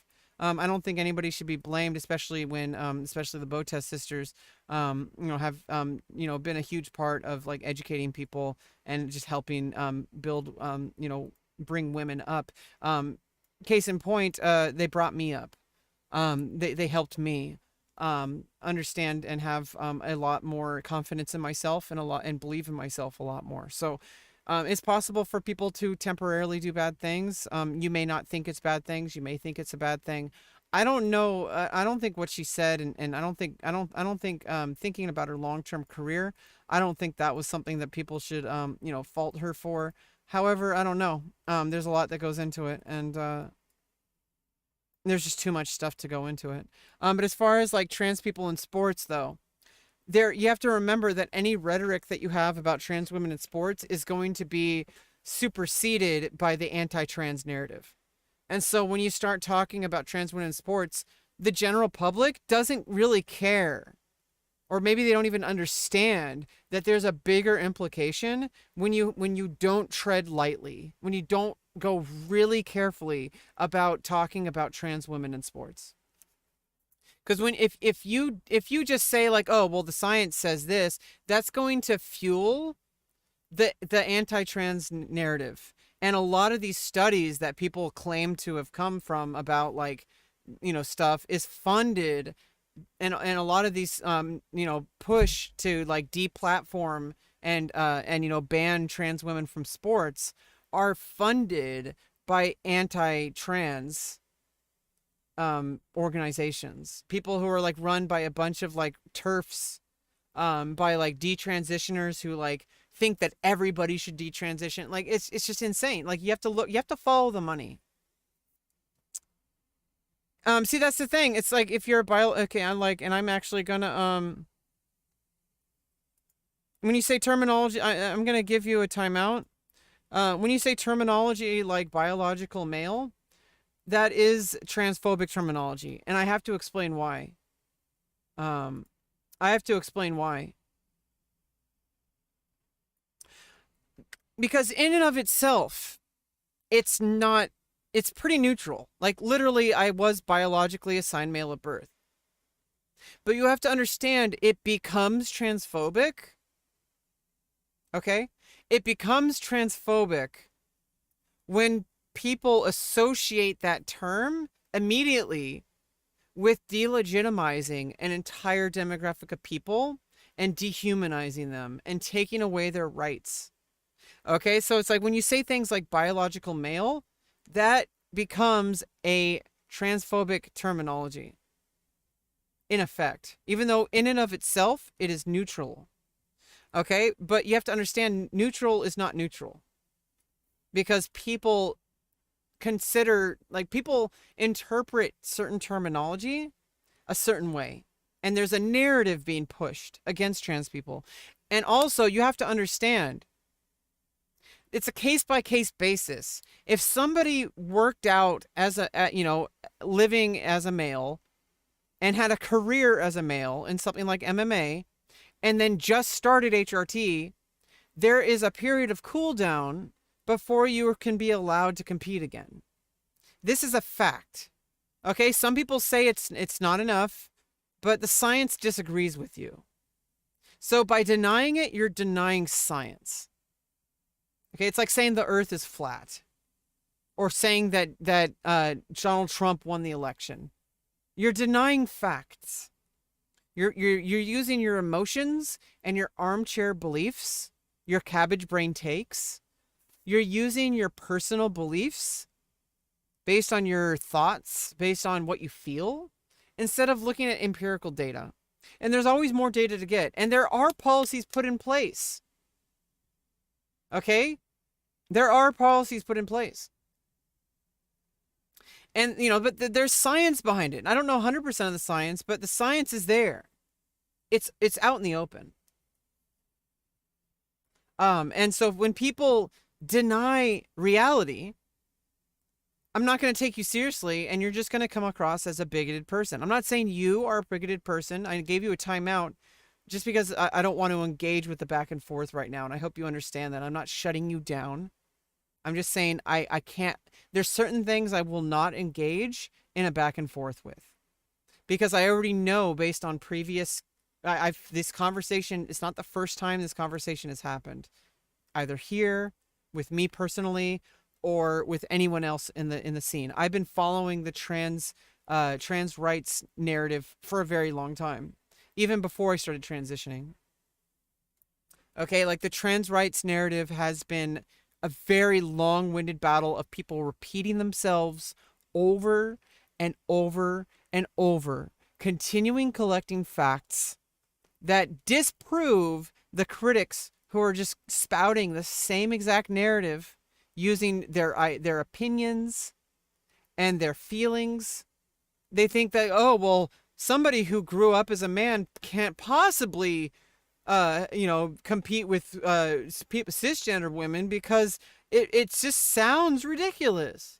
Like, no, like, you're basing your opinions on your feelings and your emotions, based on your, like, random thoughts, which are, science, empirical data, may agree with you and it may not. But that's not even the point, because when we talk about trans women in sports, We're talking about the overarching narrative that is going against trans women. And it's not that when people like, shut down, people, trying to have a good faith argument, quote unquote, good faith, about trans women in sports, it doesn't even matter how neutral they are. There's only one neutral party here, and that's the scientists. And they have already deemed it appropriate for trans women to compete. And there's certain categories that have different rules, right? So you can't just start hormones and then start competing. You have to wait like a certain amount of time. And you could say that's fucked up. And I do think in some cases it's a little arbitrary. But I mean, I think there is, I mean, maybe, some people think it should be longer. I think there is like a minimum where it's like, okay, well, you literally still have all the muscle mass that you had. That makes sense. But it doesn't matter about that because that's already happening and people are ignoring it. They don't care about that. So it's like people should get it in their heads that there is a direct, targeted, anti-trans and anti-gay as well, but specifically with sports, anti-trans narrative, and the sports is just ammunition for those people. They're not coming at this with good faith. They're coming at this with, they want to use this to fuel their anti-trans narrative. So it's really you have to be really careful with facts. Because sometimes people can use like neutral is not neutral. People say like, oh, I want to find a middle ground. There is no such thing as a middle ground. There's no middle ground between, NATO and like, or like, the Allies and Axis powers in World War II.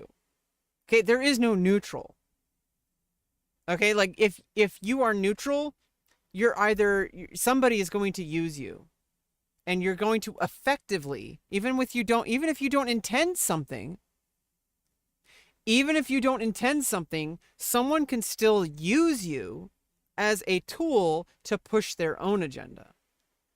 So when something is neutral, quote unquote, it's not neutral. So there's this tired thought that people are like, oh, well, I'm a centrist. I just want to find a middle ground. There is no middle ground.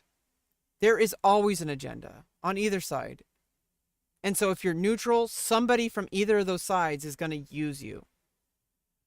And it's like people should understand that politics isn't always something that you can avoid. There are key differences that you literally have to take a stance on.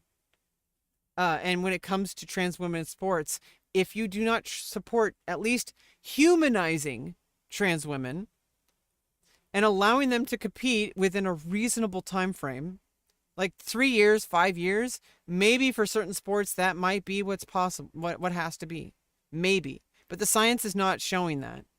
The only thing driving those decisions are pressures from anti-trans narratives. And that's the reality of the situation. And you could disagree with me, you could think it's fake, but if you come in here and you use terminology like biological men, that is I understand that you think that's neutral, but it's not. It's just not. It's completely denying an entire demographic of people their humanity. Because that terminology is used in an agenda of anti-trans narrative. And you cannot, maybe you don't believe me, but if you dive in and you look at the patterns, like I know what I'm talking about when it comes to trans issues, at least. I've been following it for many, many, many years. In fact, I think I've been following trans issues since since I first came out as trans in like 2008. Like, so it's like, that's been like over a decade, like 16 years, I think. Yeah, it's been 16 years. I've been following trans issues for 16 years, okay? So if you're just showing up to the conversation, welcome. I'm glad that you're curious. But if you're going to say certain things in my chat, I want people to understand that certain terminology you might not think is transphobic. I understand the bigger picture.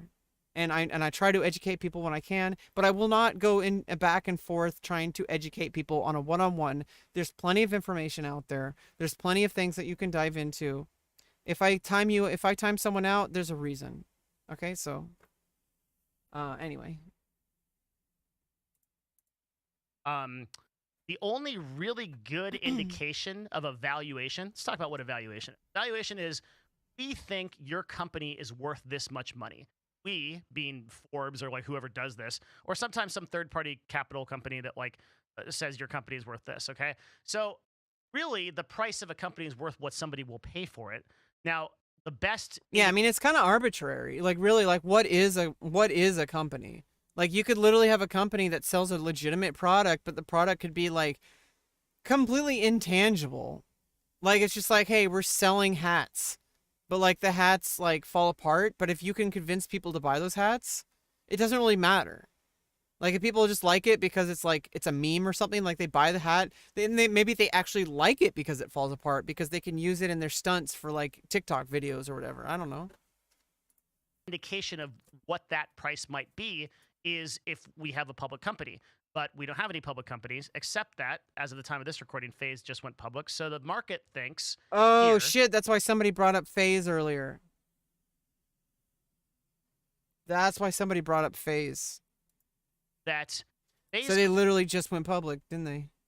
Clan is worth $778 million. So probably now's a good time to invest, but it's going to be very volatile. I would say FaZe, like they've been going through like cryptocurrency scams. So like if you really want to take a gamble on it, now would probably be the time since they literally just went public, and so their stock's gonna freaking go up, but then it's gonna crash. So it might be really fucking volatile. So I would say don't invest anything that you're not willing to like lose. Like as soon as you invest it, like it should already be money that you just plan on losing. Down 11%. And that is the only public company trading in esports. Yeah, down like almost 12%, 11.9%. That's a huge fucking shift. That's a huge fucking shift. Like it's, I mean, scale wise, like 1073 a share. It's down a full 1.45. So if you buy like 1,000 shares, 1073 becomes 10,730, right? You have 037, 10, yeah, 10,700. So if you buy 1,000 shares, that's like 10.7K. If it goes up if it goes back up to 1173, that's like 1.45 is it go. Then you make like 2K in profit if you buy 1,000 shares right now. So that's like 10 sets of 100 shares, right? So if you buy 10 shares, or it's like 100, or if you buy 1,000 shares. And if you for like 10.7K, and then it even just went up back to 1.55 again. If it just went back to baseline, you would make like 2K profit. But stuff like FaZe, stuff like FaZe is like that. Like they've been involved with cryptocurrency scam. Like you're really like risking your money. Like when you spend on like invest in stocks like that. Really can evaluate. The rest of these are private evaluations. I accidentally increased the speed. I mean, maybe Devin just drank too much coffee there. Assuming that like TSM goes for like half a $1 million. I take a lot of $500 million. Excuse me. I take a lot of issue with these numbers, particularly the numbers of esports teams that do not have strong content engines. So yeah, in fact, I would still like any number of one of these orgs. Any of these esports teams or whatever, any one of these orgs is going to be volatile stocks. And what is volatile stocks? Let's look at the actual definition.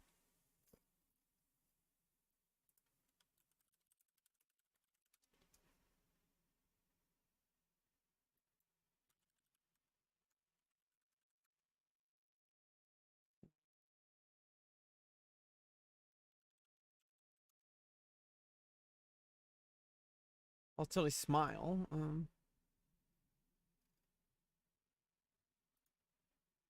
Of volatility.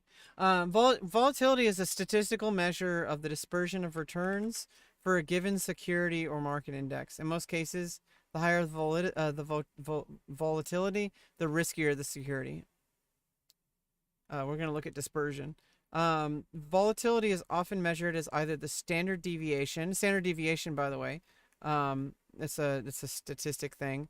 Basically, you're going to have like a center, and you're going to kind of have a deviation from that center, and the smaller that deviation is, the more stable it is. So if you have something that like you do an activity, like let's say that like you start streaming, for example, and for the most part you make an average of like $500 per stream or something, or like let's say $1,000 per stream. Let's say you make $1,000 per stream just from all across all revenue, $1,000 per stream.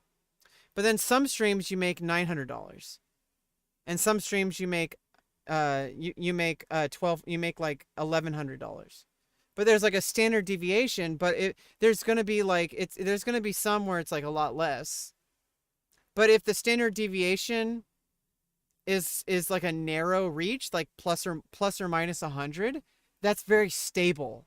You could say that that's a very stable income revenue, because if you're making an average of 1,000, that means that you're mostly making between 900 to 1,100. And then every now and then it's going to be skewed, like you're going to make a few, like it's going to become less and less likely in either end. Like some days you're going to make $0 across all revenue, and some days you're going to make like maybe like $100,000 across all revenue. But that might only happen once, so you can't really count on that. But if you had a standard, so if you have a standard deviation of like 1%, that's extremely stable, because you have 1%. 1% of 1,000 is like 10. So if you have like a 10% standard deviation in that case, so if you had plus or minus 100, right? So if you had an average of 1,000, and you have like, you have like a ton of data, like there's like, let's say you have 100,000 different, like you have like, let's say you have 1,000 different streams, like, or you have 100 different streams, right? And 90 of them you get $1,000, and then like 5 of them you get 900, and 5 of them you get, I mean, or like maybe like 2 of them you get 900, and 2 of them you get 1,100, and then the rest are like maybe you get like 1 of them is like 900, and then 1 of them is 1,100, and then you have 1 where you make 0, and then 1 where you make 100,000. Okay. You're not going to rely on that 100,000 data. You're going to rely on the center. And if you have like a standard deviation of like 1%, then that's very stable. You can rely really heavily on that. But if you have a standard deviation of like 90%, where it's all over the place, it's very like you don't know how much you're going to make per day. You might make $1,000, you might make $0, and there's like a pretty standard like equal dispersion. Then you're going to be like very hard to make decisions based on that, because you're like it's kind of like rolling a dice. So standard deviation measures the dispersion of a data set relative to its mean. It is calculated as the square root of the variance. Standard deviation in finance is often used as a measure of relative riskiness of an asset. A volatile stock has a high standard deviation. So you have to like flip the terminology. High standard deviation means that it's going to have a wide range of failure, or not failure, of deviation. I mean, it could be failure. A deviation of a stable blue chip stock, I need to look up, they don't have a link to what blue chip stock is usually rather low. So if you have like most of the time you're like right in the middle, that's very, very, very low risk, because based on like statistics that it's going to succeed. It's very likely to succeed, like 99% of the time, if it's like 1% standard deviation. As a downside, the standard deviation calculates all uncertainty as risk, even when it's the investor's favor, such as above average returns. Yeah, and so you have to understand that, like, that risk can be a good thing, but if it's standard, but it depends on your willingness to take that risk. Volatility of returns for a given security or market index. In most cases, the higher the volatility, the riskier the security. Volatility is often measured as either the standard deviation or variance between returns from that same security or market index. Oops. In the securities markets, volatility is often associated with big swings in either direction. For example, when the stock market rises and falls more than 1% over a sustained period of time, it is called a volatile market. An asset's volatility is a key factor in pricing options contracts. Um, yeah, there's a whole bunch of stuff. I love this website. Um,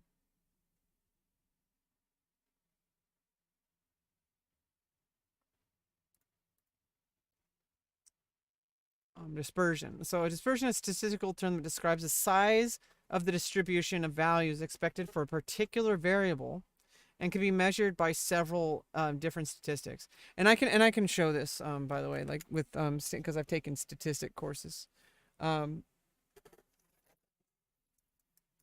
is oh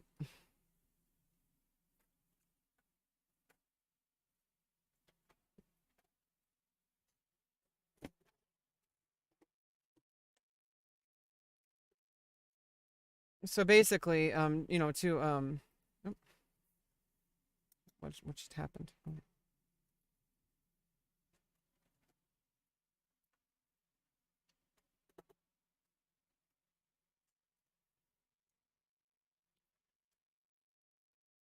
Oh fuck! I need to do this every now and then. It's like it just like restarts the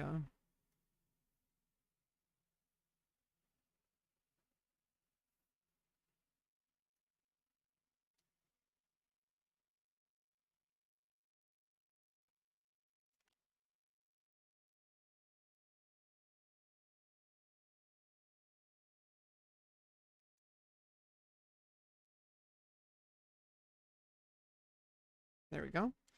Um, so for example here, um,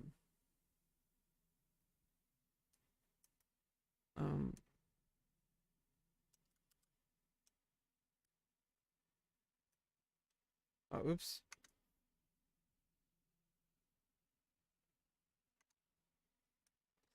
So here we have where it's standard. Oh, what happened here?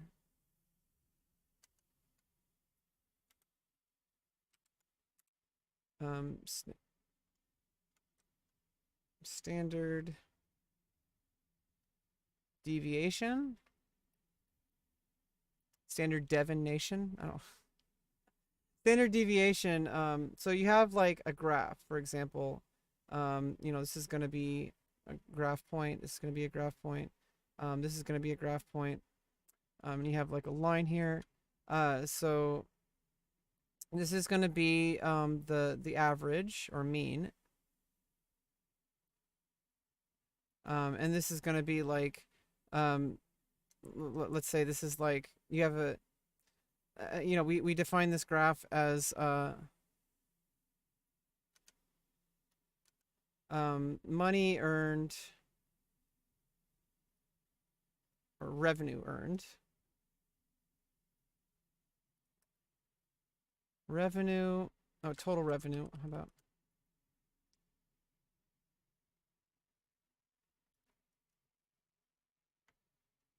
oh, um, total revenue earned. So total revenue.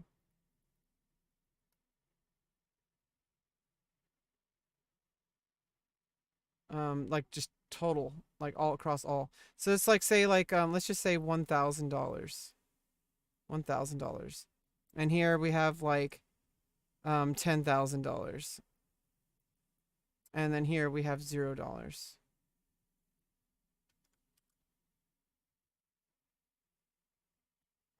Okay. And so you're gonna have like a standard distribution of like this is like your average. Like this is 1,000. But then you have like 900. You're gonna have like some that are like over here. And then you have like 1,100. And you're gonna have like a certain amount over here. I'm doing a bar graph just to make it simple. Usually you'd use a scatter plot. And then maybe you have like some that are like over here. So there's like a small amount over here. There's like one over here. And there's like one over here. You have like one, and you have like maybe you have like one here. And then you have like 90 of them here. And you have like two here and two here. So 4, like you have 89, and you have like 2 here. You have like you have like 88 here. Plus 2 is 90.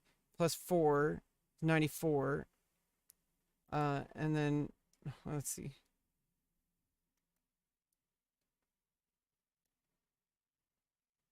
So 1, 2, 4. So that's 10. 3, 3, and 3 is 9. Okay, so you have like 91. 91 times you make $1,000 average. And then you have 3 plus 3 plus 3 is 9. So you have, this is 100 total. 100 streams, for example. And you make an average of $1,000 91 times. And you make an average of $900 3 times. And make an average of $1,100 3 times. So it's like you have like a what is this, like a what percent what percent of 100 is 1,000 minus 900, and then also 1,000 minus 1,100.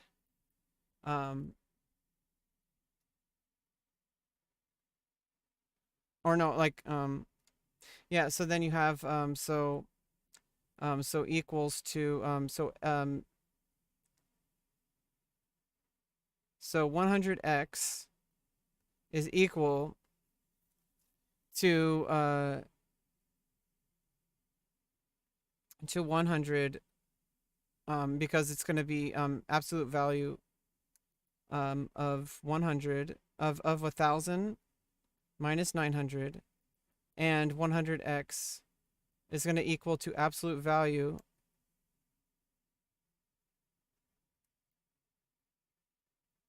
of 1,000 minus 1,100. So that's going to be so 100 times what is going to equal to 100. Okay, so it's like what times what is 100? 1. So it's going to be 100 times 1 is equal to 100. All right, so then your standard deviation, so therefore, standard deviation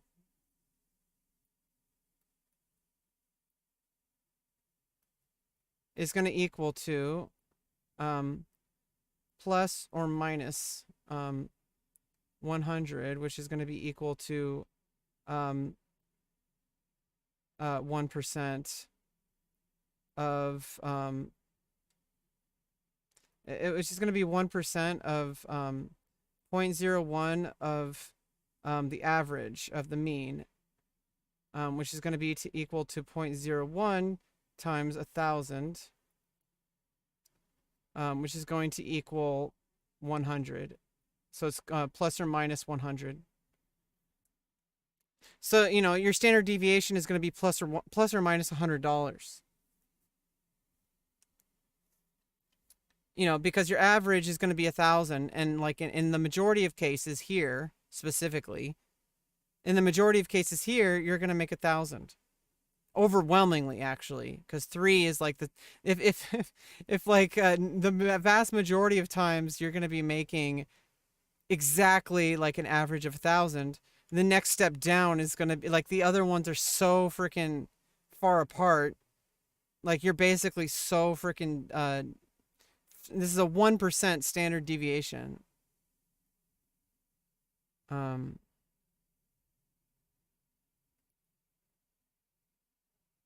I forgot how you the symbol you use. What's the symbol? Symbol for standard deviation is a sigma.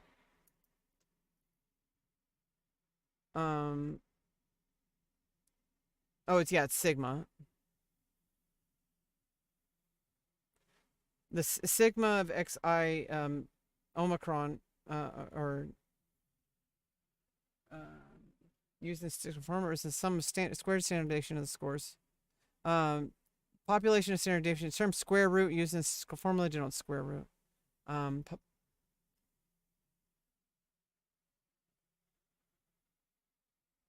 Yeah, so the standard deviation is what's that? Sigma squared. Square root. Jeez. Yeah, the actual terminology. Complete dissertation. Oh shit! I need to make a bookmark for this. Okay.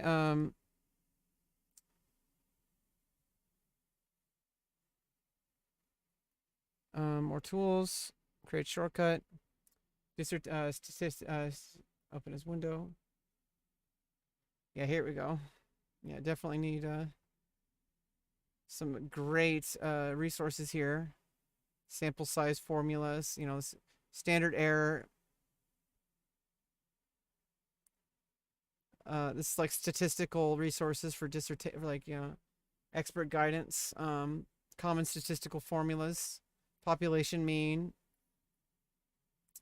How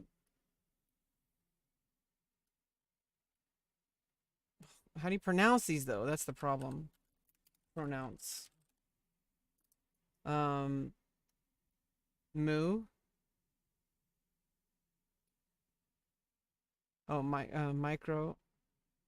Pronounce statistics. Statistical symbols. Here's a whole video on statistical symbols. Here we go. We're gonna watch this in a bit, or we could watch it now. But that's for later. We're gonna dive back into statistics. I mean, I'm fascinated by this stuff. It's really important. Like, you need to understand this stuff, and especially in today's economy. Like, we have to think about what is going to produce this valuation. The answer really goes back to the first part of the discussion, which is how teams. I need to go to the bathroom. I'll be right back.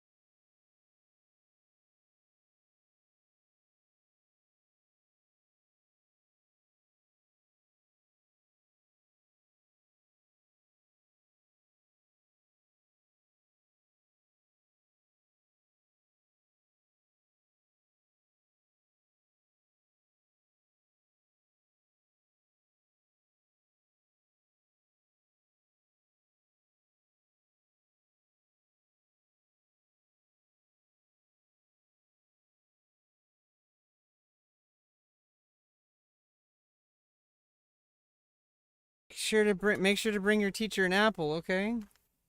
Oh shit, this cushion. I need to order some new headphones. I need also, like, I want to change the headphones I get. Okay,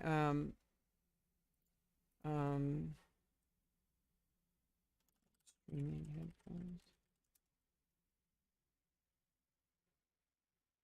Studio monitor mixing DJ headphones.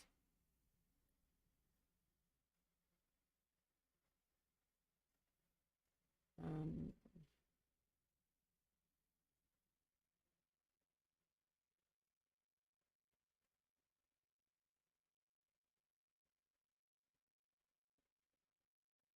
I want wireless.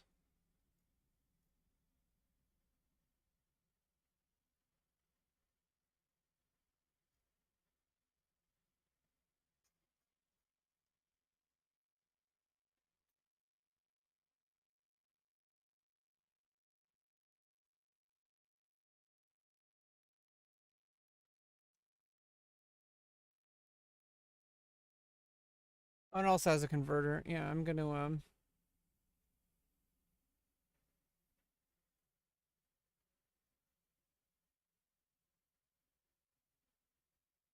yeah, it's got a yeah, I'm gonna get the Audio Technica. I'm gonna get some good quality headphones. And I get my the $15 ones, it's just like they keep breaking, you know. Oh, yeah, it's just making investments, you know. Get some Audio Technica headphones for like $50, you know.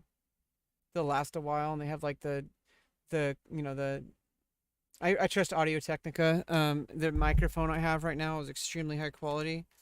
So um, I mean, this isn't a problem. This is not why I want to get them. It's just I just there's certain things about headphones like I like, and certain headphones I don't like. You know, it's not the cushion that's the problem.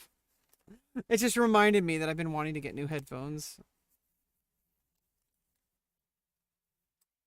The reason why I like these is because you can connect to it with a it has like a separate cord, and I think maybe I forgot to check if those had it. Um, Either way, it should be fine.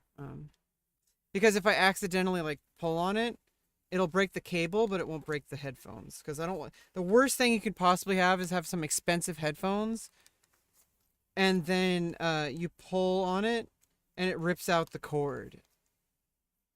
Because it doesn't matter how expensive they are if it's like snap the cord out of it. I forgot to check that. I might have to return those. Oh God. Um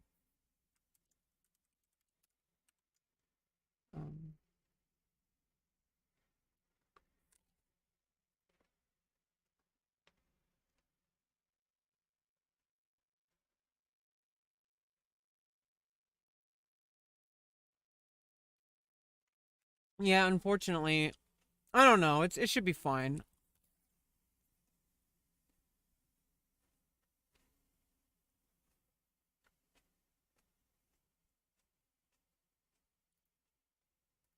Teams make money. Mm. And as I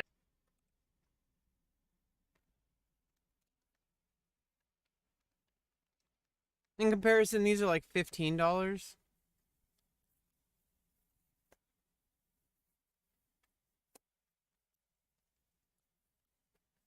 I mean, I'm a musician and I'm a content creator. I mean, it probably worth investing in some really high quality monitor headphones, like for sound editing. But honestly, like you don't have to spend a ton of money on headphones. Like in all honesty, like the only thing that really matters is doing the work. And I have money to spend. I have to spend actually. I have to spend my money or I lose my benefits.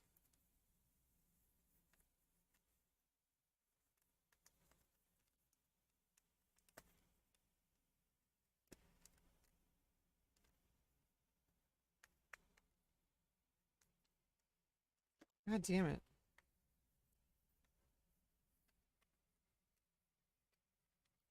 And I cannot afford to lose my SSI benefits. I fought for 2 years to get them, and unfortunately, they don't let you improve your life. They just want you to be disabled. They don't want you to try to better your life. It's really fucked up. So, I feel like at least for the next 3 years, I'm kind of safe. But because I am diagnosed with like problems that the judge determined I'm permanently disabled. Um, they're going to reassess that in 3 years, and luckily, that should be enough time to get my life to where I need it to be financially as well as like with my medical needs. Because I need to be able to get through these long wait times for surgeries. It's really important. Like I absolutely need these. I've been waiting so long, and I'm so ready to be past this point of my life. I just want to get these surgeries and move on so I can focus on my career. It's a detriment to my career. It was just, like I said, especially like with Leah Thomas, like, I know it sucks and there's reality and there also is a narrative that's being pushed against trans people, but sometimes you have to make sacrifices in order to be truly happy. You have to make a sacrifice. If you're an athlete, you're going to have to like take some time away. I mean, it's required anyway. You're going through extreme medical and emotional changes. You should probably, I mean, it sucks that like there's women out there who really want to compete. But on this, unfortunately, even after like the minimum of 2 years on hormone therapy, like there's still people fighting to not allow these people to compete. So it's really fucked up because there's social reasons. There's like political reasons. Like, why are people's politics getting in the way of people's private lives? It's just it's not right. Really goes back to the first part of the discussion, which is how teams make money. And as I mentioned before, it's sponsors, merchandise, tournament wins, and revenue splits. So revenue splits in OWL are kind of a meme. In fact, right now, Activision Blizzard is still owed up to $420 million. This is Oh my June God. 2022 by Overwatch and Call of Duty esports team. This is basically people that paid an upfront amount to be in the franchise league, and then they were like, "Oh, COVID's hard, and I have a cough, so I can't pay you the other $8 million." And the Activision's like, "Okay, that makes sense, but you have to pay us someday." And then the teams are like, "Sure, buddy," and then they go away. And now comes 2022, and Activision's like, "Hey, where's that money?" And the game and the teams are like, "Well, your league sucks." And they're like, "Sure, but you still owe us it." And there it goes. So maybe payments get pushed back again. But right now, Activision hasn't seen the full amount of that money. OWL is a mess, no surprise. LCS has seen the full amount of that money up front, and LCS slots are actually still very valuable. LEC, this fits slot, just sold 80% stake for like $36 to $40 million. So very active economy. We're going to get into the LCS in just a minute. But they're doing fine in terms of the valuation of those. So back to the valuation of teams. Going back to the first part of this discussion, which is kind of how these are monetized, we are not seeing this valuation realized within sponsors. Sponsors are, to even get a sponsor paying $1 million to a team a year for a sponsorship is amazing, right? You'd find like your Corsairs or your HyperX or your Intel's very hard pressed to justify that, because how exactly is that going to return to them a return on investment? Is there going to be people who watch these teams who are going to buy $1 million of headsets for a year sponsorship? No, that's not going to happen. It's not even going to happen indirectly, where that third-party exposure is enough to justify those people hearing about the brand. The cost per user, either through acquisition or impression, is just too high. So it doesn't make much sense for sponsors to sponsor these teams. And for that reason, sponsorship revenue is declining across all esports teams. Now, add to that as we are going into a recession, one of the first things to get cut is advertising spend. On the agency level, we have seen about a 20% reduction in advertising spend. We estimate that over the course of 2022 and 2023, that is going to probably go up to about 50%, where brands are basically saying, okay, instead of laying people, I don't have any money, instead of laying people off, I'm going to cut my advertising and marketing spend. And that's not necessarily always the right answer, but it is what happens during any recession. So teams are going to feel that. So not too much money from there. Merchandise only really applies to teams with successful content engines. On this list, that's 100 Thieves, that's FaZe Clan, Cloud9 to some extent, Team Liquid, TSM to some extent. The Team Liquid and TSM have fallen off in the past 4 to 5 years in terms of their content engine. These used to be very strong teams in terms of their content, in terms of their storylines. They have not kept up with that, similar to Fnatic and I guess like Energy and like... I mean, basically the whole moral of this is that you really need to be able to adapt. You need to be able to like adjust your approach based on a variety of things. Whether it's the politics of the whole thing, which I know some people don't like. I know Devin personally doesn't like. At least he's expressed his opinion. He doesn't like the whole tabloid culture of Twitch. But you have to understand is people love tabloid culture. You might not personally agree with it, but it's very profitable if you do it right. And I feel like OTK, you know, and like has like really done well with capitalizing sometimes at least on you know, current events, whether it's in Twitch or gaming or whether it's in like news, like, you know, Like Asmongold covered the Johnny Depp and Amber Heard trial. You know, that's current events. It's literally a multifaceted approach to media. And there's so many different factors there, but you have to understand the psychology of the user.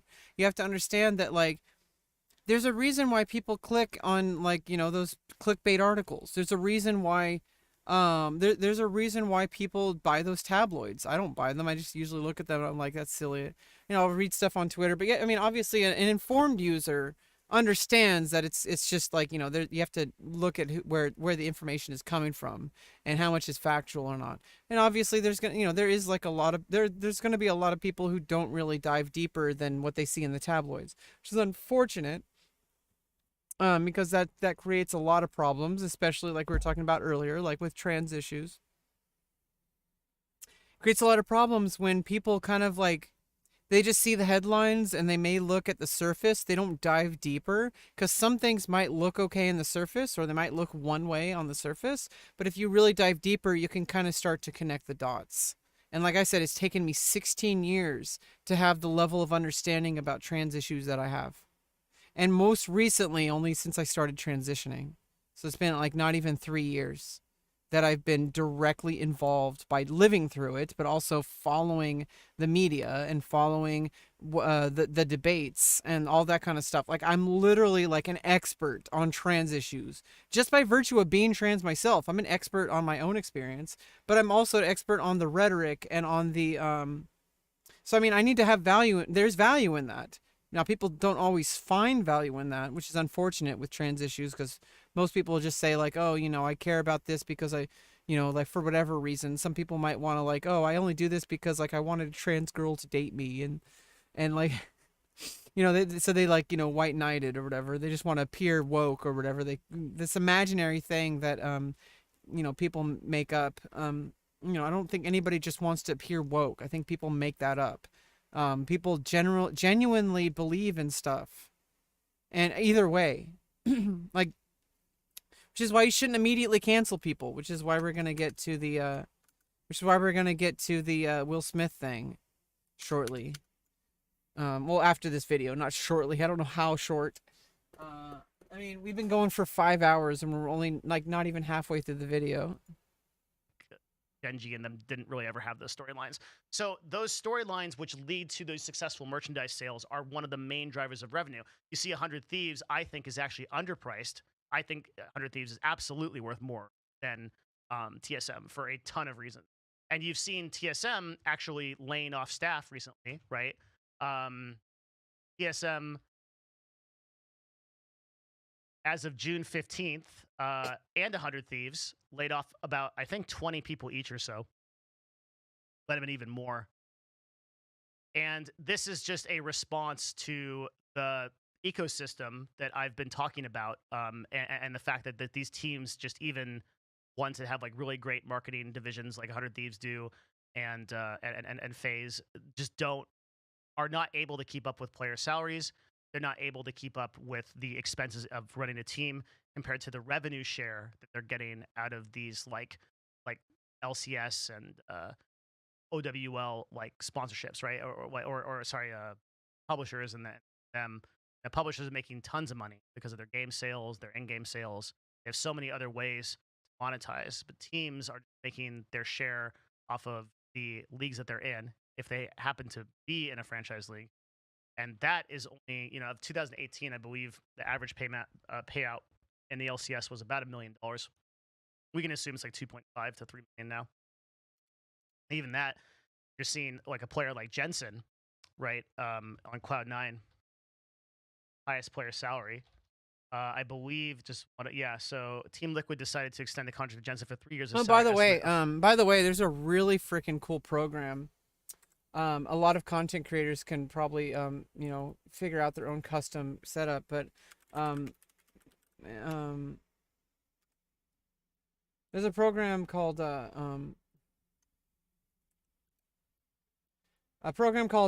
Window Manager. That's not what I'm talking about.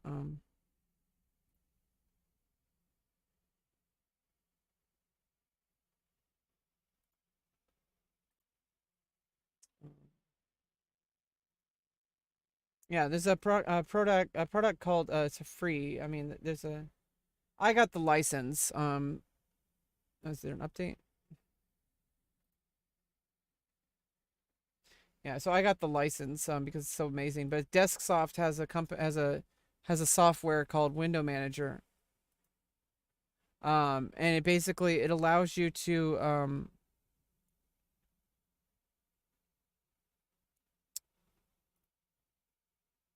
I mean it costs like $5 or whatever. I mean if you're gonna subscribe to a content creator, you may as well get something that you use, right? It allows you to capture everything that you have on the window. So for example, if I move this, I have it set to snap back to where you could set different windows, and if I can reset everything if I want. So I have like certain things, certain things I don't have captured, but certain window types, and you can define the parameters. You can even make like scripts so that if you open a certain window, if it has a certain, like if it says new tab, you can have it open up. Um, let's,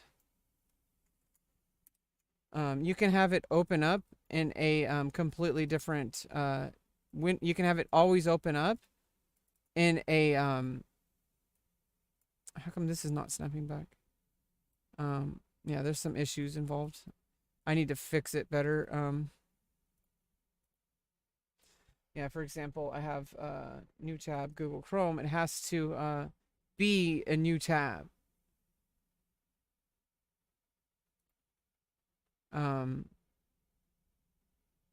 there's ways you can get around it. It's not perfect. But for example, if I open up a new tab, if I'm on the new tab, see exactly if it's in the title.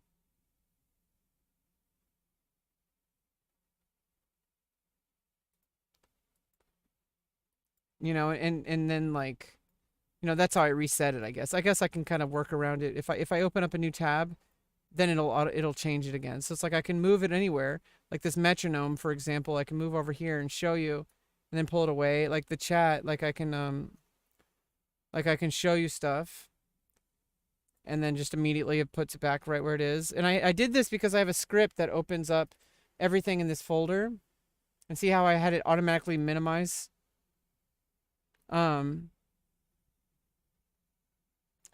Like it automatically minimized as soon as I opened up the, like this like a folder for File Explorer. And I put all the programs that I want to launch, all the shortcuts that I want to launch in just a batch script, and it runs everything in this folder. And so like I have stuff on my second monitor, like my Restream chat, like my stream elements, and OBS, so that if I accidentally resize or move it, it'll go exactly right where I need it to be, like Chatterino. And I could temporarily do it if I like maximize it and then move it. I have it locked. You don't have to lock it. Like it's really cool software. Really fucking cool. And let you like if you minimize everything and then you want to get everything back, I have a shortcut where it just puts everything back to where I have it saved. And you can have multiple profiles, so it's actually pretty good. You can have multiple different setups, like a streaming setup. You could have like a work, like off-stream work setup. Like you can have all sorts of different stuff.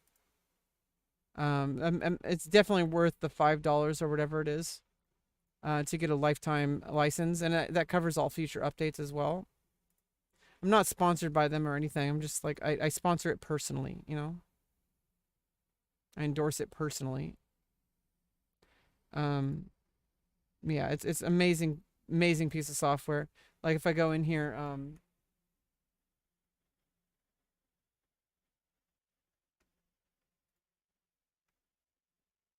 like stream elements, like begins with stream elements activity feed. Like you have different like little qualifications for, like I have so many Chrome widgets, so I don't really know how to, like I want to figure out how to make it just that one and only that one. I need to look into how Chrome categorizes its windows better, because it's all Chrome.exe, but like which widget is it? You know, like how many windows is it? Like, does it matter how the order it opens? Like, I need to look into that. See, I can only do it like a match on current virtual desktop only, like stuff like that. Or if it's a certain, like if it's, I can direct the, I guess I could direct the height if it's larger than its exact height. And as long as I don't have two things is exactly the same, then I think it would be better, you know, because then I could just everything could be in its unique identifier. You know, like you lock in a position, you could just like pick it, so you can just size it up and then hold this down and then go to it and then it'll just insert all the information. And you can have it lock or you can have it like you know, go to relative to your mouse, which I don't know. I mean, I guess that would be useful to use. Um, and you can even have commands like as soon as certain things happen, it like on minimize, like you could have it like if you minimize it, like it moves over to the other desktop and stuff like that. So you can have a lot more control over like how you run your stream or like just how you run your workspace in general. I think it's pretty cool. It's pretty fucking cool.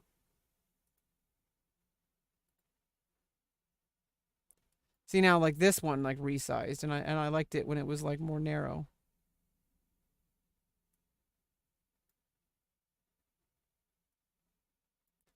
For example.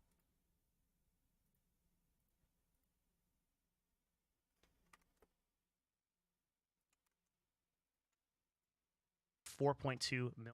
You can see that a whole year of revenue returns for an entire team is not worth a single contract for one player. So how can these teams make this money, and where's this valuation coming from? Somebody that is going to buy this for 500 million, $500 million, better not be expecting their money back. But that said, there's a Yeah, so that's like when it's volatile investment, like you have to expect that money to be going. Like volatile investment it would include like slot machines. Like that's a very volatile investment. Extremely high standard of deviation. Like 99.99998%. there's a note, there's kind of like an asterisk, which is like people don't buy sports teams historically in traditional sports for the ROI, right? Now, it turns out that the NFL and NBA are set up where they're more of a true publisher because publisher slash team relationship. Nobody owns the football in NFL, right? That's just you just buy one of those for $15, and then it's the aggregation of all of the teams that share all that revenue. But with this big publisher, you've got Activision taking 50% of everything. You've got the LCS taking 32% of everything. And not only that, you're also dependent on what kind of sponsors they can sell. And if you look at OWL over the past year, they haven't been able to sell anything. Blizzard sponsorships are in the crapper because of the massive controversies, because of COVID, because of declining viewership. They can't sell any sponsorships. Riot is still doing pretty well. Yeah, so that's why like you can't just look at like statistics are useful, but you have to understand like the bigger picture. You have to understand the politics of it. You have to understand like the psychology, and you know like stuff like that. So like there's so many things that other than just statistics. You have to really know like everything around it, and you'll never know everything, and it'll never be a sure thing. So it's like it's always guessing. But you can have like informed guesses versus like, oh, you know, I bought this because I thought it would be worth money. Like, you know, like there's a better guess than like, you know, oh, well, you know, I've been following the news about this for like 20 years. I've been like following all the product lines. I've been paying very close attention to all the companies that are doing it. Like I know exactly like I've been looking at their numbers over time. I've been seeing like when they do certain kinds of things, like the stocks will fall, like and the stocks will raise when they introduce certain types of products. And like historically that's been like, you know, like you can know all these things. But that takes a lot of time investment. So you're also investing your time. So that's another, not just your money, not just your capital, not just your liquid assets get to in a minute, but or assets in general. it's hard, right? You've got to depend on them to do that. And then once they sell that slot for you, so like if they sell keyboards for you, right? You can't use your own sponsored keyboards in the LCS if that slot is handled for you. So that cuts you out of potential sponsorships, especially in OWL. LCS is a little bit leaning on that. Okay, so the valuations aren't going to be there, and the real reason why somebody is going to buy like an esports slot, and like why the LEC was able to sell that $36 to $40 million slot for that amount of money, when originally that investment was 10 million. So there's a profit about 26 million for a few years, right? Like when Misfits bought into that, pretty good amount, right? It is happening because these are very exclusive slots, and these big sports teams want to have the prestige of being in it, and to some extent might still believe the hype of like 10 years from now this is going to fill stadiums, even though I don't think there's any real evidence of that. I think that ultimately, Yeah, I mean it's a still burgeoning economy as far as like esports in general, but also streaming and also even YouTubing is pretty new. Just like when TV new, even when just like radio broadcast was new. Like people invested, they had no idea if it would take off. Some people saw some evidence and they capitalized on it. Just like television. People thought that would be. I mean, I'm sure there was people who thought it would fail, because it was like, who can afford these things? Like, why not just listen to the radio? Like, that's more accessible. Like, there was a more like investing in radio broadcast for a long time would have been more viable and less volatile than like investing in television broadcasts, which only a certain subclass of people could have because of the price of television, etc. Only certain households would have them. Same with cars, like the Model T, like changed things because the production line. But before the Model T came out, automobiles were extremely poor investment. Like people had to truly believe in the long term in order to invest in those in like the late 1800s, because like the only people who had them were like hobbyists or like really wealthy people, you know. the big problem with esports and publishers is that unlike baseball and NFL and NBA, where like the game is kind of solved, like we're not, no one's gonna be like, we're gonna add another team to basketball. We're gonna put towers on the court, right? Like it's not gonna happen. Like everybody gets it. And although the viewer, like the age, I mean, that'd be crazy if you were playing basketball and suddenly like a big tower popped up and like you had to like dodge like lasers. And I mean, obviously not real lasers, but like if you dodge the like not like deadly like things, but like if you like get hit by like it like augmented reality kind of stuff, like if you got if you touched it, it would like eject you from the court like for a certain amount of time or something, and you'd only have 4 players on the court compared to your team, which would have 5. So if you had like towers on that'd be a crazy variant of basketball. people are aging up, like the game is set, right? Whereas like League of Legends, if a phenomenal MOBA comes out from a publisher, and now all of a sudden everybody wants to play that, and and that hasn't happened yet, right? Like as of yet, Yeah, it's basically solid between Dota and League. And League, I think, is probably going to be ending up a lot more approachable for most people. Like I really enjoy playing League compared to Dota, which just feels like painful. It doesn't even feel fun. And obviously some people it's the opposite. Some people they like playing Dota and they love it, and they just never really got into League. And honestly, the community itself can also be a problem, and that's just going to be in any community for any game. like League of Legends has dominated the MOBA space. If a fantastic one comes out, then maybe that starts competing for viewership. Maybe people just get bored of the LCS, or like the League Championship Series. That's all stuff that could possibly happen, right? You're very game. Or something very controversial could happen, and or like maybe they like that can include like maybe they update the game somehow that like completely alienates a large amount of viewers, but even Blizzard did that, and there's still people buying World of Warcraft subscriptions. Dependent and publisher dependent. Maybe a publisher starts making bad decisions. We've never seen that happen, right? CDL, OWL. That's never happened before. Blizzard Activision always makes great decisions. Every game they make is great. I love Diablo Immortal. Amazing game, right? No pay to win, not any of that at all. Yep. So you see, there's many more things that can go wrong in the esports ecosystem for these teams to start suffering, and by extension, for these games to kind of go out of fad. So I'm a little bit concerned about that, but this is a really good segue into the how kind of each of these esports is doing. Closing the team segment of this, I would say that most of these teams are overvalued. I don't think if you put your money where your mouth is, they would actually sell for this amount of money to anybody besides like the sports billionaires, Saudi Arabian oil lords who like are looking for the prestige of this kind of thing. I recall like back when like Echo Fox like bought into the, it was very much like when Rick Fox bought into the league. And look, So, like, I mean, there might be things that we can, like, deal with, like, certain things, because there are problems in the world where there's, like, certain countries that are just, like, committing human rights atrocities, but, like, a lot of the money in the world goes to these people. Now, what if there was, like, international policies where if you engaged in certain kinds of activities, you would not be allowed to do international trade? And we do have these kind of regulations. We have these kind of sanctions, such as like with Russia, invading Ukraine. We're going to set some sanctions. And it sucks because people think about it short term. But the thing is, if you allow people to just like, oh, people do sex trafficking, for example, in certain countries. Well, if you do business with that company, you're basically encouraging that sex trafficking, including children. And you're encouraging drug trafficking. Like, you're basically encouraging it. And so obviously, sometimes you just have to fucking rip off the band-aid. And the economy is going to temporarily suffer. People are going to be like pissed, but it's gonna level out. Just like I was talking with Final Fantasy 11, I was saying earlier.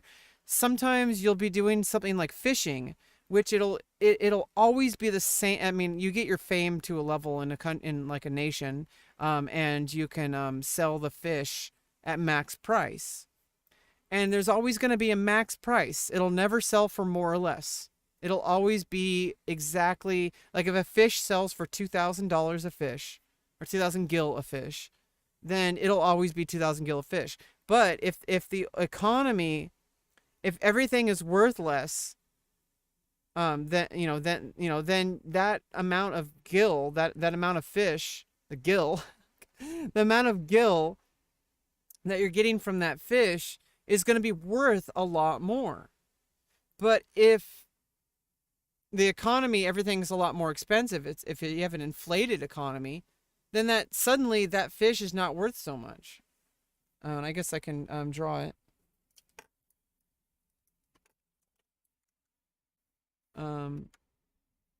So if you have a value of dollar, so you have like a sliding scale kind of thing. Oh yeah, let's just do a standard graph. Okay, so value of dollar,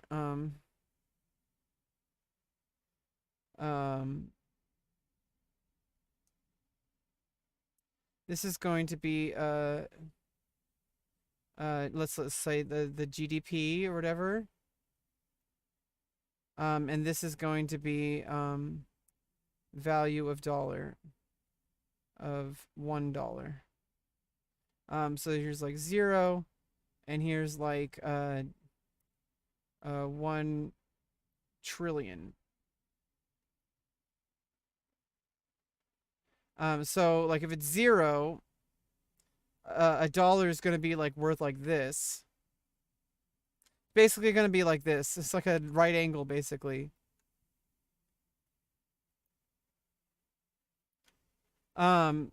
So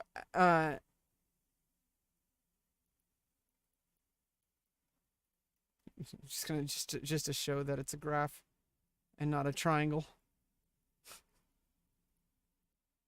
So like 1 trillion.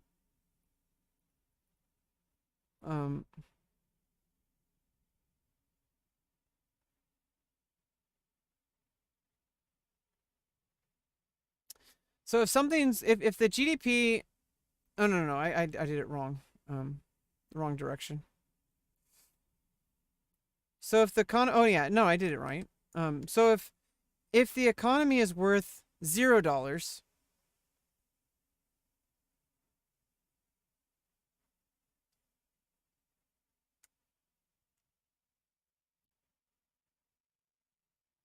oh no, it's gonna be the opposite. Okay.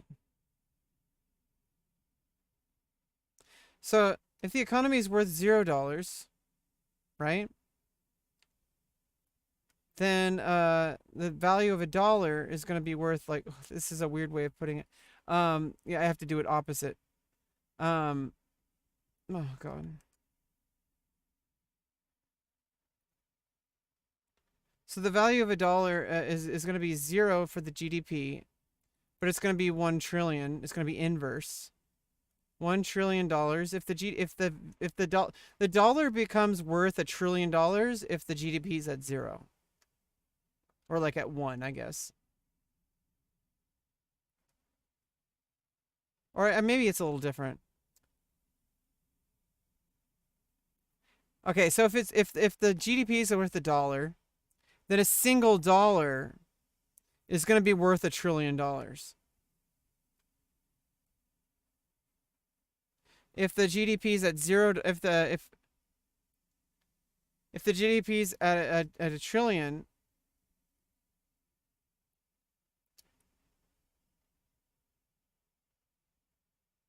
let's just say, like, just for scale, it's going to be worth $1 or whatever. Then it's going to be worth $1. And it's going to continue to approach infinity towards 0. Yeah, maybe it's going to be like -$1 or something. Let's just define it for this hypothetical example.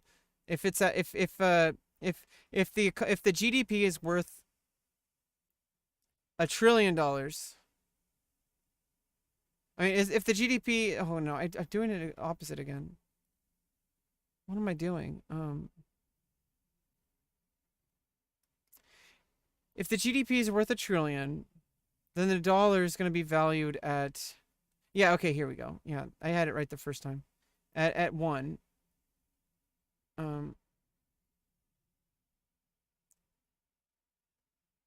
Yeah, it's going to be valued at 1. But if the GDP is worth $1, then it's going to be valued at $1 trillion. So I mean, this is a misleading graph. The value of $1 goes up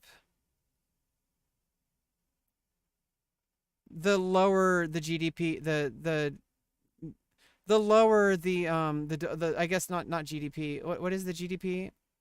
The value of $1. So this is a value of $1. And this is it going to be GDP?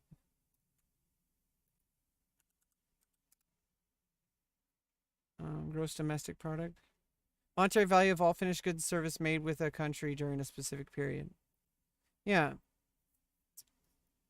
So if the GDP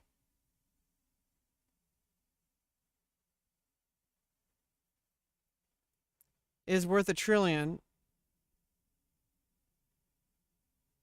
then the value of $1 is worth 1 if we define it this way. But if it's worth 1, then the dollar suddenly becomes extremely valuable. It becomes 1 trillion times more valuable in this scale that we're using. So I know this is kind of confusing. The lower the GDP goes, the more the value of $1 becomes. And just like exactly the same way, if the GDP is worth only $1, I mean, if the GDP is worth is worth if the GDP is worth $1, it's worth $1 trillion. If it's worth $1 trillion, it's worth $1 in this scale that we're using.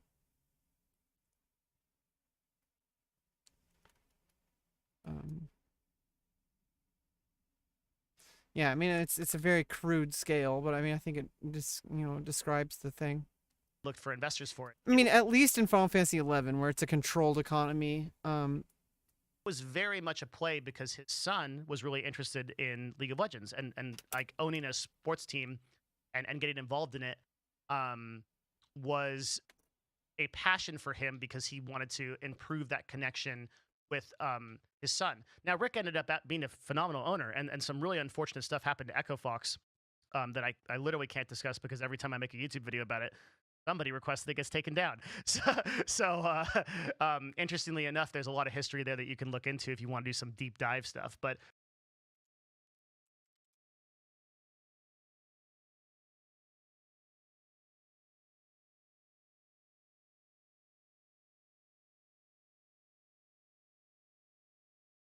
Fox filed a lawsuit against the business partners Anit Raizada and Stratton Sklavos, alleging the two partners committed fraud, conspiracy, and breach of contract against him.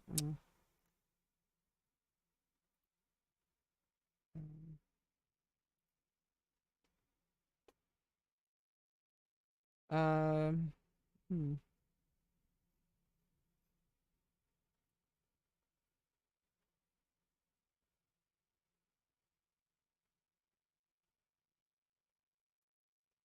3-time NBA champion Rick Fox sued his business partners Amit Raizada and Stratton Sklavos on Monday, alleging this was on October 3rd, 2019, alleging that the two committed fraud, conspiracy, and breach of contract against Fox and their esports team, Echo Fox, in order to enrich themselves, according to documents filed in California Superior Court in Los Angeles.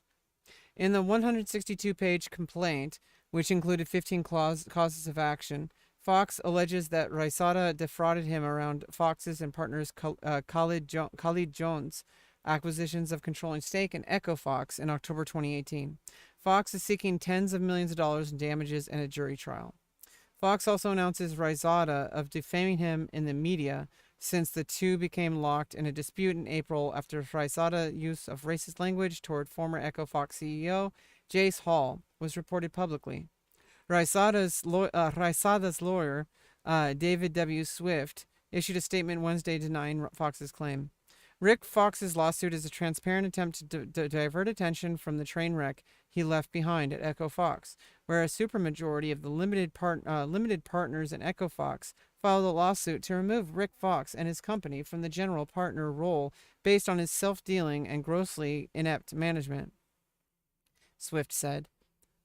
Even worse, the lawsuit is littered with categorically false allegations about Amit Raizada, Stratton Sklavos, and others. If Rick Fox wants to blame someone for Echo Fox's failures, he should start by looking in the mirror. Fox claims in the lawsuit that Raisada and Sklavos have used his names as the public face of Echo Fox and their venture firm Vision Venture Partners to illegally enrich themselves. Fox states that after Sklavos raised money for the companies, Raisada authorized a $2 million personal loan to Sklavos from Vision's funds, and that Raisada used company funds to give himself a $350,000 annual salary and pay the lease of Raisada's Beverly Hills home, which is estimated to have been rented for more than $20,000 per month at the time. Fox also claims that Raisada, with the help of Sklavos, altered the company's operating agreement after Fox and Jones took over Echo Fox in October to make the removal of general partners. In this case, Fox and Jones required a supermajority vote from the company's shareholders rather than court order. Those shareholders exercised that right on August 21st, when over 2019, when over 80% of their cap table, including Jones and his entity Source Rock Ventures, notified Fox that they would oust him from his leadership position in Echo Fox on October 21st. Sklavos, through his attorney, denied all of Fox's claims in a statement sent to ESPN by email on Thursday. Rick Fox's lawsuit is a senseless diatribe replete with false and wholly unsupported accusations about Stratton, Sklavos, and Amit Raizada. AIM Law Group attorney Linda McPhee, who represents Sklavos and Vision Venture Partners, told ESPN. Unfortunately, in the face of his impending removal as general partner of Echo Fox for flagrant breaches of his duties to the company and his partners, this appears to be yet another attempt to deflect blame for Echo Fox's failure from himself. Contrary to Fox's propaganda, neither Sklavos nor Raizada misappropriated or misused any company funds. No monies paid to or for Raizada for his services were paid by Echo Fox or depleted any Echo Fox resources. Rather, Sklavos, Raizada, and their affiliates infused millions of dollars into Echo Fox over several years just so it could survive. Fox cannot say the same. Fox's suit serves as a rebuttal of a legal filing in August by Sklavos, who asked and was denied by the California court system for a temporary restraining order against Fox on August 23rd.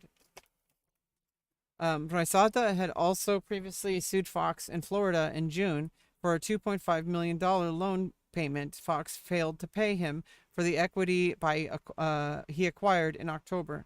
The June suit was settled after Jones's entity, Source Rock Ventures, agreed to acquire the note Fox owed from Rysata. In May, Riot Games notified Echo Fox that it would have 60 days to remove Rysata from its cap table as a result of his use of racist language or face the consequence of losing its League of Legends Championship Series slot. Riot extended that deadline in July by 8 days, concluded by Echo Fox agreeing to sell to Kroenk Sports and Entertainment for $30.25 million. Echo Fox's deal with the Kranka Group fell through after Sentinel's CEO, Rob Moore, sued the Krankas for the alleged violation of a verbal joint venture agreement that would seem Moore privy to all of the Kranka's esport ventures. Moore and Sentinels have operated Overwatch League, Team Los Angeles Gladiators, for the Kranka Group since that team was founded in late 2017. Riot Games then seized the slot after Fox and his partners could not agree to sell it on their own. Riot agreed to sell the slot to Evil Geniuses for a total of $33 million. $30.5 million paid to Echo Fox and another $2.5 million paid directly to Riot Games on September 26, as reported by ESPN. Yeah, so this was 3 years ago almost. Rick Fox was a pretty phenomenal owner for the time, and ended up that his passion like really uplifted that team.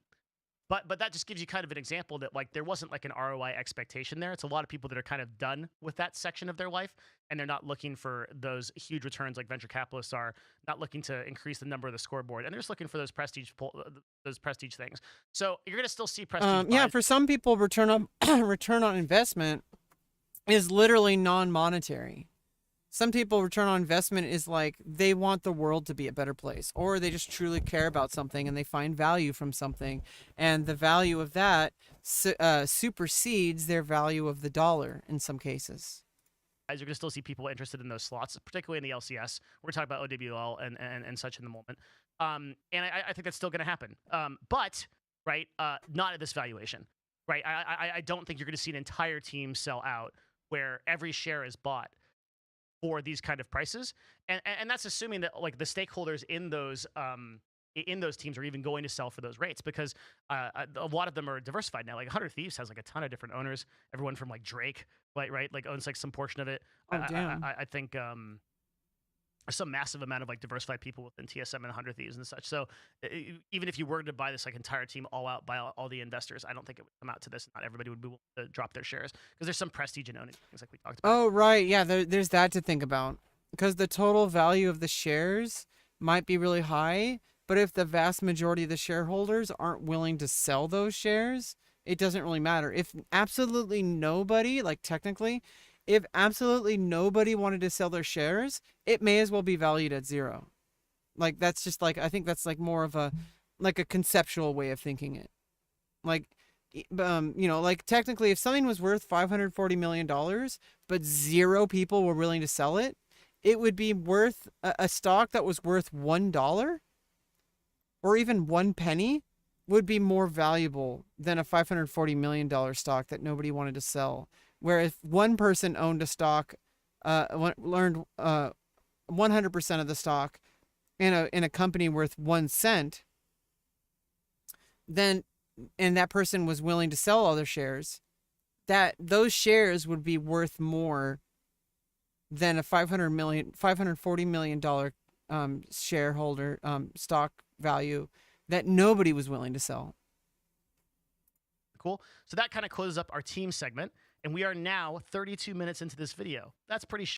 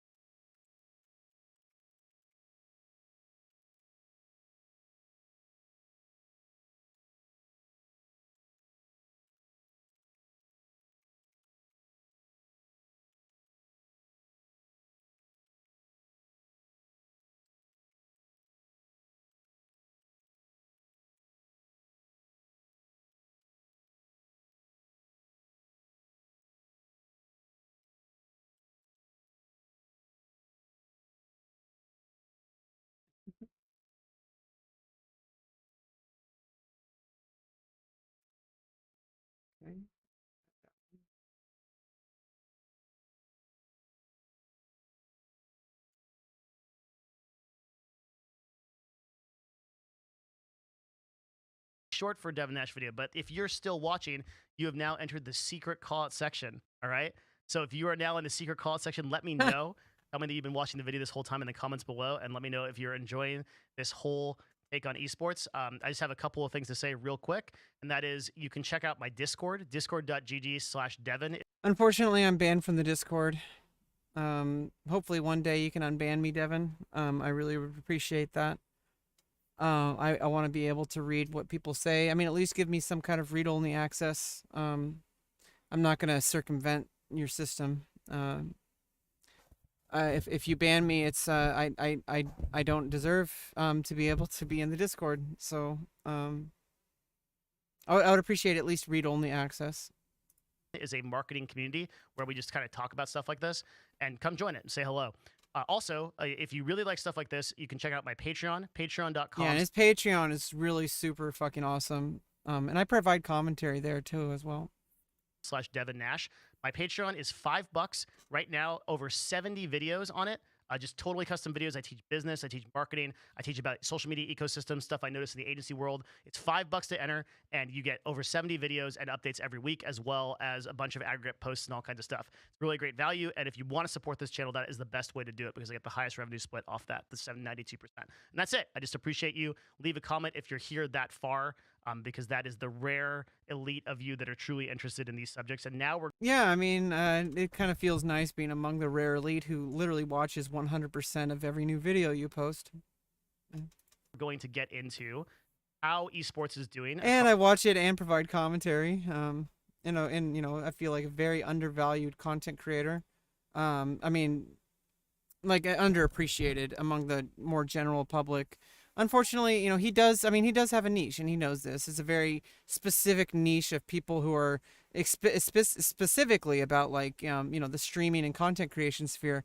I'm talking about like business and finance and all that kind of stuff surrounding those. So it's really kind of a very niche. It's not even his main job, so it's like he doesn't push super hard to market himself as a content creator. So that kind of makes sense. He's a very successful person. He doesn't need to monetize his content, but he does get Patreon support. So that's that in and of itself supports itself. So it's kind of cool.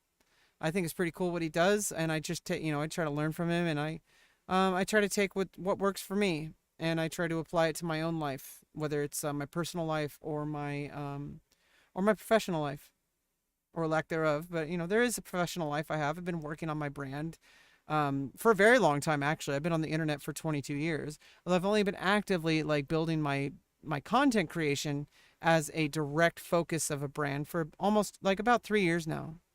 So I'm kind of new to the game, but I try to learn from him the best I can, and also other content creators. People who are directly involved, people in OTK and all the other content creators. I don't really follow them too closely, but I do follow the general sweeping news of a lot of stuff. I follow OTK very closely because I feel like their values, at least as far as their public values, I don't know their private values, obviously, but their public values as a company align well with my values. And whatever, if there's something that comes out in the future that might change, but for now, I'm going to trust people for what they put out publicly until proven otherwise. And I think that's a healthy way to do things. I think if you have good vibes, if you're getting good vibes from an org or from a creator, I feel like it's good to just kind of trust them until proven otherwise, across each respective esport. Thank you, everybody. All right. League of Legends. Let's start with this. League of Legends and yeah, he's acting like he's almost done, but he goes on for another 25 minutes. Games. Riot Games is making a killing off. I mean, at the time, maybe he thought he would go end sooner, or I don't know. He kind of ends a little bit after the halfway point. I mean, he kind of does the call out of League of Legends, and has diversified in some really interesting ways. They have a Netflix show called Arcane, which absolutely killed it. They have a great music group. I actually have been. They're making tons of other games. They've been very successful in creating Valorant. They've been very successful in creating Teamfight Tactics. All of these games are putting up great numbers, and League of Legends itself, as of the time of this recording, has about 180 million active users, according to all the data I could find, which is pretty reliable. That's a lot of users. It's up from even just a couple of years ago, and they've survived COVID very well. And I think League of Legends is doing great. I think Riot Games is doing great. I think, to be honest with you, and all the stats I'm going to provide, as far as the esports bubble is concerned, it's not popping on Riot Games. I think Riot Games is doing phenomenal, actually. So let's take a look at some of the viewership stats and some of the stuff that's going on. There's a couple of concerning things we want to talk about. I think LCS in general, LEC in general is pretty good. But let's talk about some concerning things. Doublelift recently banned from for saying league viewership is dying in a traditional Doublelift fashion. He's not wrong necessarily, because the LCS viewership, that's NA, right? LCS NA was 40,000 less viewers when compared to 2021. 2021 was kind of the height of the pandemic. People were stuck in their houses, so it kind of makes sense. Twitch viewership was like overall kind of declining along the same lines. This is sort of expected. Like, nobody's kind of surprised by this in the live streaming world. That's like analyzed. Yeah, so 2020 it really spiked, and then like obviously some people took huge advantage of it. Chess.com specifically took a good chunk of advantage from it, but then they kind of just like I wouldn't say they're failing. But I really do feel like a lot of content creators specifically really attributed a lot of attrition towards the potential growth, whereas a few content creators, such as Botez especially, but then including like Hikaru and Gotham Chess and like all the associated like Daniel Norditsky and like all the top chess players, pretty much like took advantage of it. But honestly, I think the Botez sisters are the only real ones who took advantage of it as a whole, as an individual content creator, because of like they branched outside of chess, and became part of the ecosystem of Twitch in general, and even were on the streamer awards, Cutie Cinderella's streamer awards. So there's something to be said about that. That they've really branched off away from just the niche of educational chess content. And even though, they've always been about entertaining the fans and interacting with the fans. So it's like, it's an amazing brand that they built for themselves. And I've highly been inspired by their activity. Analyzing this stuff. Yes, you're going to get less users when people want to go outside, and if they're stuck in their house, all they're going to watch the LCS. That's kind of fine. But yeah, I mean, there's always going to be people like me who either like are directly involved and like trying to become directly involved at least, and also people who just have like disabilities like me, who are just unable to leave the house really, just for whether it's physical reasons or emotional reasons or physical reasons. I mean, mental reasons. I literally just have a really hard time leaving the house because it's really difficult and tiring to function out in society because there's so many things out of my control. However, I do want to grow as a person, and I am making extreme efforts, and actually a lot of progress on interacting in the real world. But as far as like professionally, not so much. So I kind of have to like focus my efforts into virtual activities, which is if it works, it works. It's I feel like it's something I can sustain. It's the longest job I've ever had was streaming and content creation. Because I've been doing it for 3 years now, and the longest job I've ever had before was I've never had a job longer than a year, besides this, and besides working on music. But the thing is music is multifaceted, and I've never even 3 years was like, I guess the only thing that comes close is when I went to college for music. I did 3 years straight of like constant like 20 plus units a semester of music related things. And I was there from 8 a.m. to 8 p.m. So I did that for 3 years. That's the only other thing I would say. Is that I directly working on college for music, music performance and music theory study and all that kind of stuff. Everything related to it. And even though I've been a musician since I was like 5 years old or something like that, so I've been a musician my entire life, all 30, like basically all 30, like at this point it's probably like 30 years of musician. I don't know when I started singing. It was probably so I'd say like 28 years of being of actively working on music. Some of those times I wasn't really actively working on it. So it's like across 28 years. Where sometimes we're highly focused, sometimes we're not focused at all. There's all sorts of different things that ebb and flow in your career. Whether or not you're making money on it, it's still a career. I consider content creation a career. People say it's a lifestyle. It is a career. You just may not be making money off of it, and you may be making a lot of money. I hope that I can make something work for myself across any one or any number of my platforms. I have a lot of hope in some of them. I have very like kind of waning hope in others, but I still keep going and I still keep working on myself. And honestly, it's the best I can do. And I keep trying to push and trying to grow and expand outside of the narrowness and try to expand into many things as possible that I am capable of doing and maintaining. It's not whether or not I'm maintaining it is what matters. 30,000 less viewers does indicate there's a little bit less interest. I also, in like kind of like a long-term way, I worry about the storylines. I worry about the sort of history that in 2014, 2015, the history of teams was like rivalries. You could point to like CLG versus TSM, right? You could point to like Team Liquid. I think it's harder to do now where the storylines of the players aren't being covered from a content perspective as well. I think that's driving less. Yeah, so it's like there's a huge amount of potential if this esports team stopped acting like their content creators didn't exist. I mean, they do, but like they do, but they try to be like neutral. Like this is a big event, and it's like there could be a lot more marketing around the tabloid kind of stuff and capitalizing on that, and also like just understanding like what each player is personally about, their personal lives outside of esports. And it's like I feel like there's a lot of untapped potential there for among esports teams, because I feel like they just make it all about the esports teams. And to be honest, I think esports is boring personally. I don't like watching video games in general. I generally listen to stuff like Devin Nash or Hassan or Destiny or XQC, or Asmongold, and I like the OTK content in general. I like the stuff that's like entertaining. To me, like, but some people find video game gameplay entertaining. They find that entertaining, and that's just not my cup of tea. But I do feel like there's a lot of untapped potential with the way esports can operate. Interest over. So I think that's one problem to worry about declining. I think that's due now, where the storylines of the players aren't being covered from a content perspective as well. I think that's driving less interest over. So I think that's one problem to worry about. Declining viewership, a little bit more of a problem.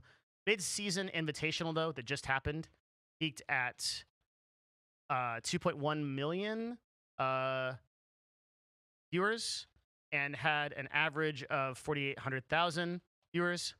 So that's pretty great. You might look at that and say, okay, well, that's not that much, but just wait till I give you the Overwatch numbers. So I think Riot Games overall is probably correctly pricing their sponsorships, LCS, LEC, LCK, and is probably going to be the only successful, in quotations, franchise. I think teams are still struggling in the LCS, LEC, and LCK because player salaries are completely out of control. There is no universe where a player should be making $1 million a year in the L whatever S. Do not make any mistake. You can quote me on that. The valuation makes no sense. There is no return that player bringing in that kind of revenue. Yeah, that's absolutely insane. That's not. I mean, obviously for the individual person, for the individual like people who benefited from it, I'm pretty sure they're really happy about it. But that sounds like that's not very sustainable. Because somebody's not going to make that kind of investment again, and so it's like you make a one-time profit. And then you have a lifetime failure after that because it's going to take a lot of work to get people to trust you again. Any kind of like investment strategy like that, where you just basically get people you capitalize on an opportunity and you basically extremely profit from it. People are going to have a nasty taste in their mouth after that. And they're going to be very, very reluctant to do business with you in the future. Revenue or exposure or impressions. Even the most popular player in the LCS or LCK is not even close to a mid-tier broadcaster in terms of impressions. And the very reality that they have to compete so much, scrim so much, begets that they can't ever be that popular because they don't have time to stream, they don't have the time to cultivate those audiences. And for the most part, as we mentioned before, the teams aren't really doing it for them. So I don't see a universe. Yeah, so it's like certain, there's like certain things. It's like you have to factor in all these things. Like you could invest like an infinite amount of money into something, but if they never return the investment, you're just throwing money away. So you kind of have to like, sometimes investing less is going to give you better returns. So it's like investing more doesn't necessarily mean it's going to succeed more. In fact, investing more might just like make everybody fail more. Sometimes, like you might have like an unlimited budget. You have like billions of dollars or whatever, but there's certain things that you want to invest in. You don't want to invest too much because there's better things to put that money to work in. You might have better luck if you invest a certain amount of something and then you allocate those other funds into other things that are like kind of cursory related but not directly related, like such as like maybe you invest into certain journalists that are covering very specific topics, such as covering Devin Nash videos. Maybe those people can get a cut of the money. I don't know, but you have to merit that investment, right? So it's like obviously someone like me only has like 1 or 2 viewers max. Probably would not be very justified in making content unless that content was then being used as a bigger brand to then be edited and syndicated to then make them profit and I get a cut of it. That would be different. But as far as a live streamer, I do not have that kind of viewership to justify it. But if I was a content creator and then it was edited and delivered as part of an overall package, that's a bit different. That's like, like if I did stuff behind the scenes and I was like paid to do things, under the table. Where player salaries are sustainable, they have to go down. They can't keep raising like this. Teams will not be able to survive. That was a joke, by the way. It's what's going to happen on a high level is investors, basically VCs and bigger firms and sports teams that own these companies have to make the decision to put more money in as these companies bleed. And make no mistake, all of the companies on this list are not profitable. TSM claims some level of profitability, but I think if that were true, they were not be laying off 20 staff. So barely any esports teams are profitable, and not only are they profitable, they're bleeding money like crazy, paying these player salaries. This is we're still talking Riot Games here, but this is also true in like OGL and to some extent other communities. Well, CS:GO, like particularly in Europe, salaries I think are pretty inflated. What's going to happen is that these investors are going to go back to what's called their LPs, it's called limited partners. These are people that really have the money. And what LPs are doing in this ecosystem of the recession is they're saying, you know what, we're going to hold on to it. We're not going to hand it out. So a recession, as we are in a global recession, is going to pull back these LPs and these venture capitalists and these big sports teams from giving more money to esports teams. As a result, esports salaries have to go down. Contracts can't be renewed at their current rates. It might be unsustainable depending on the balance sheet of these companies to pay out those contracts in full. And if that is the case, we are going to see potentially the collapse of some of these teams. Now, I'd be very curious to know what will happen if a team in the LCS collapses, the LEC collapses. I think Riot would probably prop them up.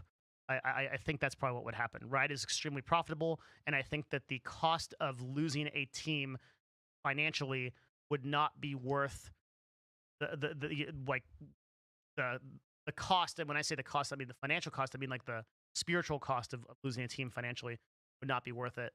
I think they just pay the amount.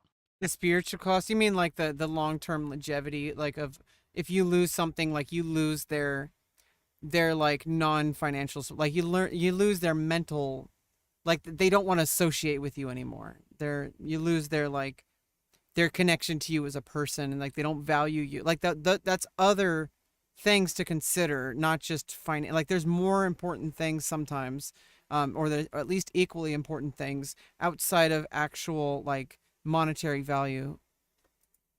Now, I can't say the same for OWL, but overall, those are my concerns.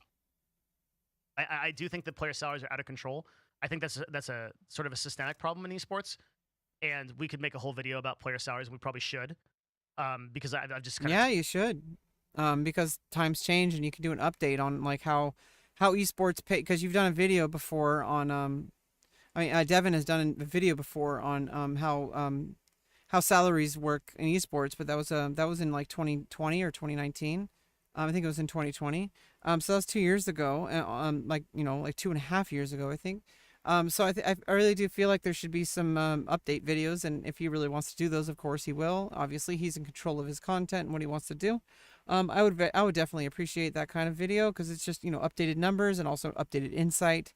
And it's basically it would be tied into this video. touched on the subject here, but you can see like these are 45-minute videos minimum, right? And we're not even like we're scratching the surface of some of these problems. I mean, if you can upload a video a day and it was a 4-hour video every day, I would watch it. I'm just saying. But overall, You definitely sold yourself to this viewer. Like I believe in what you do, Devin. I completely find a lot of value out of your content. Obviously there is a time investment. If it was 4 hours a day, I don't know, like I don't think you would do that. But I've been going on for like 6 hours just on a 58-minute video, and we're not even and we still have like another 18 minutes left. So you got to think like if you just keep giving me content, I'm here to listen. You at least have one person. You have one investor you have one time investor at the very least. And unless you do something extremely egregious, and extremely like leading me to like not trust your information anymore, even then I still give you a chance. Like I said, we may not even get to these. I think I might do this tomorrow. About basically like giving people the chance to grow, to learn and grow. Because it looks like today we're not even covering like the stuff in the title right now. It seems like the theme of the stream kind of changed because you dropped a video. So, like that, you basically completely changed my stream. That's some influence. You have some heavy influence on me. Hopefully I provide value to you with my commentary and to my comments that I put on the YouTube and also on the Patreon.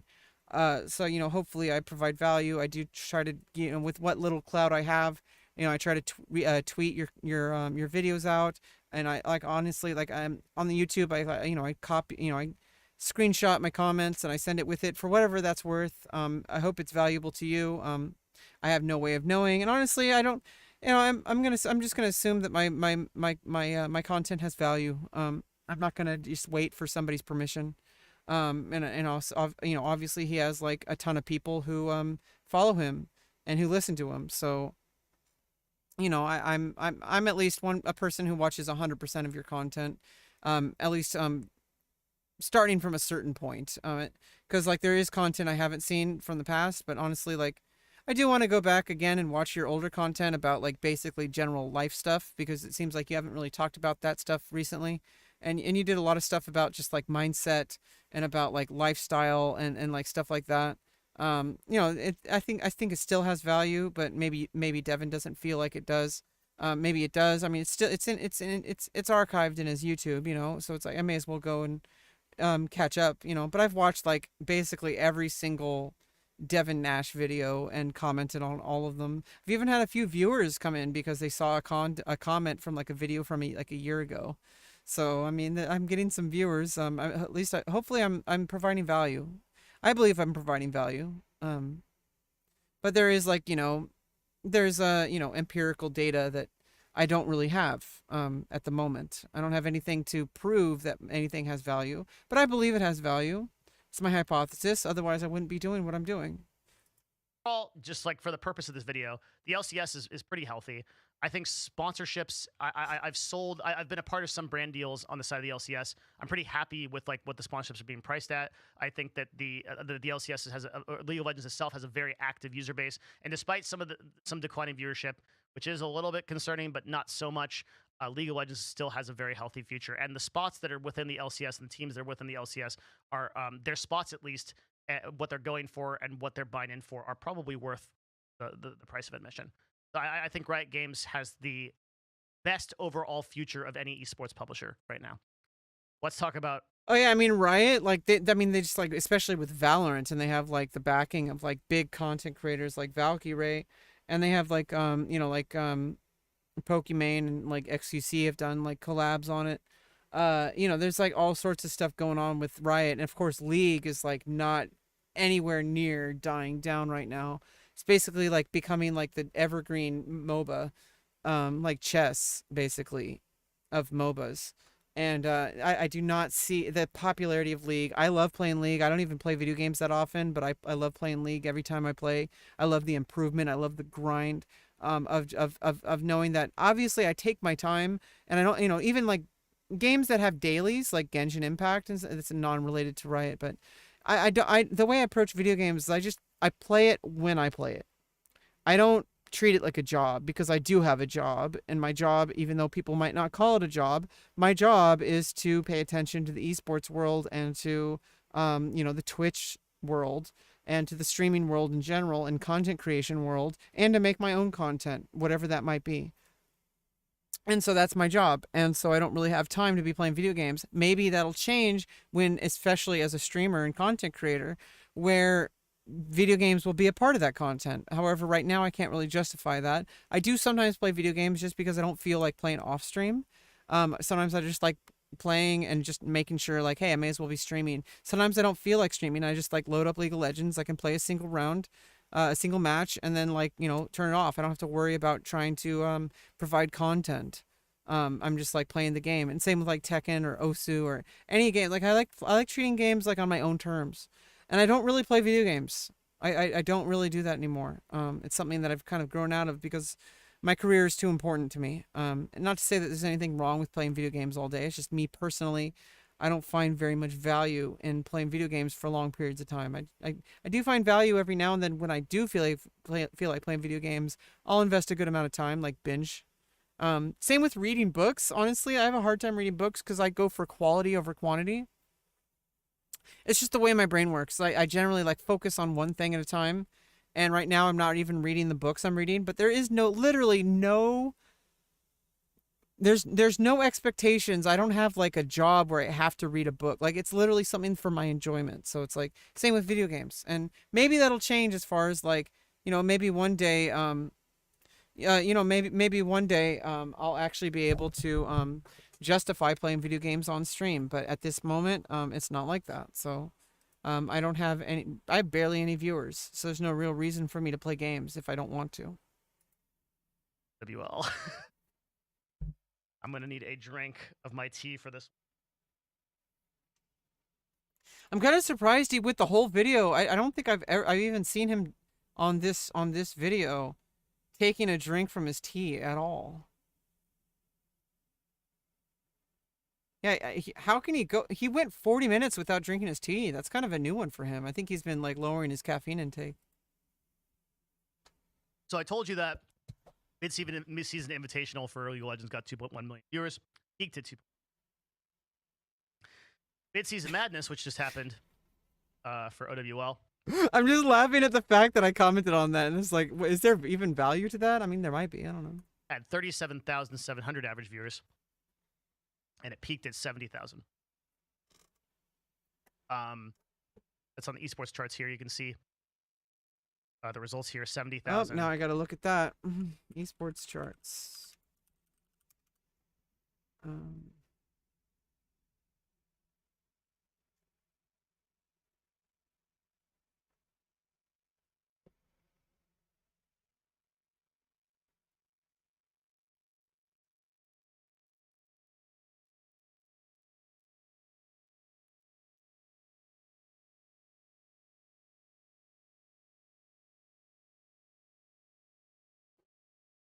Cool.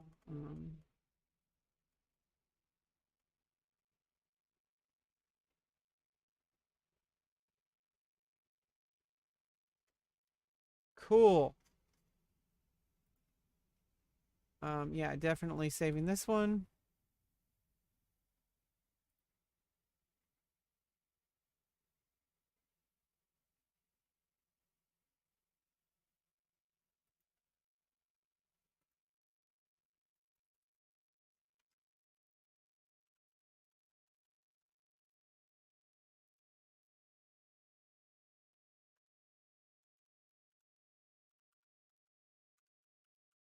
What the hell?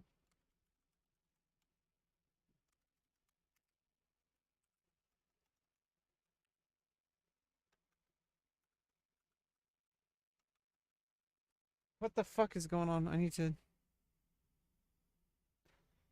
accidentally. There we go. Twitch charts.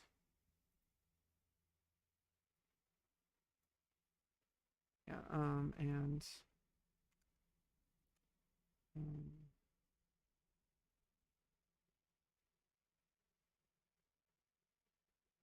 just in general,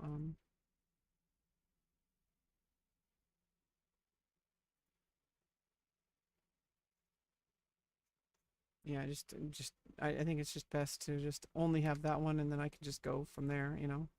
Look at the other ones. I should probably make an account. I'll sign in with I'm not going to tell you which one I'm going to sign in.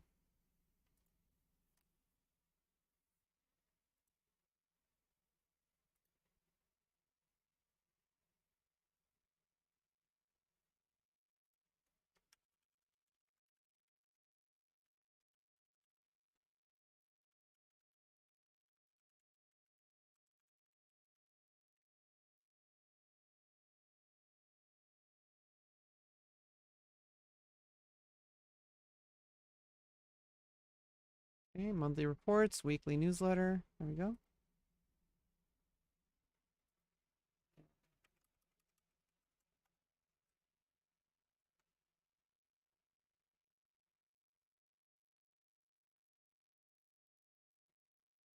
There we go.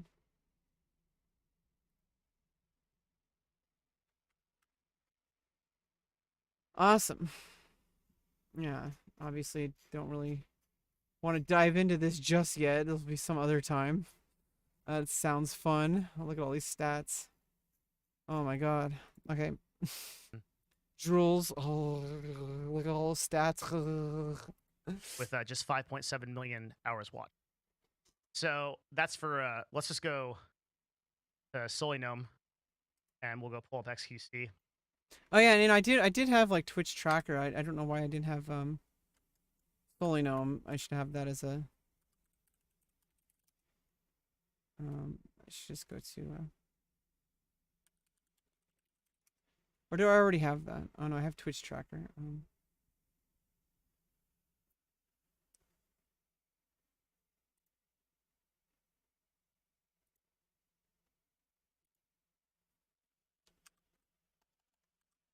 Fully Gnome. Open his window. It's really important because it's better. It creates a individual video. If you make a new tab, it'll open up a new window. So it's like it'll keep it from being cluttered. If you open up something else, it's not. You don't have to like press the back button. Stuff like that. Yeah.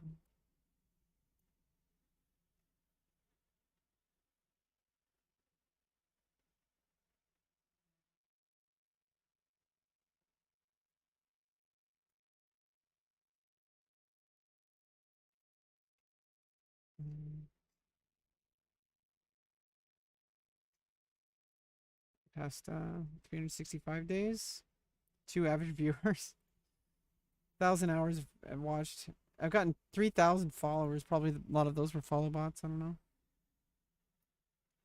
429 hours streamed in the last year. 135 streams.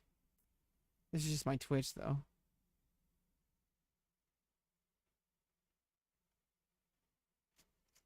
My stream not doing too well, but I think overall my life is doing pretty well.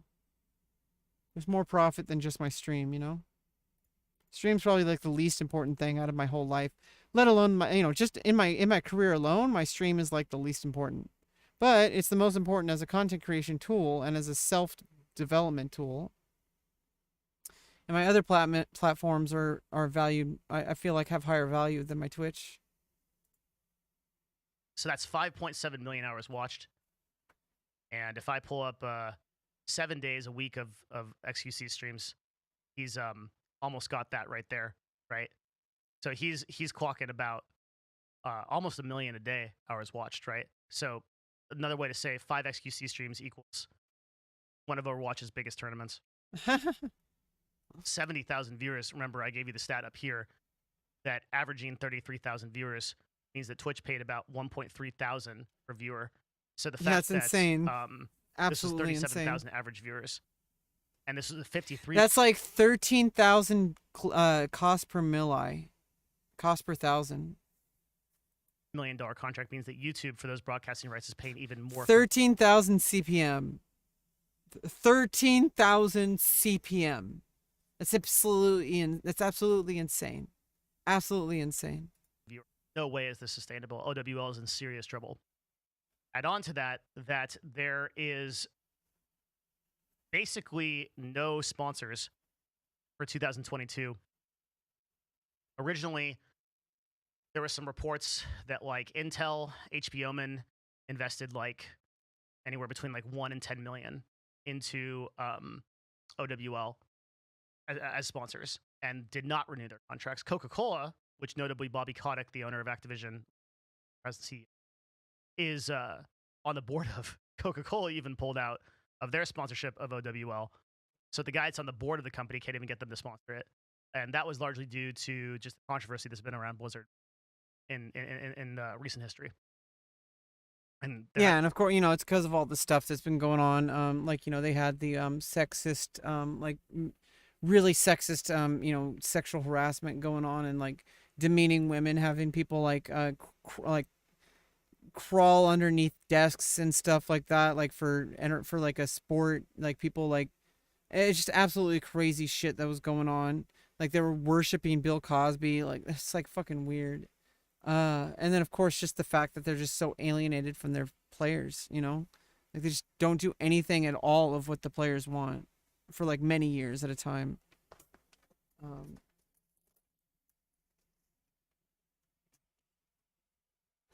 Because they're trying to please everybody, and when you try to please everybody, you oftentimes end up pleasing nobody. You want to kind of like focus on what really matters. has been a lot of controversy. So, pandemic, controversy. And like Microsoft is going to buy them out, and it's going they're going to try to steer it. You know, obviously, even just in you know, intending to like seal the or like close the deal or whatever, there is like a little level of politics to that, because if they know that they want that to close, then they're going to try to steer the company in a direction where things are going to be better, so they're more likely to close. You know, so there's some political stuff going on there with their business politics. Controversy, and also Al just question marks, right? Like, there's so many problems. I'll let the YouTube comments fill you in. We could do a whole video on Al, and if you really want to see one, you should tell me about it. Yeah, of course, the commenters are always going to do that, but you have to remember, like, kind of like focus your energy on what really matters, and like kind of like thinking about like when you're doing commentary, and kind of want to like focus on the right things, and you want to think about like what is going to be the most effective. And there's certain talking points that are just kind of like low tier, like low quality comments. Like people talk about like, oh, you know, I had this, that they're stupid, and like, you know, here's what they did, and they take evidence, quote unquote, and that evidence isn't even really isn't really like part of their argument. Like it's just like they look at something, but like really like that doesn't really help what they're trying to say. Like they may be very passionate about what they're saying, but you have to understand that like a lot of people, especially on Twitter, they do this with politics and stuff, especially when it comes to like when the people want to shit on trans people. They take stuff and they say like, oh, see, this is proof that somebody's grooming. And it's like, what the fuck are you talking about? Like, sounds like a self-report to me. Like, I'm not even going to like get into it. It's like people like bring all sorts of screenshots or out of context clips or all sorts of shit, and like they have all these opinions about it, but they don't understand the overarching problem. They don't understand the consistency. They don't understand the bigger picture. They just understand what they saw in a clip, or they understand what they saw in like a screenshot, and they try to like either they directly manipulate people by understanding that people most likely will not dive deeper, or they just themselves are just unaware, and so they'll just say a whole bunch of stuff that has basically zero value because you're already failing, because you already started off from a false premise. And there's a difference between like someone who's willing to like, they know they might be wrong and they give their cabbage brain take. But then there's with the understanding that you will learn more and try to build a better understanding and be open to listening to outside of opinions. There's a difference between that and just going and barking at everybody for not sharing your opinion and for like constantly saying the same talking points over and over and over. Transphobes, I'm looking at you. Okay, you guys are just saying the same exact rhetoric over and over, despite empirical data going against what you're saying, and then even fear-mongering with blatant lies. And then people believe it because they don't know any better. Or they do know better, but they want to like confirm their own biases. But I'll make one. But needless to say, OWL has just had endless amounts of problems, endless amounts of mismanagement.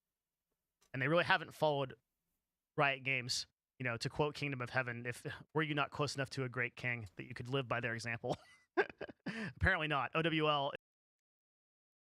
Yeah, you know, the thing is if you truly follow somebody, then why don't you listen to what they say and what they do? Like, instead of just saying, oh, I firmly believe that this person should be my president or whatever, but you literally don't, like, you know, and also, like, this goes, like, this kind of, like, beyond the scope of this content, but hey, it's a stream. Like, I'm allowed to go and deviate. You know, I'm not, I can pause him. He's not going to sit here and wait, like, impatiently, like, God damn it, Rebecca, shut the fuck up. Like, no, it's my stream. Like, I can literally, like, pause the video.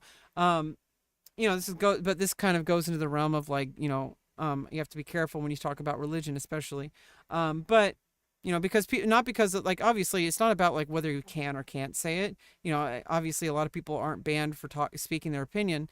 Sometimes people are. But I think it's not about, like, whether or not you get banned about it. It's about whether or not it's useful in the way I see it. It's like, is it useful to talk about this? And I think in a lot of the times, if I'm talking about something, it's because I believe it's useful. Whether it's useful or not is, you know, up to the, you know, public opinion. But I find it useful because I'm trying to, I feel like what the things I'm drawing upon as like not evidence, but as like a part of my narrative, like I feel that it's important to illustrate my points.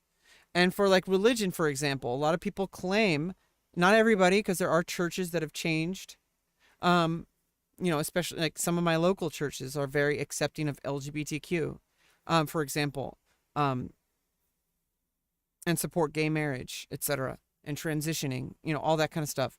There are very supportive churches because in my opinion, and the opinion of what Jesus Christ talks about in the Bible, love and peace and nonviolence and acceptance are exactly 100% of what Jesus Christ teaches. And yet there's people out there that do the opposite of that. They read the other parts of the Bible to focus on the parts that are hateful. And they not only do that, but they also draw conclusions that aren't even written in the Bible. Like they have an agenda of hatred. And these aren't, and I'm not like saying this is just Christians. This is like a certain category of people, whether they're religious or not. There's people out there that just hate entire demographics of people. And no matter how much information you give these people to convince them otherwise, they will never be convinced because they will pull any information they can to confirm their hatred. Okay, and so like if you truly followed Jesus Christ or any religion, if you truly listened to the person that you so blindly follow, like just saying, my Lord and Savior, Jesus Christ, that's not what the Bible's about. It's not just saying, Lord, my Lord and Savior, I worship thee. Like that's, if you worship something without truly understanding what it is, you're wasting your life. Like you're wasting everything. You completely miss the point. The reason why like there were prophets like Jesus Christ is because they had something to say. And if you're going to ignore everything that person lived and died for, and then according to that mythology, resurrected for, like if you're going to ignore all the important parts, all the real parts, and then only use it as a way to justify your hatred, I'm sorry, but you're not Christian. You're something else. You're a hate group. So like, don't live in like falseness. Like you're lying to yourself. Okay? Like if you call yourself a Christian and yet you hate gay people and you hate black people and you hate trans people, if you call yourself a Christian, you are not Christian. That is literally the opposite of what Christ said to follow him for. He's like said, "Hey, like people exist. Poor people exist. Rich people exist. None of us are better than anyone else. If as soon as we resort to violence, we've already failed." Like he was basically like he was a nonviolent like prophet who preached love and acceptance. You know? Like really like you're going to call yourself a Christian and literally you're just Ian. No, like you're going to call yourself a Christian and yet you're going to deny literally every single thing that Christ taught. You know, like listen to people. Is they really haven't followed Riot Games, you know, to quote Kingdom of Heaven, if were you not close enough to a great king that you could live by their example.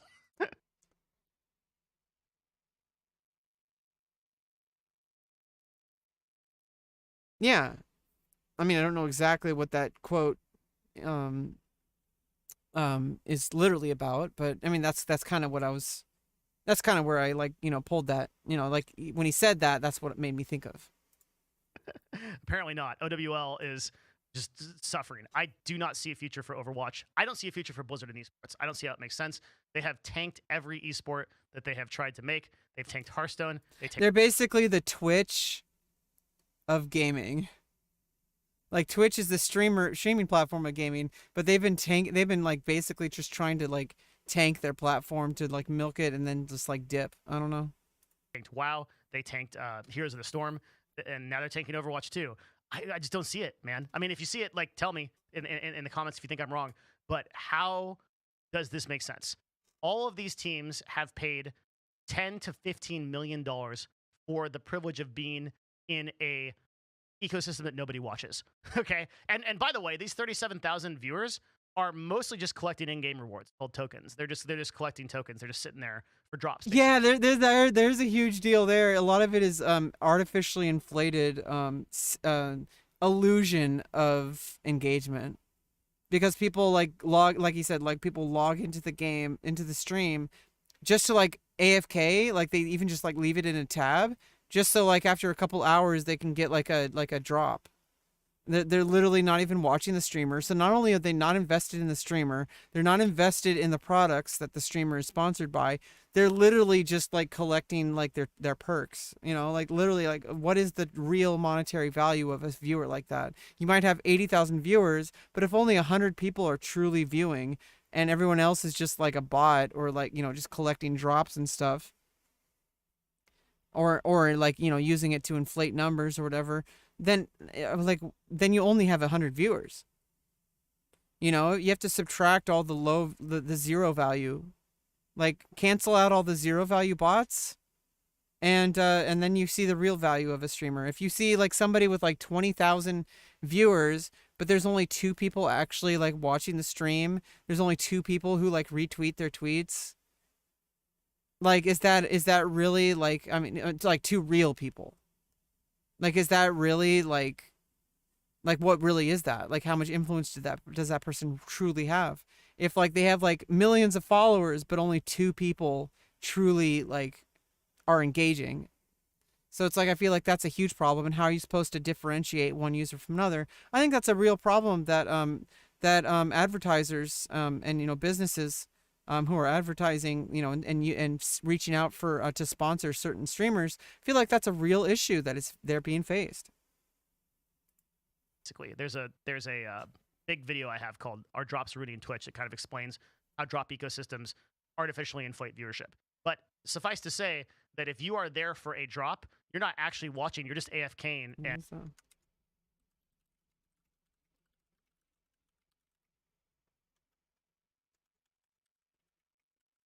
I think I've seen, obviously, that was in 2020. If Twitch, this is around the time I started watching, Devin. I think it was like in early 2020. doesn't fix the problems that I'm about to describe, Twitch enters a place that is seriously dangerous as time goes on. It's so the difference between when he used to stream and now is so fucking apparent. Look how stressed out he is. If Twitch doesn't fix the problems, You can see him fucking like just stressed out right there. Like, dude, the difference between him like truly like following like what like he is important to him, because he's talked about this before, about how he just stopped streaming on Twitch. Like, you know, some of it was moral reasons because of what was going on with gambling, which obviously, you know, I respect his opinion on that, but I honestly don't think there's a problem with gambling or sexualized content, which, you know, obviously it's not a very popular opinion on Twitch particularly, but honestly, there's a bigger world than Twitch. And I feel like, you know, I don't think it's fair to blame creators when the bigger problem should be the one that people are angry about. Focusing all your attention on the people who are just capitalizing on it, and possibly people who are doing good, such as like Trainwreck started that that mental that mental health nonprofit. You know, like you know, he started a mental health program to help connect people to therapists who can't afford it.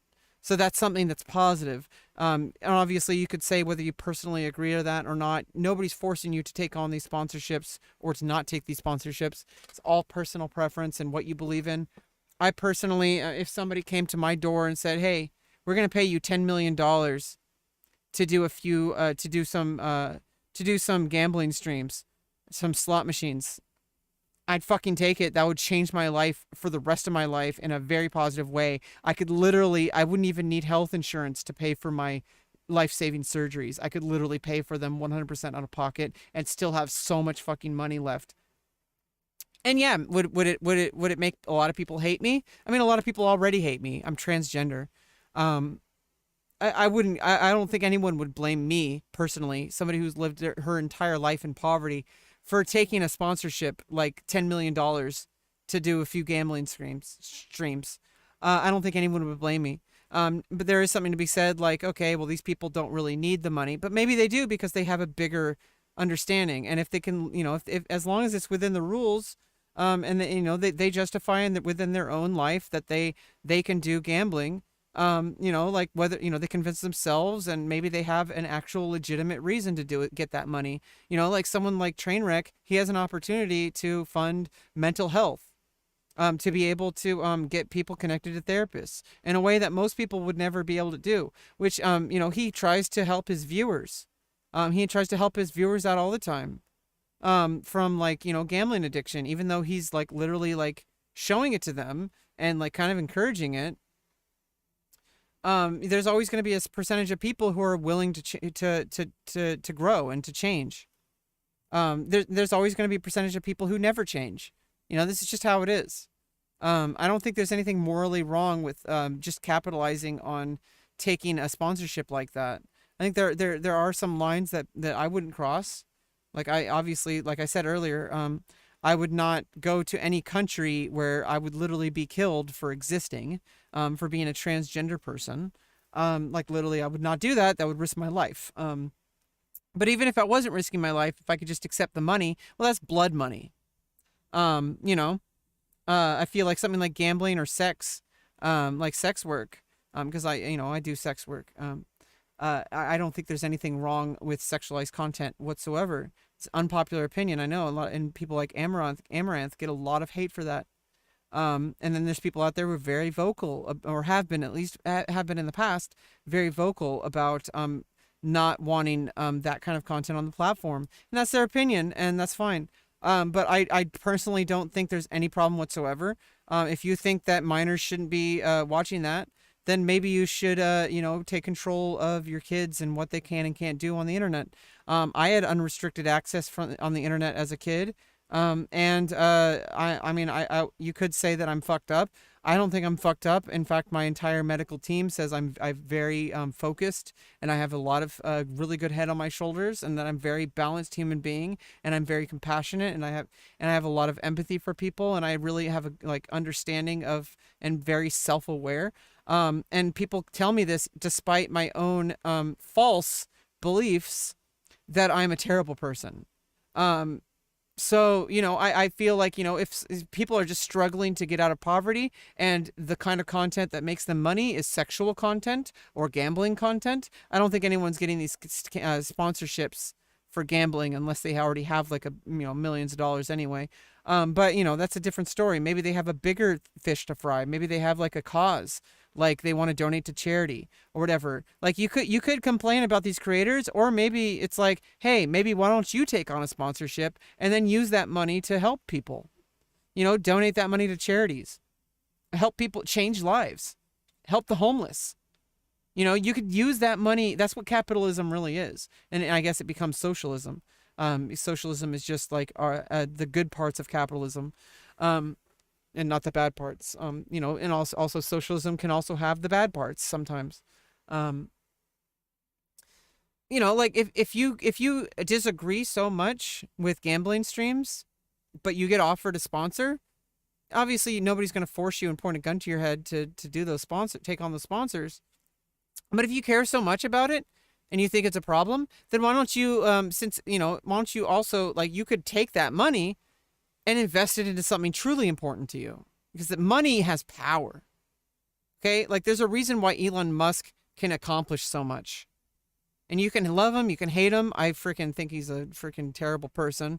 He's like transphobic, like supports Republicans and shit.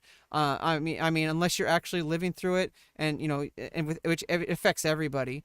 So you can support somebody without, like, supporting what they do without supporting them. I support a lot of what Elon Musk does as far as like trying to get like stuff to benefit humanity. But I think him personally, I think he's a terrible person. And he does and he supports terrible things. But then again, you have to like say like, well, people are gonna like find out like, okay, like his opinions are shit or whatever. I don't know.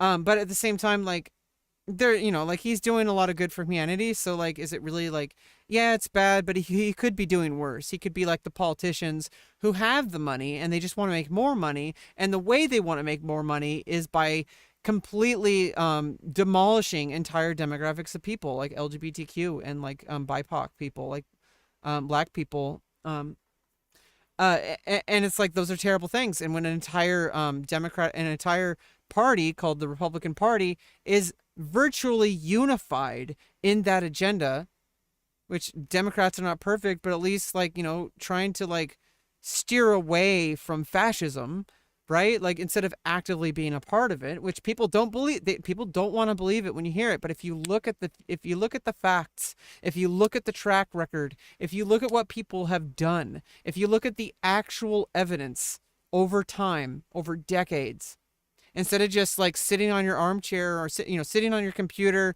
you see a news article and you don't know anything about it except what, like, you've seen a few comments on Twitter about it, and you're just like, oh, look at these social justice warriors getting mad, they're woke. It's like, are you just going to live your whole life only looking at the surface and never looking at the things that maybe there's a reason why so many people are so fucking mad? Just a thought. But anyway, I digress. And going somewhere else and doing something, you don't really care about Overwatch. You just kind of play the game, or you want the reward. And a lot of people that want the reward don't even play the game. They just want the reward because it's just that feeling of having that reward. So, something half, or who knows how many. I mean, it's an investment. You might play the game eventually and you have those drops, Of these viewers are not even real, right? They're just looking for in-game rewards, or they're embedded from some other website. They're propped up by somewhere else. They're propped up by the the Overwatch client, which is like embedding. So, like, yeah, man, this is like really like if that were 37,000 pure viewers, even it would still be vastly overpriced. You need like you would really need like 1 to 2 million concurrent viewers, right? Or at least like 500,000, like mid-season is putting up, to like justify the price of this broadcasting rights contract that YouTube bought for Overwatch. It's nowhere close. Like, there's just no way that this is going to happen. Now, I didn't cover CDL at all in this video, and it's just too much. Like, I don't have the time in this video to do it. I wish I did, but like, I can't be making, like Luton 09 level lore videos about esports for like 3 hours, right? Who? I don't have the time in this video to do it. I wish I did, but like, I can't be making, like Luton 09 level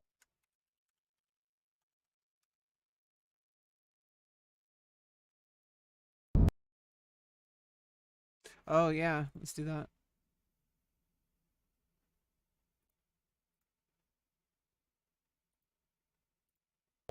Lore videos about esports for like I 3 need to hours, be right? right back. Use the restroom.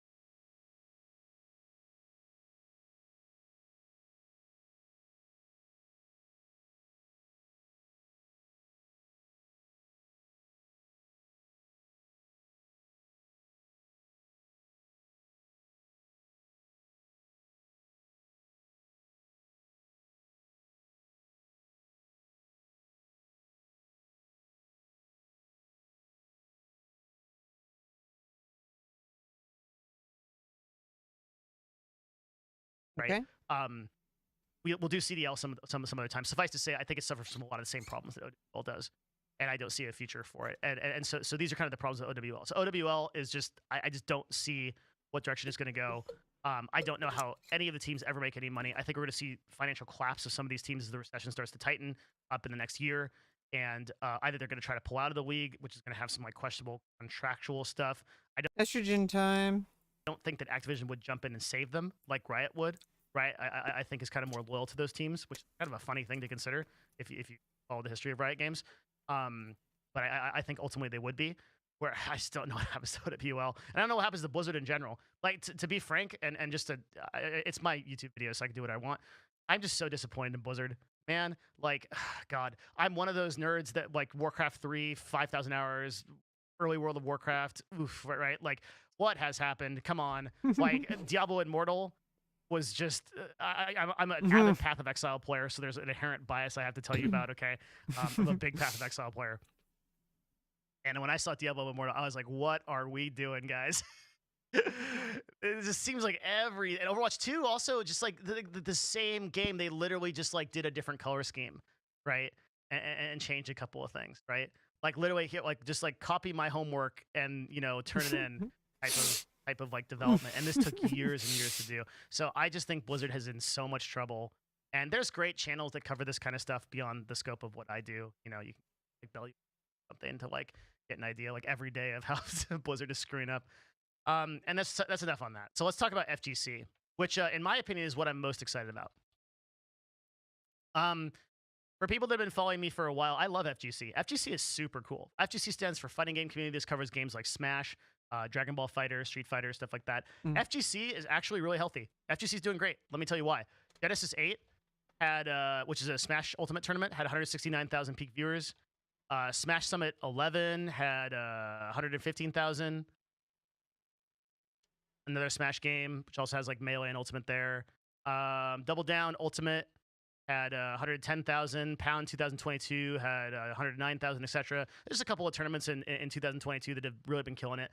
And what's great about, let's talk about a couple of things about FGC that I'm, reason why I get really excited. So number one, there isn't really any publisher that like sticks their claws into FGC the way they do into like League of Legends, Riot, or like OWL or like Blizzard Games or any kind of like AAA titles, right? Even like PUBG or things like that. there isn't the same level of like basically the publishers are like, yeah, you want to play our game, great. And if you're like Nintendo, you're like, yeah, that game, esports, that doesn't exist. We just we made a party game. Nobody watches this at all for esports, right? Smash, no. What? Everybody just plays that in their parties. Your parties. There's no competitive players. What? Where? Who? What? Shut up, okay? Like Nintendo, we're just happy that Nintendo hasn't like turned the Eye of Sauron and for some random reason that makes no sense just burned every YouTube video that's about like Smash combos. Okay, on I think there's a difference in culture and the way business is done in like East Asia, particularly in Japan. I don't know like a particular amount of this. Is just kind of armchair discussion. But like I do think there's a difference in culture where there's a lot of kind of like unspoken contracts. Or as long as you do certain things, they won't turn that Eye of Sauron on you. Which is like what I was talking about with like Square Enix and like Final Fantasy 11, like private servers for classic servers. They've nuked a bunch of like servers that were like, actually trying to like, that were actually committing like crimes or like scamming people or like, trying to make money and stuff like that. Because obviously it's property of Square Enix. But like Square Enix literally has not shut down like the major, at least the major stable classic servers, because I doubt they will ever make even with Ninja's direct financial backing have not indicated that they will ever make a classic server. And so like I feel like there's possibly even people in the company who play on these servers. And obviously nobody will ever talk about it because it's like, obviously you don't want to acknowledge it. You don't want to, there's like plausible deniability. Like, oh, what? We don't know these exist. We don't know there's Super Smash tournaments. What are you talking about? Like, people just play it as a party game or just like Final Fantasy 11. What? All we have is current retail. That's the only thing that exists is Final Fantasy 11 in its current state. What do you mean? What's a classic server? Like, oh, what's Nasomi? Oh, what's Wings? Like, Lucario or something. Okay, like it's like, here's a my Ryu combo video where I'm gonna show you how to do 5 down kicks. Banned. Okay, like that. Like, we're just hoping Nintendo doesn't notice us in terms of Smash. In terms of like they obviously notice it. It's like there's this unspoken contract going on. I'm pretty sure that's a part of Japanese business culture. Is like there's just these unspoken contracts. Publishers that either just don't care. So Street Fighter, Capcom, right, or like Dragon Ball Fighter. I just update the game and it's fine, and they're great fighters. There's a worthy note here to mention that there's a game that I am super excited about coming up in the FGC community called Multiverses. This is a Warner Brothers game. I installed it. We're probably gonna do some streams on it. I downloaded it and installed it. And I was playing Wonder Woman. Gonna be leveling up her for a while. I just like focusing on one character at a time, leveling them up. Just like playing 1v1s. So I'm playing that off stream mostly.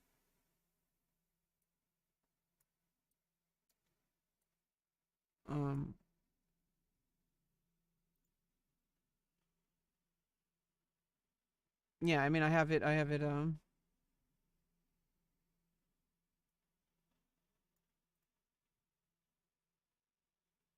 right here, Multiverses. Pretty cool game. It's like Smash basically, but it's like WB characters, like like you got DC characters like Wonder Woman and like Superman. I think it's basically based on I feel like it's basically a child of the Space Jam 2. Out of nowhere, and it is a game that is incorporating many different Warner Brothers franchise characters into a fighting game. Some that are not from Warner Brothers, but most are owned by Warner Brothers. So you got everything from like Rick and Morty to like DC. So you have like Superman, Wonder Woman in that. And it is actually a phenomenal platform fighting game. I'm really surprised. I played it nonstop. I'm very excited to see what happens to this. It's going to be at EVO. And so I'm really excited to see like what's going to happen with Multiverses. It looks like the publishers are super, the game developers are super passionate. Definitely check out Multiverses. It's free to play on Steam. I'm not sponsored. I just think it's really cool. And that's something I'm really excited about for the FGC community. Yeah, I'm also excited about Smash Ultimate. I think that it has been very healthy on Twitch. Dragon Ball Fighter has been very healthy as well. They're great games for great reasons.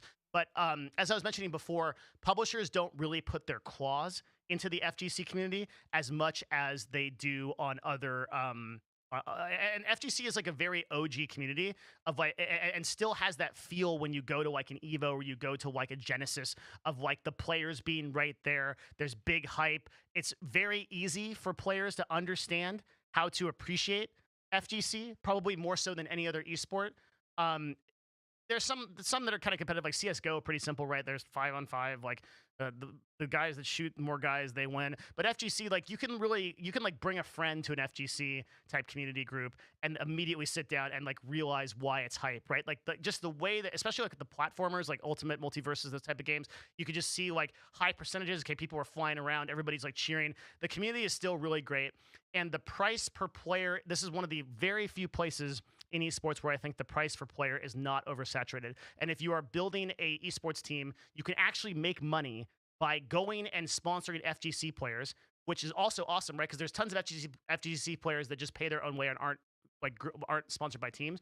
You could pay someone like that $2,000 to $5,000 a month, right? Something reasonable plus travel costs. A lot of them just want travel costs, but you should pay them too, right? And then you could go get sponsors for those tournaments with these kind of viewership numbers, and you can make it, and it will make a lot more sense than trying to justify anything out of like OWL or anything there. And I actually think that it's possible, like if you're going to make like a relatively successful esports team, to do so in the fighting game community. And indeed, there are some teams that are noteworthy that have done this. So FGC is, I think, like where I'm most excited. I think it's the healthiest esport right now. I also don't think it really suffers from franchising, though. Now that you've got like someone like Warner Brothers in, it's kind of interesting to see what they'll do to support esports. And they've also hired some people that are full time for the esports division. So I'm very curious, like what their future vision of the game is. They could potentially make it pretty crazy, because that right now, the Multiverses is I think it's like 280, 300,000 people, maybe more, as of the time of this on Steam. But I think over the next like couple weeks, it's going to explode because people are playing it on Twitch. So a lot of people are getting noted. It basically is more successful on its first day than Brawlhalla was in his entire career. And I actually thought Brawlhalla was actually like Oh damn, that's pretty good. pretty great game. Still is. I played it like at an airport randomly a couple days ago. It was a lot of fun. So I'm really excited to see what happens there. But yeah, in general, the FGC community is healthy, and I think the price per players makes sense. They're not particularly overvalued, and the viewership makes sense, and it's really easy to get into. And I think it's going to grow across YouTube and Twitch over the next few years. So I'm excited about that. I think they'll probably get hit the least out of the recession. And the real thing that hurt FGC over the course of the past year was that because FGC is so local, many of the fighting game tournaments are like localized, like just kind of like small tournaments like that all got completely knocked out and people couldn't see each other. But with the pandemic easing a little bit, we're already seeing TwitchCon come back. We're seeing Evo come back. We're seeing all these like tournaments come back. I think that will abate over the next like couple of years as the pandemic kind of starts to subside. Cool. So, geez, 52 minutes. That's good. That's a good Devin Nash video. What are the kind of conclusions here? I think that in terms of franchise leagues, Riot is still leading the way. They're really leading the way in terms of everything. Just their diversification of different types of content, mentioning the Netflix series, mentioning kind of the other games they're making. Riot is strong. There's a lot to talk about with like Valorant. Again, we just didn't have time to do it in the scope of this talk. OWL is a complete mess, along with Blizzard. FGC looking pretty healthy, and teams still have a lot to worry about. I don't think their valuations are justified. I do think they're going to have to be very careful in what contracts they take over the next few years. They're going to have to tighten their belts a lot. But the esports bubble is overall, which is kind of the topic of this whole thing. Is there an esports bubble? Is the whole thing going to pop? Well, if you've followed the length of this video, you've seen that like esports can't really be described in the context of a single bubble or a single industry, really. Mm-hmm. Like something like OWL and CDL are like totally different from like Riot Games. They can't even be considered the same industry almost, right? It's like when you jump out of a game category like MOBA or FPS, like CS:GO, MOBA, they all kind of fall under the umbrella of esports, but they don't really like follow the same ecosystem. Really different. And so I would rather make a more comprehensive video to kind of give you a whole picture, because I don't think like esports as an industry at this point in 2022 can fail. I don't think like it's just like the whole industry comes crashing down, everybody pulls out. Like it's got viewership, it's got people that are interested in it, and there will always be a kind of gamer that competes and wants to compete for games like this. So I don't think that esports is going to like fail, in the sense that when we looked at the very early days, it was possible that like with one franchise league, if Riot like just like the legs got cut out from under Riot that the entirety of the thing could collapse. I think we're always going to see healthy numbers be put up in the fighting game community. I think we're always going to see pretty healthy numbers come up from like grassroots esports and like Rocket League, like stuff like smaller stuff like PUBG doing okay, like relative to their respective sectors.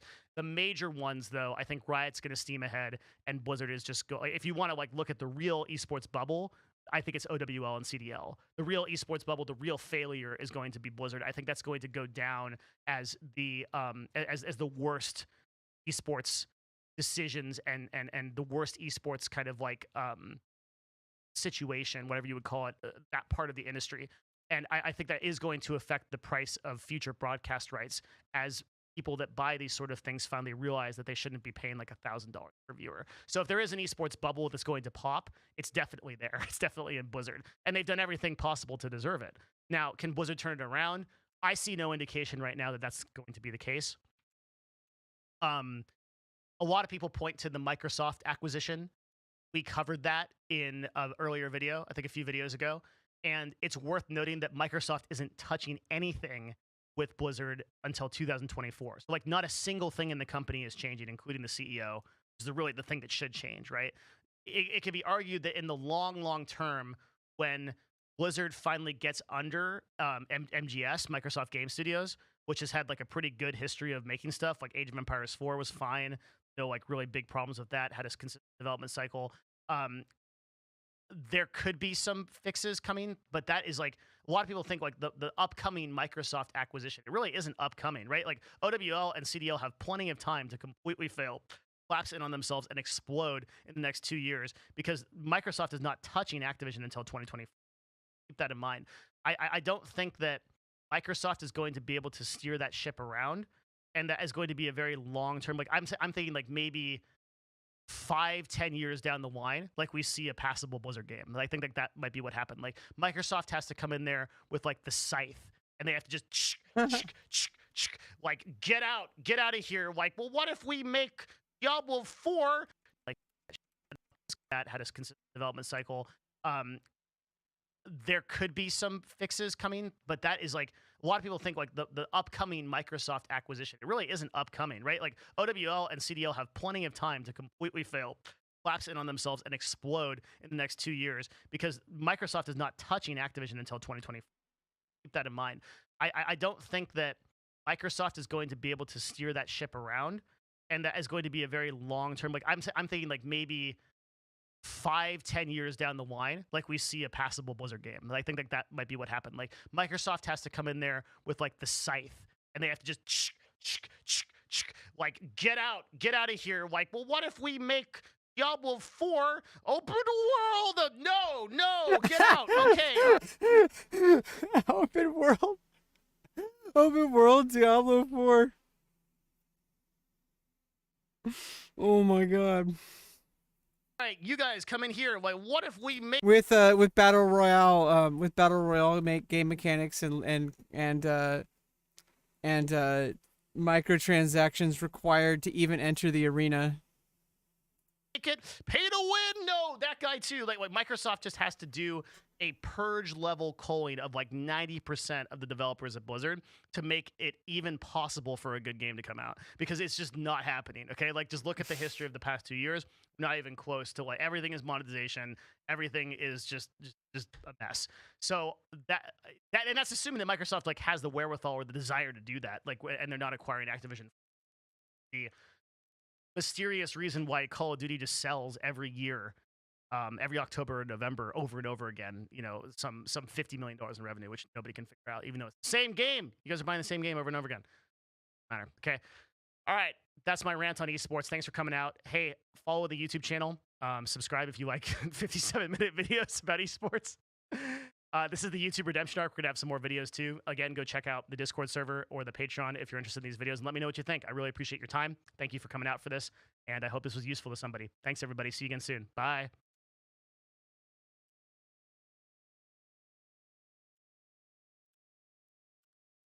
Well, thanks, Devin. That was pretty awesome. Well.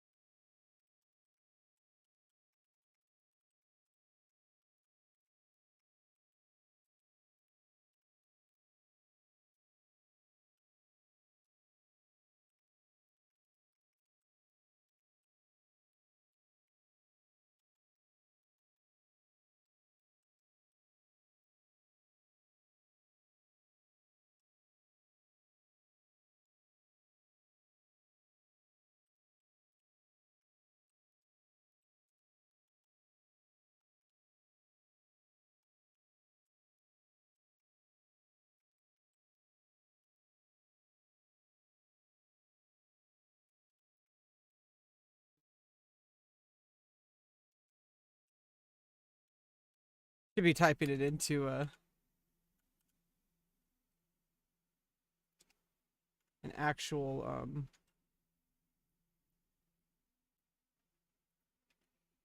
document in case YouTube crashes or something.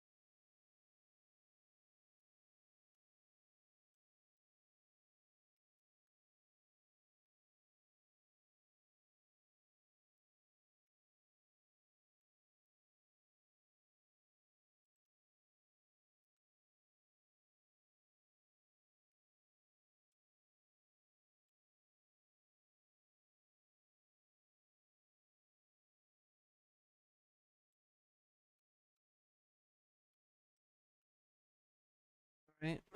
There's my second YouTube comment. Okay. Oh,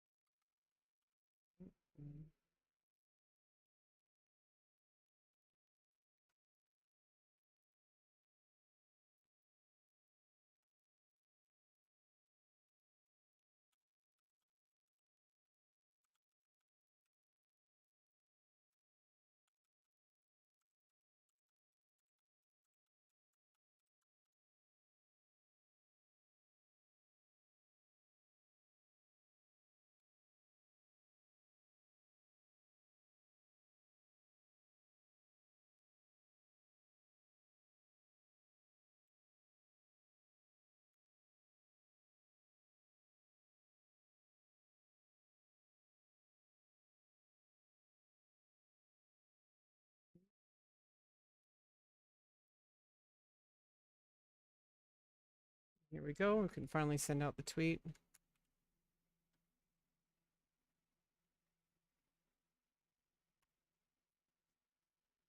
Okay.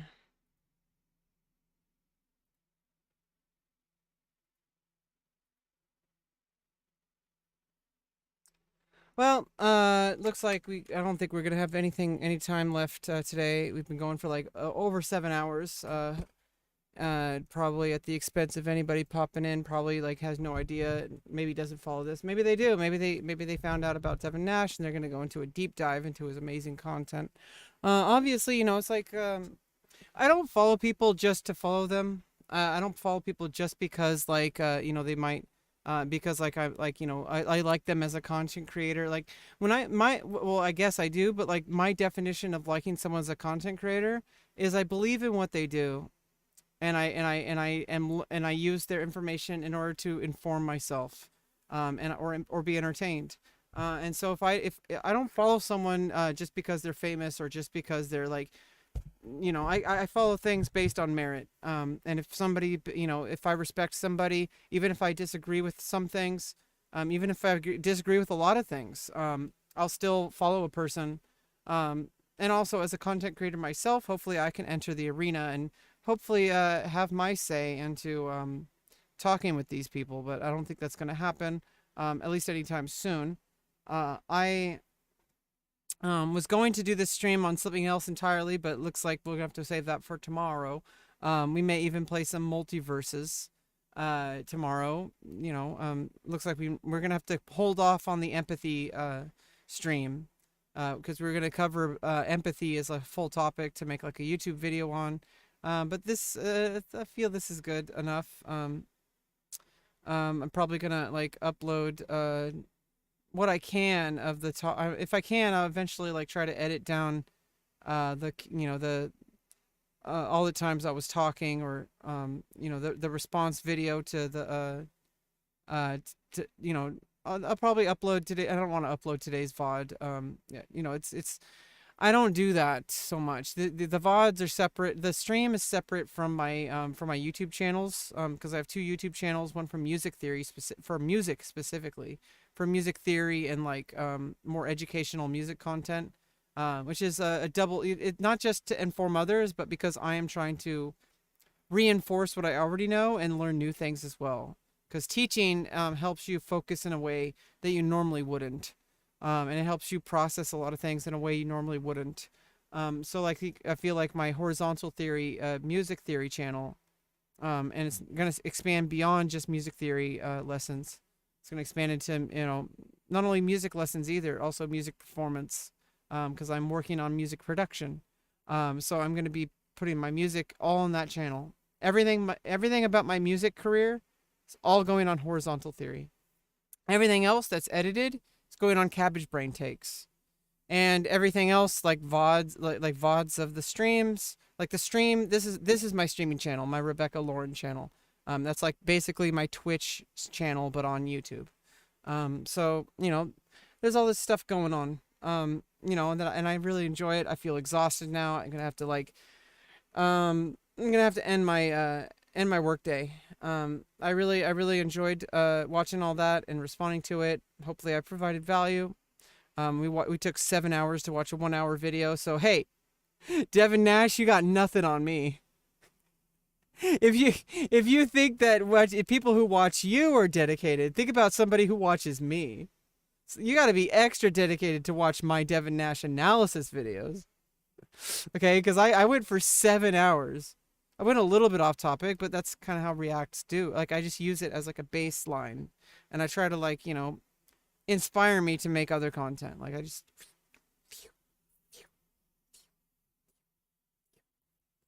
Anyway, bye y'all.